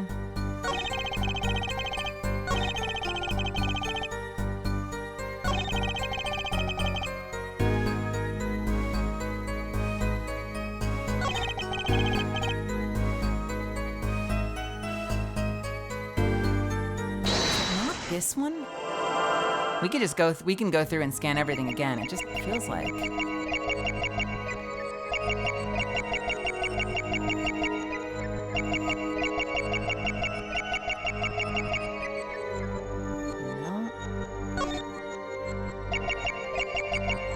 So the only places we can check are his face, his hand, and like his chest area.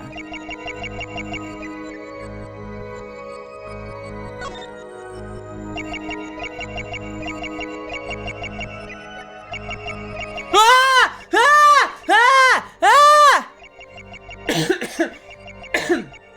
Oh God, why?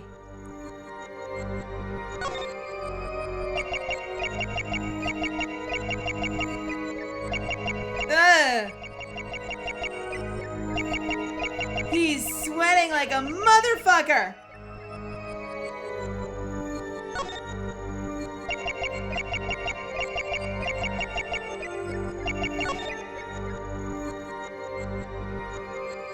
Sweaty pits! Instantly sweaty. He instantly drenching his fucking pits. Sharingan. Sharingan hasn't identified the target.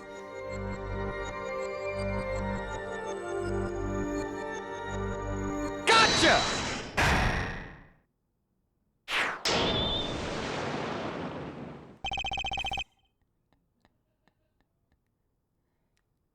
Sweat much, Mr. Brushel? Yeah, well, a man can't help his glands, you know? It's more than that. When Mr. Misham's talent was mentioned, you suddenly began to sweat buckets.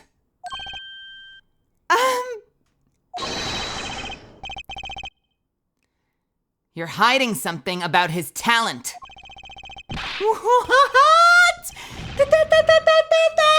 That's ridiculous. Evidence time. Let's show where Mr. Misham's true talent lay. It just so happens I have evidence showing the talent mentioned in that letter. Is it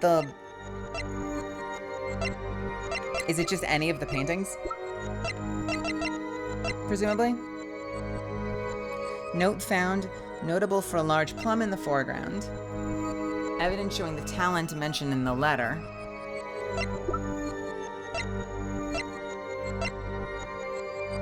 Let's just try a painting. Take that! I can't help but wonder, what is the court supposed to conclude from this evidence? Other than that you've made a horrible mistake. Man burns bridge, forgets to cross first. End quote. Let's try that again. All I have to do is reveal what Mr. Misham really was. It shouldn't be so hard, right? It just so happens I have evidence showing the talent mentioned in that letter. Okay. Found at the studio, hidden painting. Presumably it would be the original painting. Found in the victim's desk, contains 2 separate sheets of paper. Send a receipt of the one you've transferred. No, the letter doesn't actually talk about it at all. So I guess the original to show, like, this was not his painting. This one was his painting. This was not his painting. Take that! This painting was found at Mr. Misham's studio. There are 2 problems with this painting. The first is it wasn't painted by Mr. Misham. The second is there was another painting in the studio, which looked exactly like this one, except it was only half done. Ding. Then we have a letter discussing a payment of $100,000, which suggests a certain business operation. The business of making forgeries. I hate that picture. I actually fully hate that picture. I want to leave. Mic drop. That is all, Your Honor.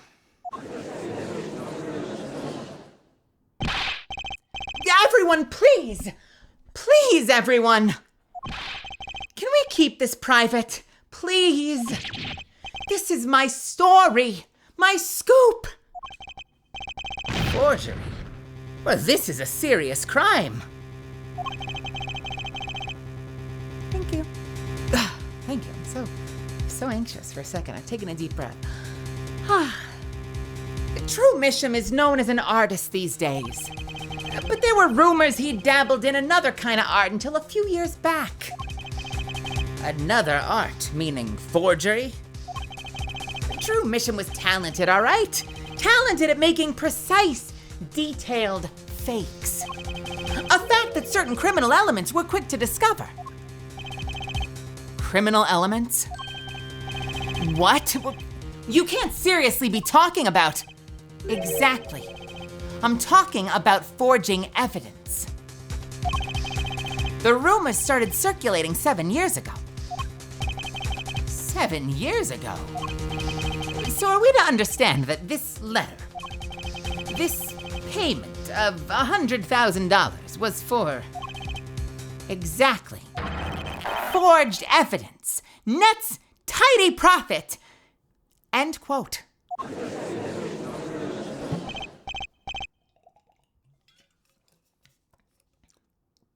Order! Order! Order! Why, it's like our victim was living a double life. Aha. This is my chance. So the victim had ties to the criminal world, right? He could have had plenty of enemies we know nothing about. Objection! This is my first time hearing of this criminal world. We certainly found no criminal connections when we conducted our investigation. Objection! But how do you explain all this money? You have to admit there's a possibility of some illegal activity here. Objection! But there is no proof tying this letter to our case. Our case was, and remains, simple from the beginning. Only the defendant could have poisoned that mug that night. And you, of course. Hey! The only thing I poison is my pen when I'm writing reviews. Mr. Brushel, your testimony to this point has been quite unreliable. It doesn't speak well of your reporting acumen. What are you talking about? My journalism is rock and roll. Journalism so solid you could stand an elephant on it and ha-ha-wa-ha-hoot.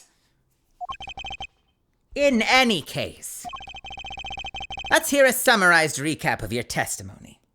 Right after the voice actor takes just a little bit of throat coat. 1 second.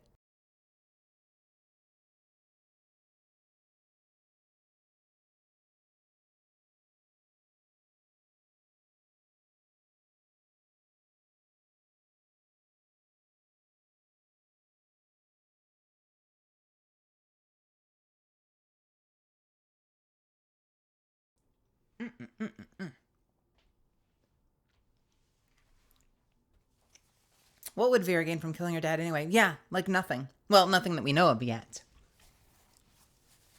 We have had cases of unexpectedly evil clients, though. Let's hear a summarized recap of your testimony. If we can ascertain the situation in that studio from the recap, the trial is over. Apollo, what is he talking about? The cross-examination showed Mr. Brushel didn't have a reason or means to poison him. As long as there's no other suspects, then the killer had to be Vera. That's that.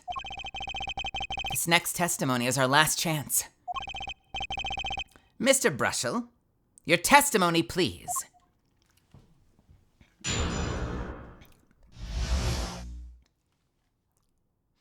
Interview, a recap. The only other person in the studio that night was the defendant. It was Vera who poured the coffee. She's admitted as much herself. The only thing that touched Drew's lips during the interview was that mug and my dick. No, I mean just that mug, just the mug. Forget the other part. We can delete that in post, right? And nothing left that studio after he died. Nothing. Clearly, the only one who could have poisoned him was his daughter.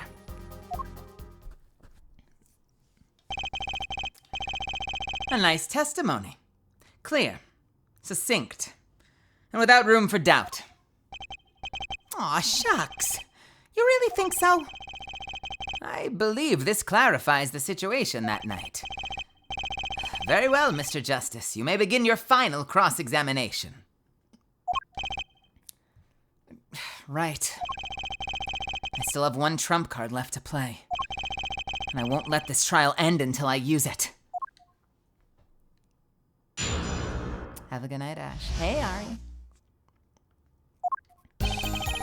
The only other person in the studio that night was the defendant. Hold it! But that doesn't... Whoa, I just slammed my volume up. But that doesn't prove Vera poisoned it. Objection! How many times have we heard this one, Air Forehead? The poison reached its victim via that coffee mug. And from where did that coffee come, Not to beat a dead horse again and again, but perhaps you could fill us in. I'm on it. You need a horse beat, I'm your man.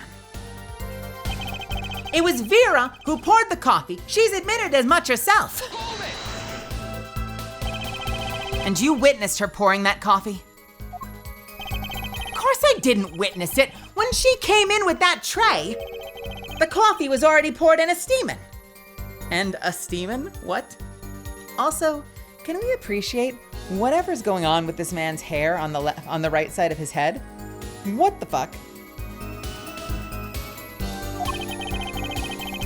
Let us not forget that the defendant has admitted to pouring the coffee herself. I heard her statement. I poured. I served. And I killed.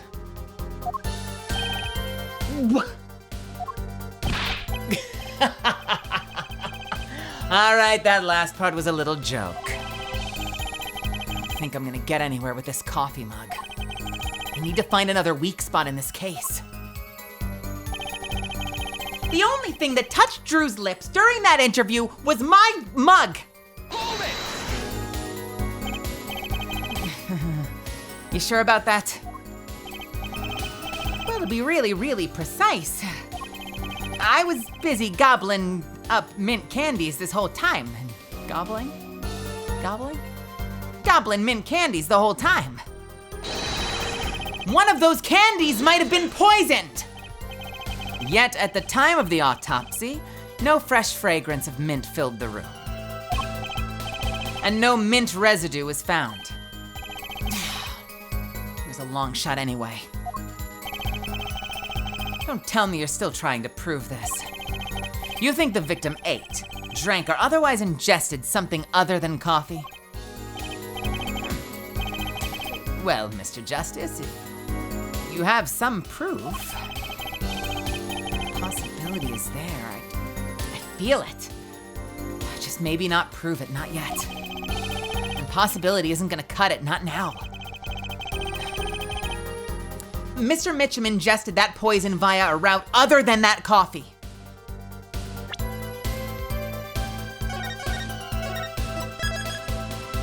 I want to try something.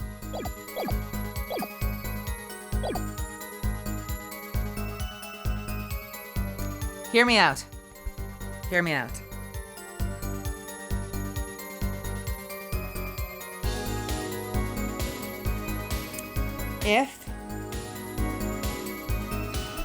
Check it out. In the letter, it says, "Thank you. Mr. Drew Mitchum, I've deposited the $100,000 in the designated account. Please send a receipt once you've confirmed the transfer."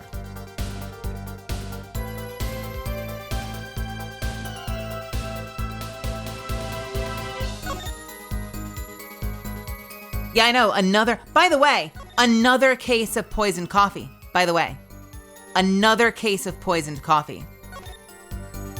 Sign the papers and send in the enclosed envelope with the enclosed stamp within 3 days.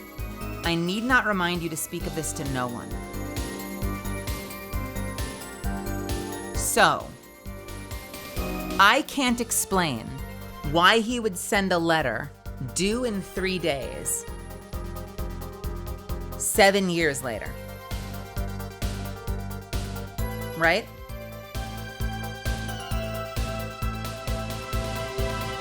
I can't explain why he would send a letter from 7 years ago, due in 3 days, 7 years later. I can't explain that. But what I can explain is enclosed envelope is not the envelope the letter came in. Enclosed envelope implies that there was another envelope inside the red envelope, which I'm willing to bet. Hear me out. Spark Brushel is disgusting, but he fought back against Clavier. When Clavier said, "Are you sure you didn't see him drink the coffee earlier?" And he was like, "No, journalistic integrity." So for all his grossness, the man has integrity and he doesn't bullshit. This is not Wendy Oldbag. He's not lying. I think he's explaining what he thinks is true. He's not above blackmail, but the fact that he fought back on that and refused to shift he literally even called it out. He was like, I seem to be picking up that I'm being hinted at by the prosecution that I'm supposed to lie now, but I'm not going to. He drank it and immediately and died immediately, and he refused to change his testimony. So if I trust that his testimony was true, then what if there is a yellow envelope? What if the yellow envelope was the enclosed envelope in the red envelope? And what if that yellow envelope is sitting in his fucking mailbox right now and we just don't have it yet? Enclosed stamp. How big is a stamp?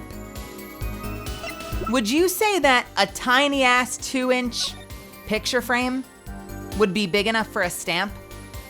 Considering there is something square that used to be inside it?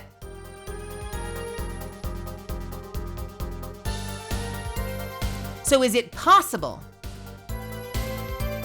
that the stamp glue was poisoned?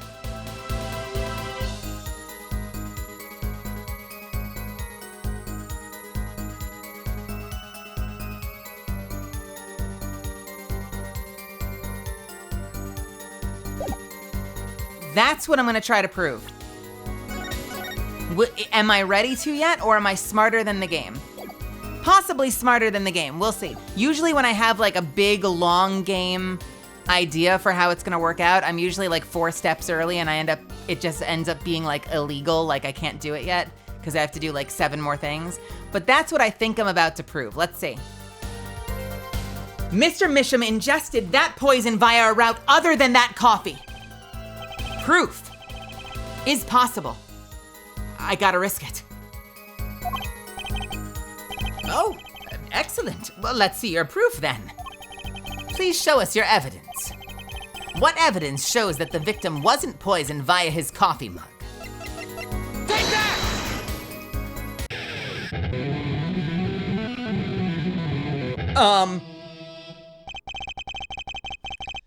Must I explain this over and over? We don't need possibilities here, Air Forehead. We need proof. I know that. You should also know that every proof has its moment. Perhaps you're a bit early. Wow, is the game calling me out? I can tell you what we know at this point. The victim put nothing to his mouth but that coffee mug. Another hole in this case that needs plugging before I can prove anything. But first things first. I'd better uncover a weak spot before I try to strike again. On with the cross-examination. Well, I thought I was onto something. I think that I was onto something. I love that he literally called me out and he's like, "You're early. Keep playing the game, asshole."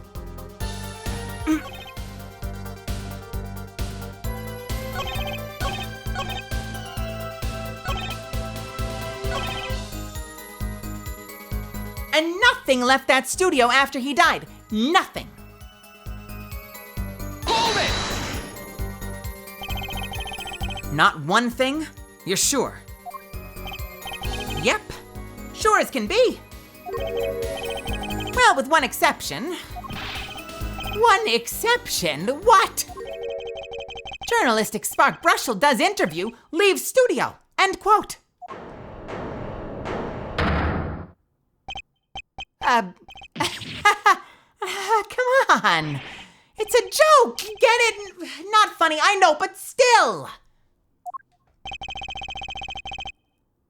Did something leave the studio that night? Why does that sound familiar? Where have I heard something like that before?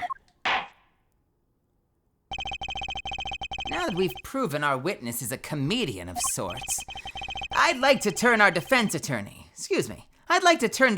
attorney before returning to the testimony. Do you have any idea what, if anything, might have left the studio that night?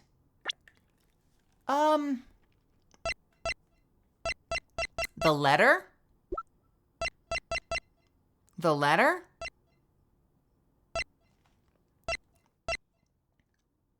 I mean, either the frame or the letter. Let's try the letter.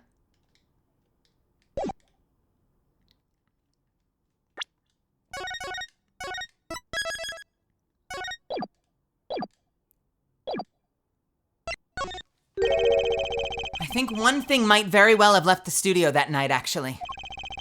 A certain something that has vanished from the crime scene. By which you mean something other than our witness. Of course. Don't tell me. Vera Misham. Believe me, any comic relief I may provide is entirely unintentional. Well, then let's see what you've got for us, Mr. Justice. Well, this thing wasn't at the scene of the crime, so I can't show it to you. But I do have evidence that shows how it could have been taken from the scene. The letter? Take that! This is the only link between that studio and the outside world. A letterbox. What did Mr. Brushel just tell us? When he entered the studio on the night of the murder, the victim had just finished writing a letter. Yeah, I said that. And yeah, it was true.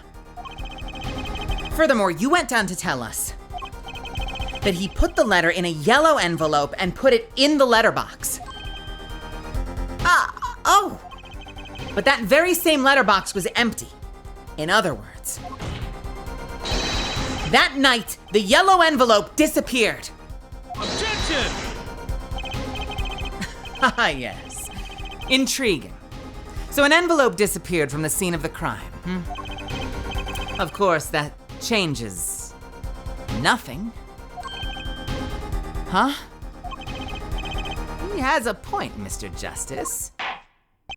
What we're trying to figure out here is how the poison got into Mr. Misham. Is it really important that this envelope the witness says he saw disappeared? Well, if it did disappear, then something did leave the studio that night. That seems very important to me. Very well, then. This witness will add this to the testimony. You got it! I still think this fails to change anything there, Forehead. I wouldn't be so sure. A letter disappeared from the crime scene that night.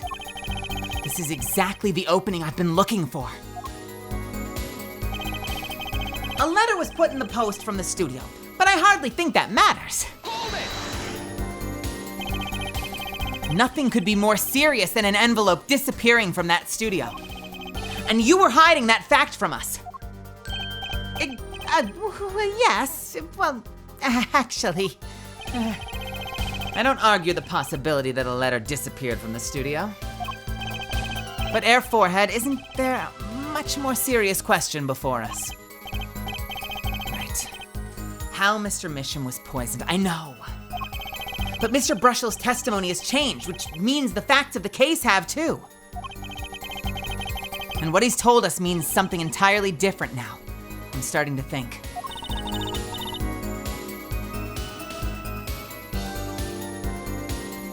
Let's keep thinking, Apollo. Clearly, the only one who could have poisoned him was his daughter. A letter was put in the post, but I hardly think that matters.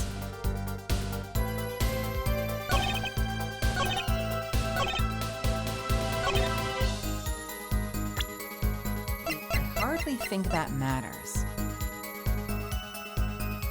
Let's try the red envelope. Objection! I'm wrong. I should have saved. Your Honor, that statement contradicts this evidence. Fuck. I should have saved. I wanted to try to spin a thread between, look at the letter. The letter mentions an envelope. It also mentions a stamp. Where's the stamp? Present the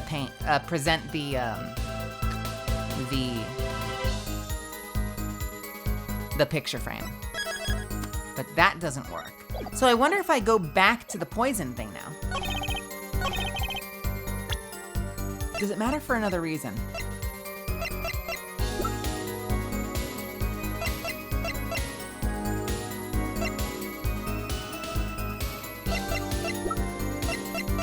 I don't think so.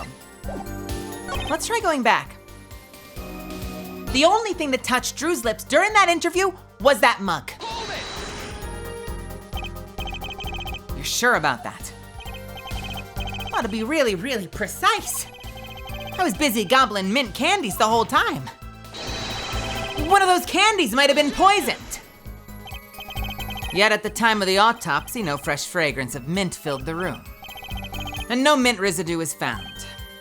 It was a long shot anyway. Don't tell me you're still trying to prove this. You think the victim ate, drank, or otherwise ingested something other than coffee? Well, Mr. Justice, if you have some proof, the possibility's there. I can feel it, just maybe not prove it. Not yet. And its possibility isn't gonna cut it, not now. And possibility isn't gonna cut it, not now. All right, not yet. It can't be proven. I do believe our little forehead is growing up. Pity. We like the rash young forehead best. Wait a second. We already know that a letter might have left the studio that night. Couldn't that have opened another path for poisoning? The situation's already changed. I just need to take advantage of it. Let's continue with the cross-examination. Wait, what?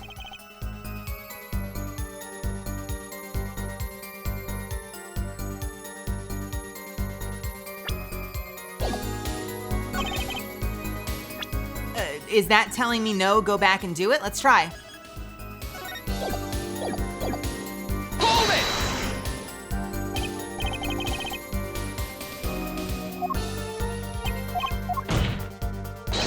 Objection! Maybe that's telling me to go back and try.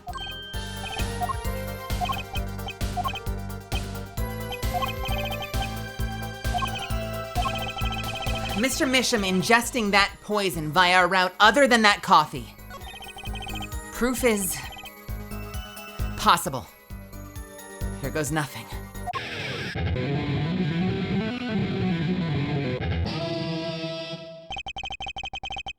You do understand what we need, yeah? This is different. Proof, air forehead, not possibilities. Of course. And Prosecutor Gavin, I hope you understand. I'm ready to give you that proof. What did you say? I have proof of the disappearing envelope. I saw him writing a letter. I did. Which was picked up by the mailman, I assume. Of course. Which means that envelope had a stamp on it. Stamp? Ah! As we all know, stamps come with dried glue on the back.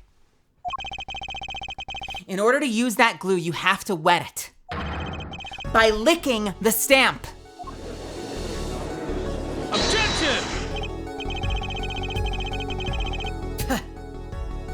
No one worth talking to actually licks stamps in this day and age. Objection! Even if you wanted to talk to him, you couldn't. He's dead after all. Objection! Okay.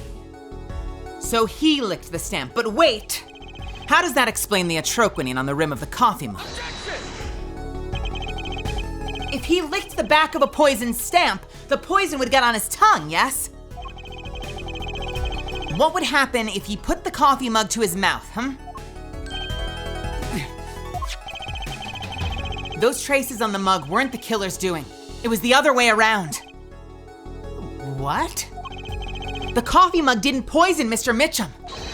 Mr. Mitchum poisoned the coffee mug himself.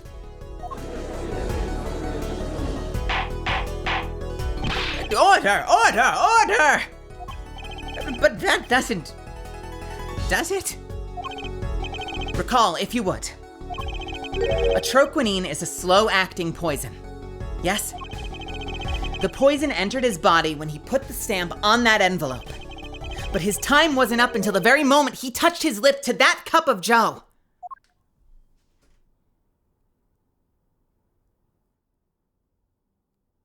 Why is he snapping? Why is he snapping? Why is he into this? Hey, Blue Fire. Nice. I wish I could do something like that. That's why I do this. You have something to add, Mr. Brushel? Uh-oh. His nose is up another scent. As I believe I mentioned earlier. Well, that's the thing, see? After he put his letter in that envelope, Mr. Mitchum sat there searching his desk drawer for something. Yes, a stamp! A so-called postage stamp and quote. But you know, I don't seem to remember him ever finding one. Maybe he'd just run out. Incidentally, we searched the desk drawer at the scene of the crime. There were no stamps, not a single one.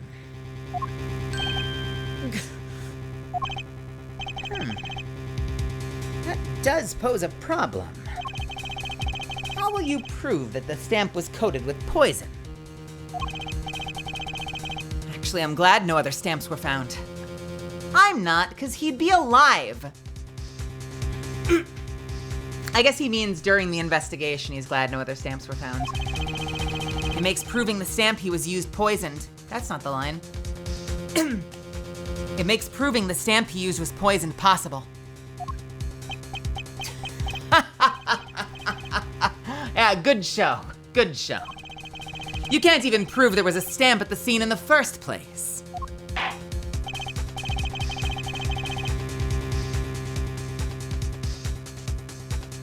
Well, let's hear what the defense has to say anyway. Where's your evidence that points to the existence of this poisoned stamp? So, here's what happened. Here's what happened. Well, no. God, that is so weird. 7 years later. So we have a lot of things we don't know. We have a lot of things we don't know. What we don't know is, hey, Susu, my love. Hey, welcome. Everyone, you should go follow Susu. She's an amazing artist and rigging artist. An artist. Amazing artist and rigger. I hope you had a great stream. Welcome to my Ace Attorney stream. Make yourselves at home. It's a performance stream. Here's the thing. This is a letter from 7 years ago. Here's what's fascinating to me. The original letter said 3 days. You must send it back in 3 days. But he sent the letter 7 years later. So here's what we don't know. We don't know why he sent the letter back 7 years later, or we don't even know, I'm gonna be honest. We don't even know if it's the same letter. We don't even know if sending that letter, whatever he was sending, was him doing what this letter is telling him to do. It could have been a completely different letter, but for whatever reason, the stamp from 7 years ago, seemingly, he decided to frame for 7 years. So I'm almost willing to bet he wasn't even writing a letter back to the person who sent this. Because if he was answering this letter, like let's say somehow this letter got lost in the mail for 7 years, and he finds it, thinks it's current, immediately sends it back. Well, then the envelope would have, the letter would have an envelope in it. It would have a stamp in it. He would just do it. So if he's searching around for an envelope, it almost makes me think he's sending a letter that's completely irrelevant. And for whatever reason, he dodged this, never did this, framed the stamp instead, and was sending like a wholly irrelevant letter, and was like, oh yeah, I have this leftover envelope and stamp from 7 years ago. I'll just use this. That's kind of almost what it feels like. Like, he couldn't find a stamp anywhere and said, fuck it, I'll use the one I framed for whatever reason.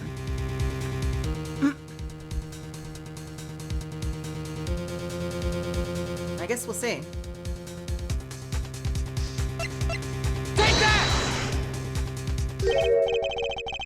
Well, that certainly is a cute little frame. And by little, I mean really little. It was on the victim's desk, Your Honor. Quite empty, as you can see for yourself. I noticed that too during my inspection. So what?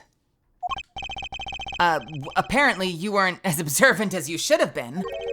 You see, when you saw this frame, it was missing something quite important. Missing something?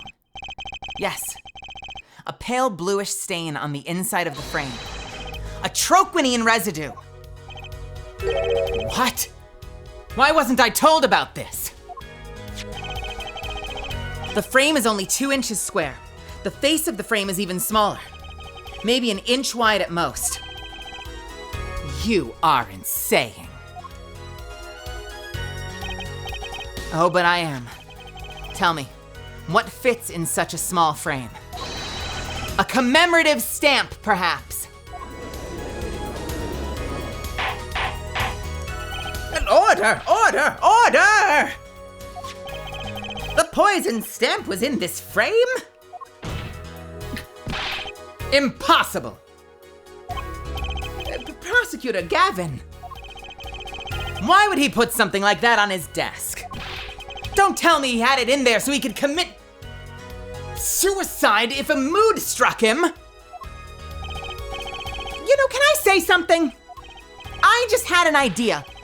What, Mr. Brushel? And please stop jittering around like that. The victim was a forger, right? There is a lot of money in that line of work. Forger forges friends, makes enemies too. End quote.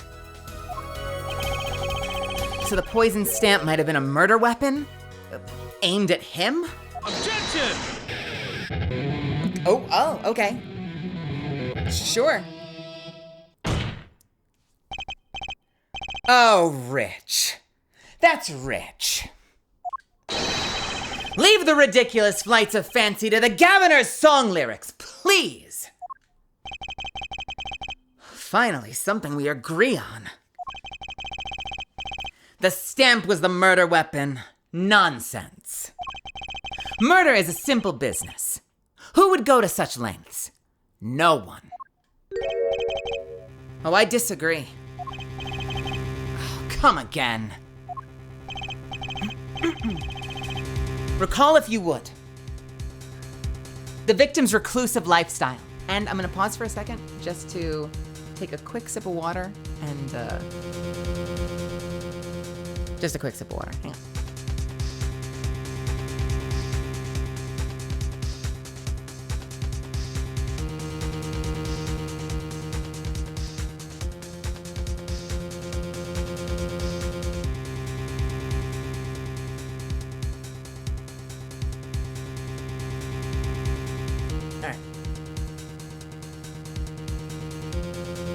Recall, if you would, the victim's reclusive lifestyle.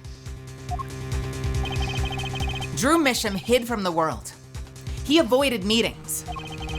His only contact with the outside world was the mail. The mail? Now, if you wanted to kill someone you couldn't meet, but you knew read letters, a stamp would be the perfect weapon. Ridiculous. Where's your proof? I want proof! Show us evidence that this poison stamp was sent to him as a murder weapon. I might not have evidence per se. Excuse me.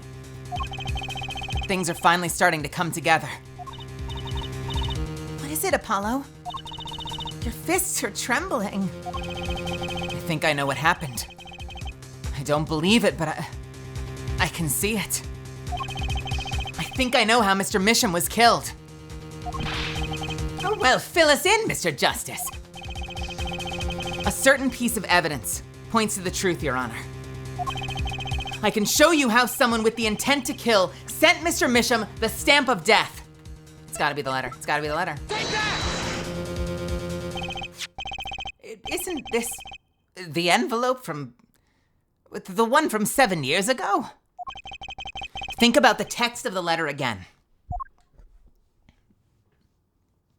Mr. Drew Misham, I've deposited the $100,000 in the designated account.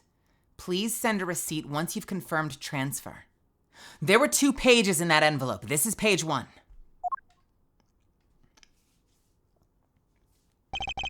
And this is page 2. Sign the papers and send in the enclosed envelope with the enclosed stamp within 3 days. I need not remind you to speak of this to no one. I want to draw your attention to one phrase in particular. Send in the enclosed envelope with the enclosed stamp within 3 days. The enclosed stamp, Your Honor.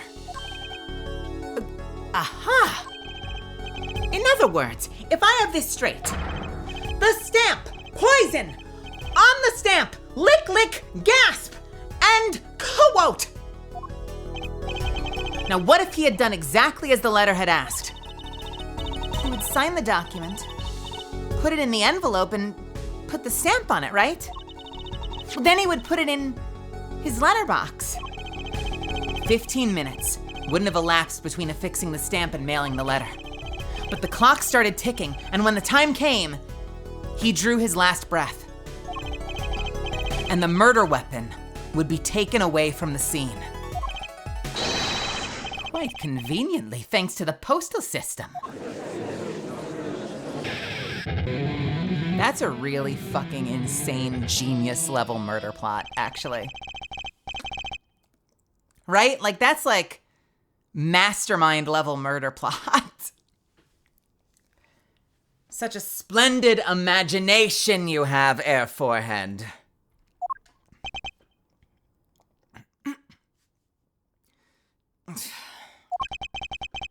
Let me confirm one thing with you, if I might. So this poisoned stamp was inside this envelope from 7 years ago, yeah? Is that what you'd have us believe? Really? Well, it is a little bit of a stretch. But there is a possibility. Yes, a very small possibility. How small, I wonder? A poisoned stamp in this envelope.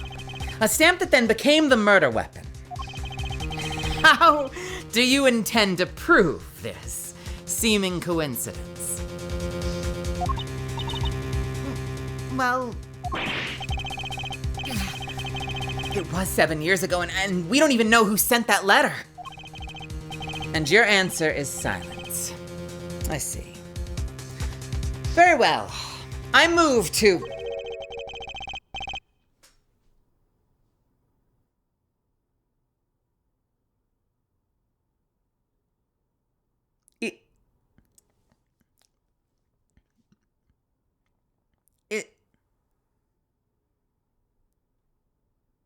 That's what you think.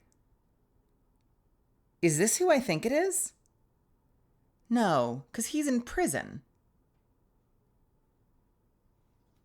There's no way, right? There's no way. But the way he speaks, the way he's speaking, it's either Phoenix or it's his older brother. But his older brother is in prison. There's like no way he'd be in this room, right?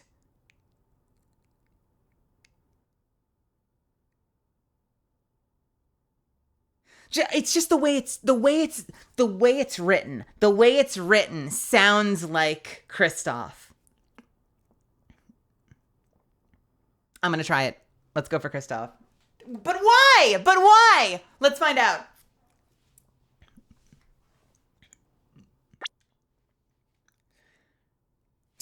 And your answer is silence. I see. Very well. I move to... It's not nice to pick on the Fraulein, Clavier.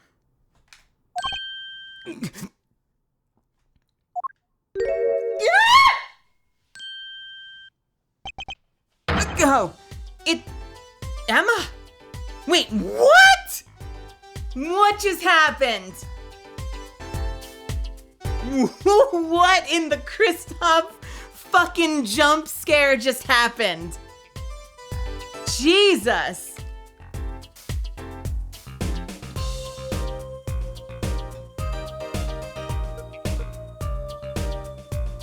Nani the fuck? The PTSD got him. I don't even... Was she doing an impression? That's wild. That's bonkers, dude.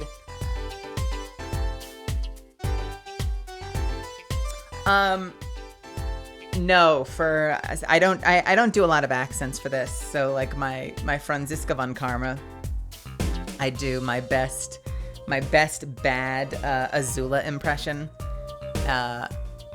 For Clavier Gavin, I do my best bad Garrus impression.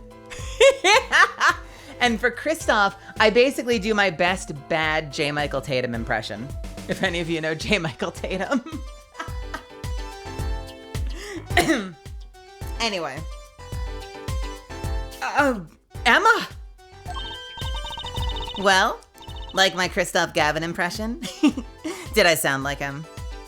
It's not nice to pick on the Fraulein, Clavier. Don't quit your day job. Don't you have a crime scene to be looking after, Fraulein Detective? Someone had to come dig you all out of the mess you're making of this case. Mess? You know, none of this would have happened if you just trusted in science a little more. You can find out if that stamp was in the envelope easy. Care to explain yourself, Fraulein Detective? Glare at me all you want, but science is on my side. It's all in the residue, right? That's right! With the poison detection spray! Produce the red envelope at once. You can open it on the authority of the court. Okay, here we go.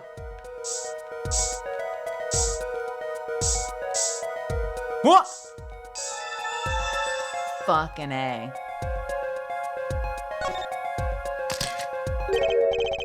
Well, would you look at that? No mistaking it. That's a troquinine residue. And I don't believe it. A murder weapon from the past. Now 7 years later, it bears its fangs at last. Objection! Absolutely outrageous! Tell me why. Ain't nothing but a heartbreak. Why didn't this murder take place 7 years ago? Well, there's one possibility. Maybe Mr. Misham figured it out. Figured what out? He realized that the person who sent that letter wanted him dead. So he sent his reply with a different stamp. And put his decisive evidence in a frame.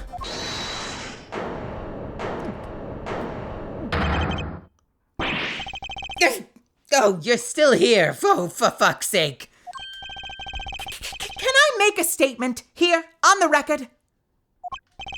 I, Spark Razortooth Brushel, claim this scoop as mine.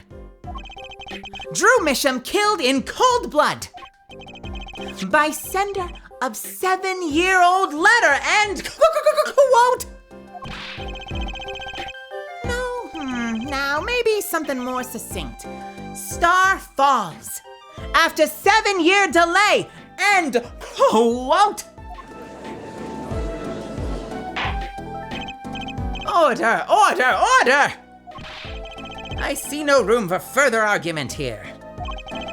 Though I admit this is all coming as quite a shock. To think that the murder weapon reached his mouth after 7 years. Stamp is ticket straight to afterlife. End quote. Uh-oh. I think the witness is a bad influence on our judge. I see no need to further debate on this matter. The sender of that letter 7 years ago could hardly have been our defendant. Apollo? I think we just won. Very well. This court finds the defendant. Objection!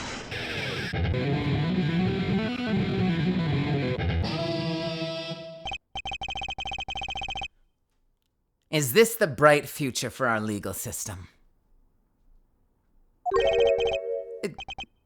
Prosecutor Gavin? A ticket to the afterlife from 7 years ago. Tickets for Gaviner's shows are invalid after 2 weeks. But it doesn't make sense any other way. It boggles my mind that so many people haven't noticed this. There's a fatal contradiction in Air Forehead's claim. A contradiction? A poison stamp was placed in this envelope 7 years ago, whereupon it was framed until now. If that's the case, then why would Drew Misham have done what he did? Well, Emma, explain that. He must have realized it was poisoned. Therein lies the rub. 7 years ago, the forger Drew Misham sensed a trap and put the stamp in a frame. I do not debate this, but that begs the question. Why 7 years later did he use that stamp on the night of the murder?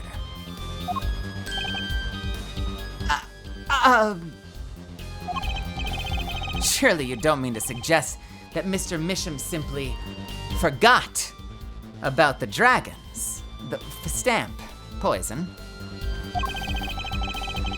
He put the murder weapon in a frame on his desk for 7 years and forgot? You expect us to believe he sprang the trap on himself?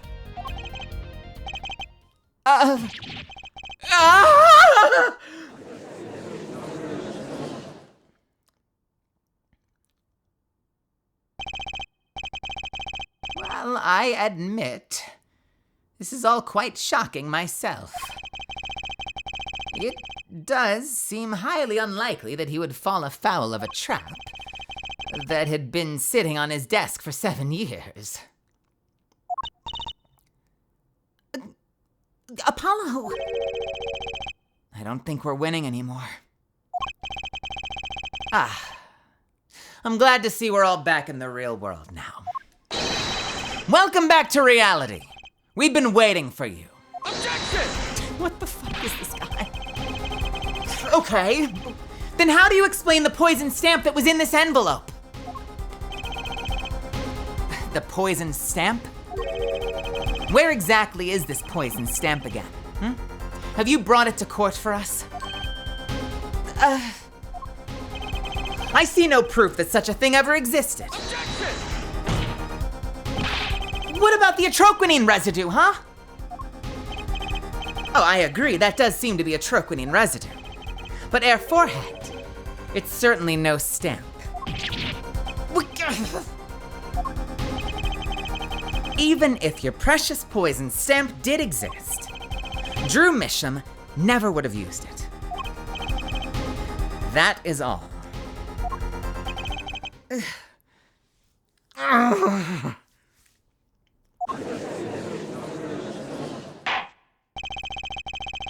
Well, I believe we've come to a conclusion again. Apollo! Were we wrong the whole time? I can't believe it. The poison traces match up. I mean, it can't be a coincidence. I'd like to bring some closure to this issue. Sometime this year. Mr. Justice. Yes, Your Honor.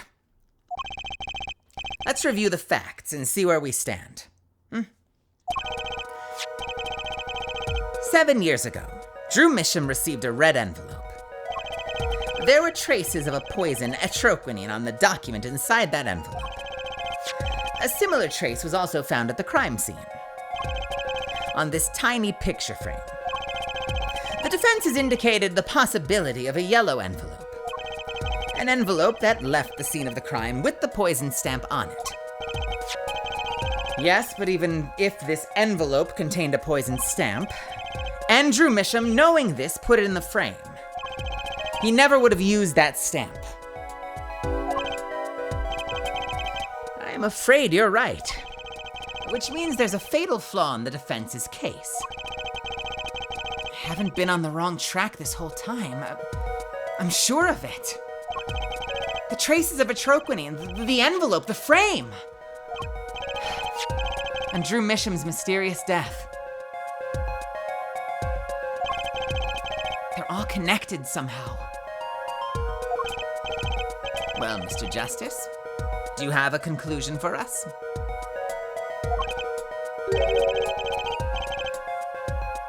The defense stands by its case, Your Honor. We've seen that the logical outcome of the evidence makes no sense, which means that one of our clues must be a fake. Huh. A fake clue. Fascinating. And if we find this fake, your wild fantasies will prove quite reasonable, yeah? A fake clue that's thrown us all off the poison's trail. A fake clue that's thrown us all off the poison's trail is none other than...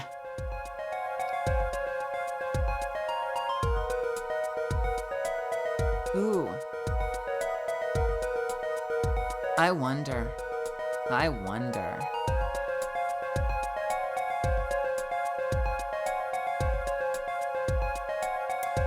And while we think about this, I've got an ad starting in a minute that I can't skip, so why don't you think about this for 3 minutes, and when we come back, we'll make a decision. All right? I'll be right back. Oh, the cliffhanger! See you in a few.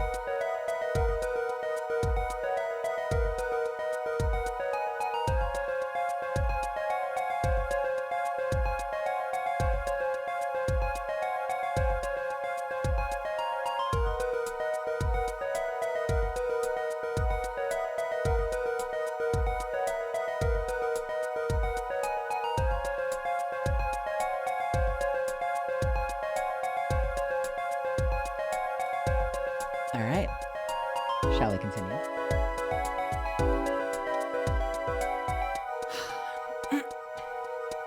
So, if there's a fake clue,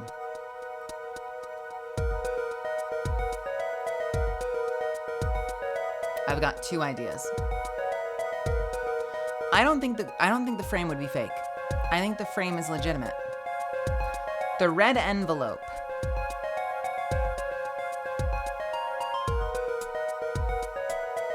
The reason the red envelope could make sense would be if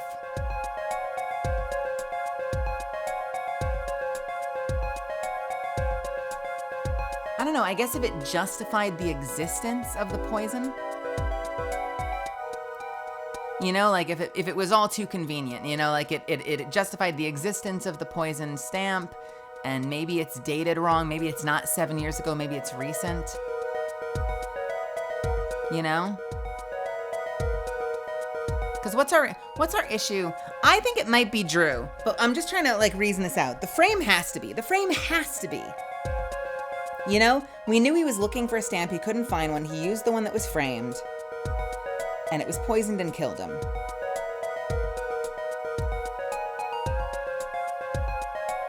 The reason the letter could be a fake would be if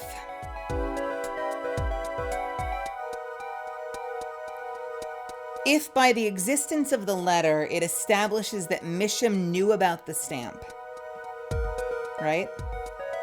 If the letter proves that Misham knew about the stamp and then raises the question of, well, why would he use a stamp he knew was poisoned?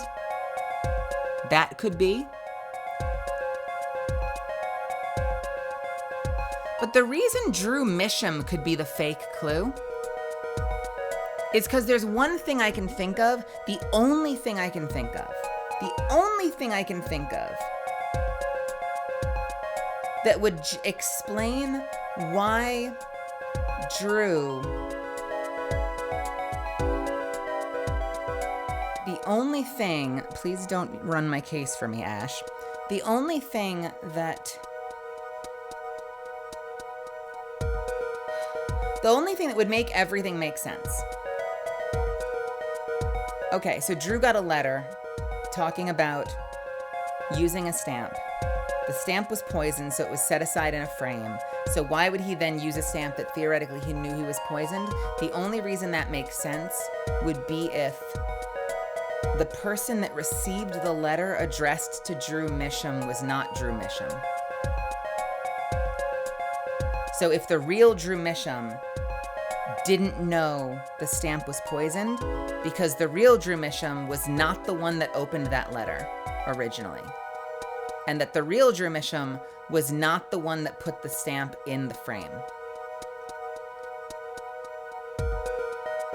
You see, you picking up what I'm putting down, Misfits? That's the reason I could think it might be Drew Misham. Was that if Drew was not the one that received the stamp and was not the one that determined it was poisoned, you know, then the real Drew Misham could get confused and use a stamp that he didn't know was poisoned.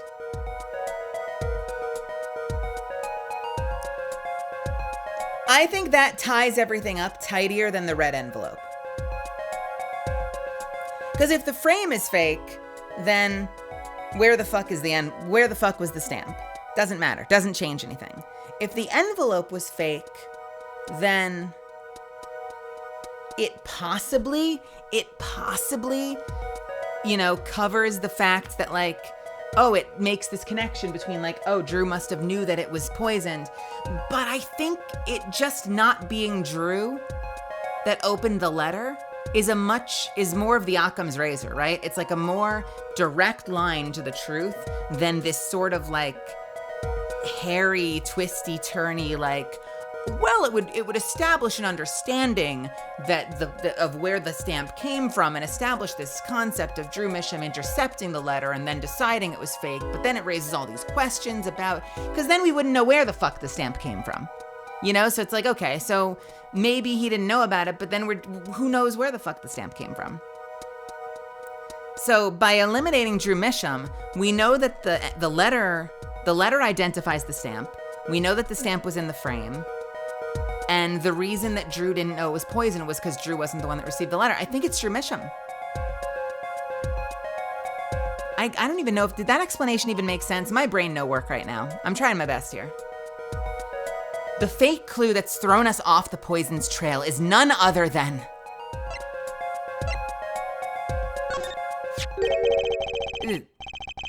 The victim was a fake clue? I'm afraid I don't understand. I'll explain. We have an envelope, a frame, and a mug linked with poison, linked by poison. That all makes sense. What doesn't make sense is the victim himself. Objection! Congratulations, you've completely lost me. So the fake evidence is none other than the master of fake himself, the forger. It makes a good story, I'll give you that. The fake clue. Fakes. Forgeries. Did you just nut, Apollo? I know that face. That's the I just had an idea face and or the nut face. I don't know if I'm right, but I'm going with it anyway. What if our forger is the fake?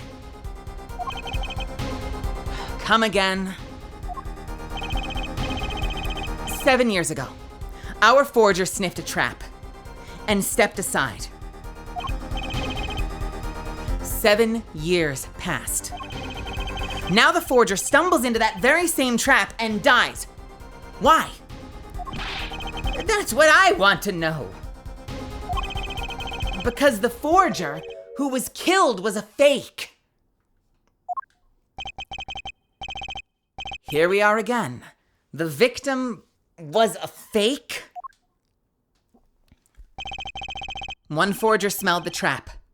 One forger fell into the trap. That's 2 forgers. And one of them was a fake.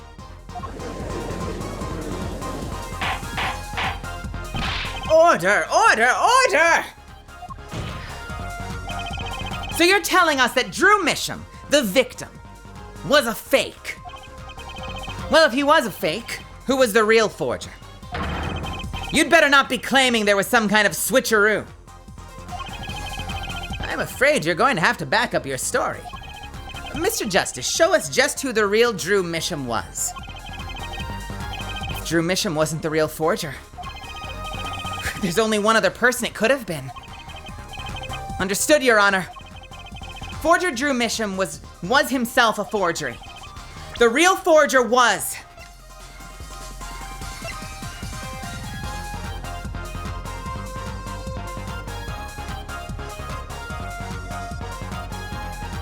At age 12? At age 12? Take that! There can be only one explanation, really. The real identity of the forger known as Drew Misham is none other than his only daughter, Vera Misham.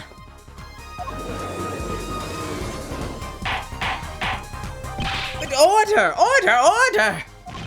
Mr. Justice, this is going out on a limb even for you. I kind of agree. I mean, Vera, a forger? Let's consider it before you write it off entirely, I'm doing a lot of hmms tonight, I don't know why. If you look at the paintings in the studio, one fact becomes clear. Forgery had been taking place in that studio for quite some time. The forger wasn't caught in the trap 7 years ago. This can only mean that the one who was caught in the trap wasn't the forger. Well, actually, that does kind of make a certain kind of sense. One more thing. Only 2 sets of fingerprints were found in the forger's studio. Drew Misham's and Vera Misham's. If we know that Drew Misham wasn't the forger, That leaves only one possibility. By process of elimination. The forger was Vera Misham. Well?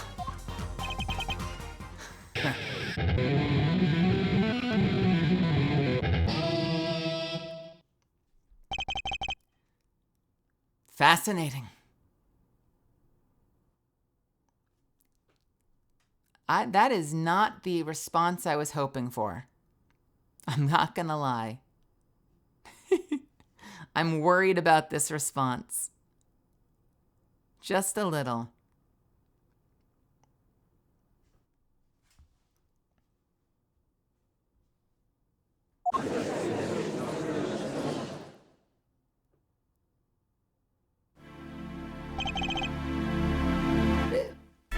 Vera Misham?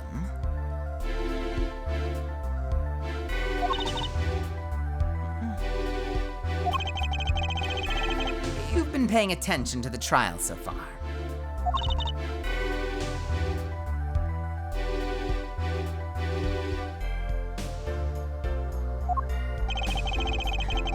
Let's just ask her and be done with it, shall we? Who are you? Who is the forger? Drew Misham?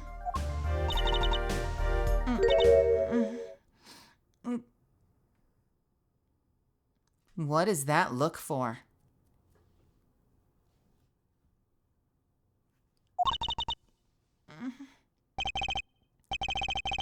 Was that an expression of emotion I saw on her face? She's staring holes into Prosecutor Gavin's face.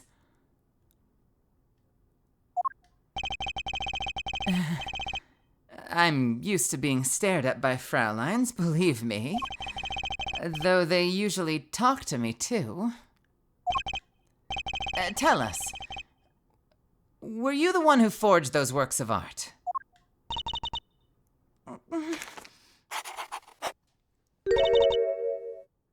Yes.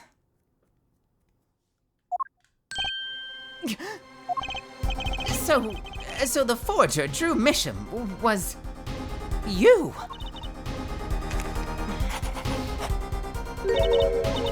Yes, it was me.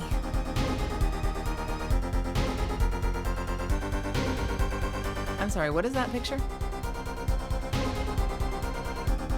What is that picture?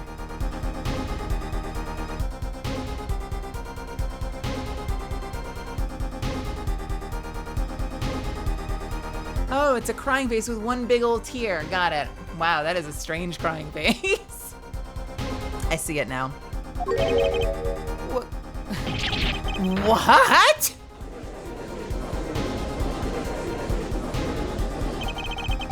The court was in an uproar, and it wasn't coming down. We had to break for a 10-minute recess. Jesus, we're still going on this day. That's insane.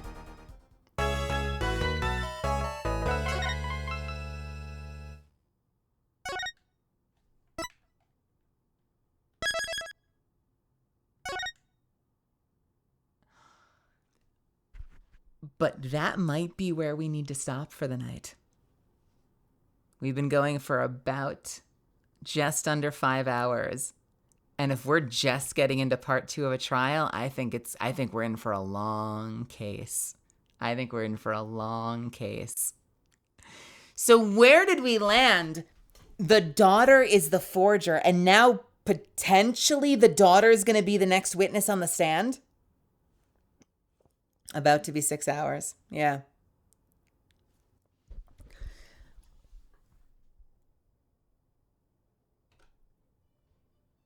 But that's where we're going to end it for today.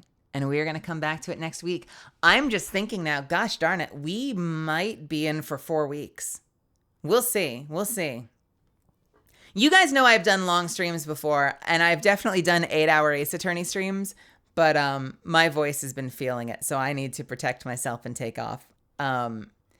But we will be back with, I guess, the second part of trial day 2 into investigation day 2, if we have one, on tomorrow. Not tomorrow. Friday. Next Friday. And we'll be back tomorrow with probably more Grounded. Did you guys have fun? Are you enjoying the case so far? My favorite part so far has been that completely unnerving Christoph Gavin jump scare that came out of nowhere. And it was written like him. Like, we knew it was him. I want to go back and find that. Like, we knew it was him because it just was written like him. It was just written like him. And I'm sitting here like, but Christoph is in jail. There's no way he's in the courtroom. But it has to be him. But he shouldn't be here. And so then we pan over and it's Christoph. But then it's Emma. That was such a cinematic moment. Like, absolute cinema. This case is starting to crank up the heat and is getting really interesting. What does it mean that the daughter, Vera Misham, was forging at age 12? How? And does that mean that the dad wasn't a forger? Yeah, that's a really good point. Like, one, that would mean that the 12-year-old Vera, pretending to be her father, or more likely what Phoenix said, father using her for profit, maybe, determined that the stamp was, well, one of two things. Either determined that the stamp was poisonous and put it in a picture frame, or maybe she just liked the stamp. Because they called it a commemorative stamp, like it's made for a commemorative stamp. So maybe the stamp was pretty, so she used a different stamp. Either way, she frames the stamp instead of her dad, and her dad never knows it was poison. Neither of them knew it was poison. That's actually interesting. That's the one thing we didn't explore. The one possibility we didn't explore and probably should have is that what if he just liked the stamp and framed it and used a different stamp? Like, we don't know that whoever opened the letter knew it was poison. Neither of them might know it was poison. It might have been a complete coincidence why that stamp ended up framed. It could have just been a cool stamp. Who knows? But Vera at age 12 doing forging shit. Does that mean that 12-year-old Vera was forging evidence? Because they brought that up as a possibility. It wasn't proven. We don't know if it's true. But Brushel brought up the possibility of that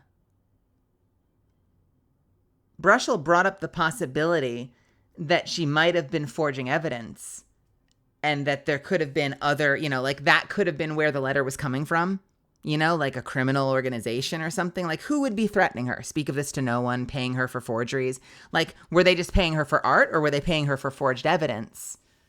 And was she doing that at age 12? And does that mean that her father was just a children's book illustrator who was using his daughter,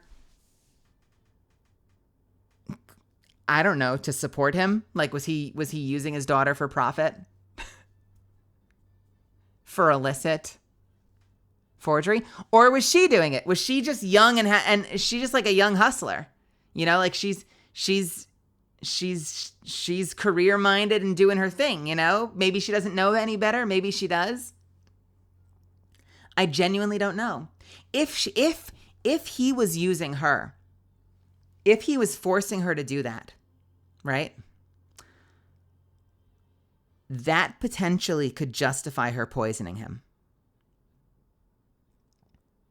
If she felt trapped, and if he was abusing her by forcing her to work and perform and do all this stuff, do all these crimes to support him, that could actually justify her poisoning him if she needed to get out and felt she couldn't.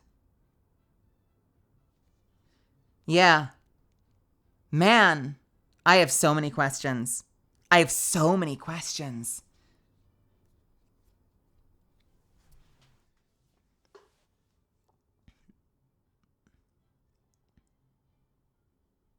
But we're going to have to find out next week when we come back for trial day 1. The trial resumes. Thank you so much for hanging out with me tonight and keeping me company. I had a lot of fun. I hope you did too. I hope it's okay that we're stopping here at the 6-hour mark instead of finishing the day. You guys know how much I like to do the trial day. And get the whole thing done. But because it's a finale, like, that was an immensely long trial, right? I feel like, when did we start it? That feels like that was a multi-hour long trial. Didn't we start the trial day at like 10 o'clock or 9:30? That was an immensely long trial day, and it's only the first half. I thought this was going to be a shorter case because it doesn't look like there's as many days as previous finales. But if the trial days are that long, yeah, we're in it for a stretch. Next time on Dragon Ball Z.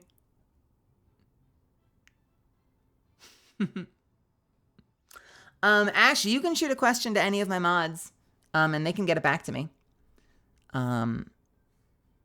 Yeah, ping my mods or throw a ticket in, and maybe we can get an answer to you. Thank you so much for hanging out with me tonight. Thank you for keeping me company. Thank you for supporting what I do here. You guys know this is my favorite stream all week. Getting to like stand up here, get up on my feet and voice act for you guys. Even if, I'm not going to lie, I was coughing like crazy tonight. I was muting like crazy. I don't know, my stomach and my sinuses and shit are not happy. I don't know if that's allergies. I don't know if that's just my stomach today. It could also be, you know, the 50,000 plus acres of fire that are on, you know, of land that are on fire in Los Angeles. Hard to say. All kinds of things could be impacting the quality of living these days. But yeah, I hope it was still fun for you guys and you guys enjoyed yourselves. I love doing this so much. Incidentally, thank you to, we had one beautiful soul that gifted a sub today. And thank you for that.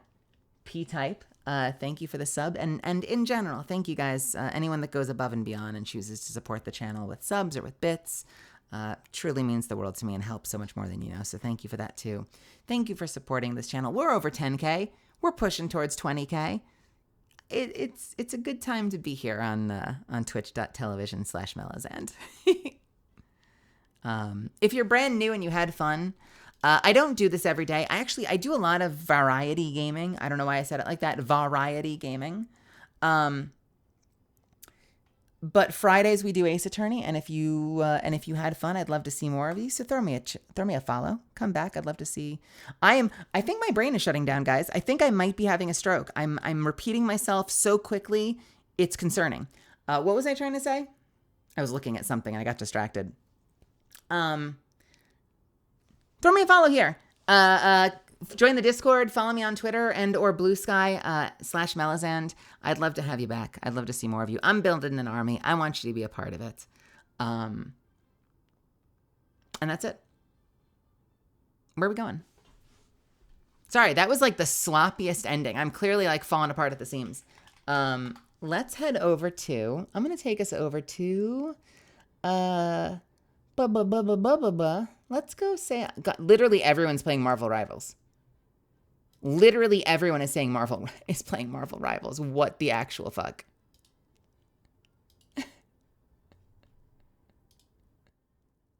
What in the actual fuck?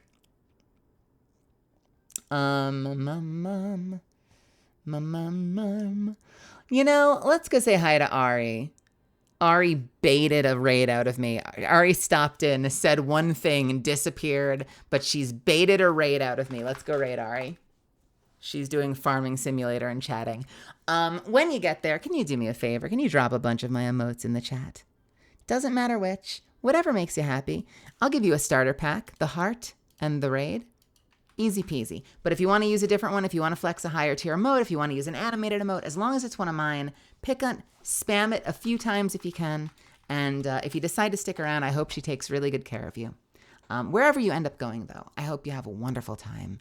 Stay hydrated. Be kind to yourself. If you're in a disaster area like many parts of LA right now, take care of yourself. Be safe. Watch the news. I know that only applies to Los Angeles residents for the most part, but yeah, just have a wonderful night. Get some rest, and I'll see you back here tomorrow for more. All right. I love y'all. Have a great night. Take care.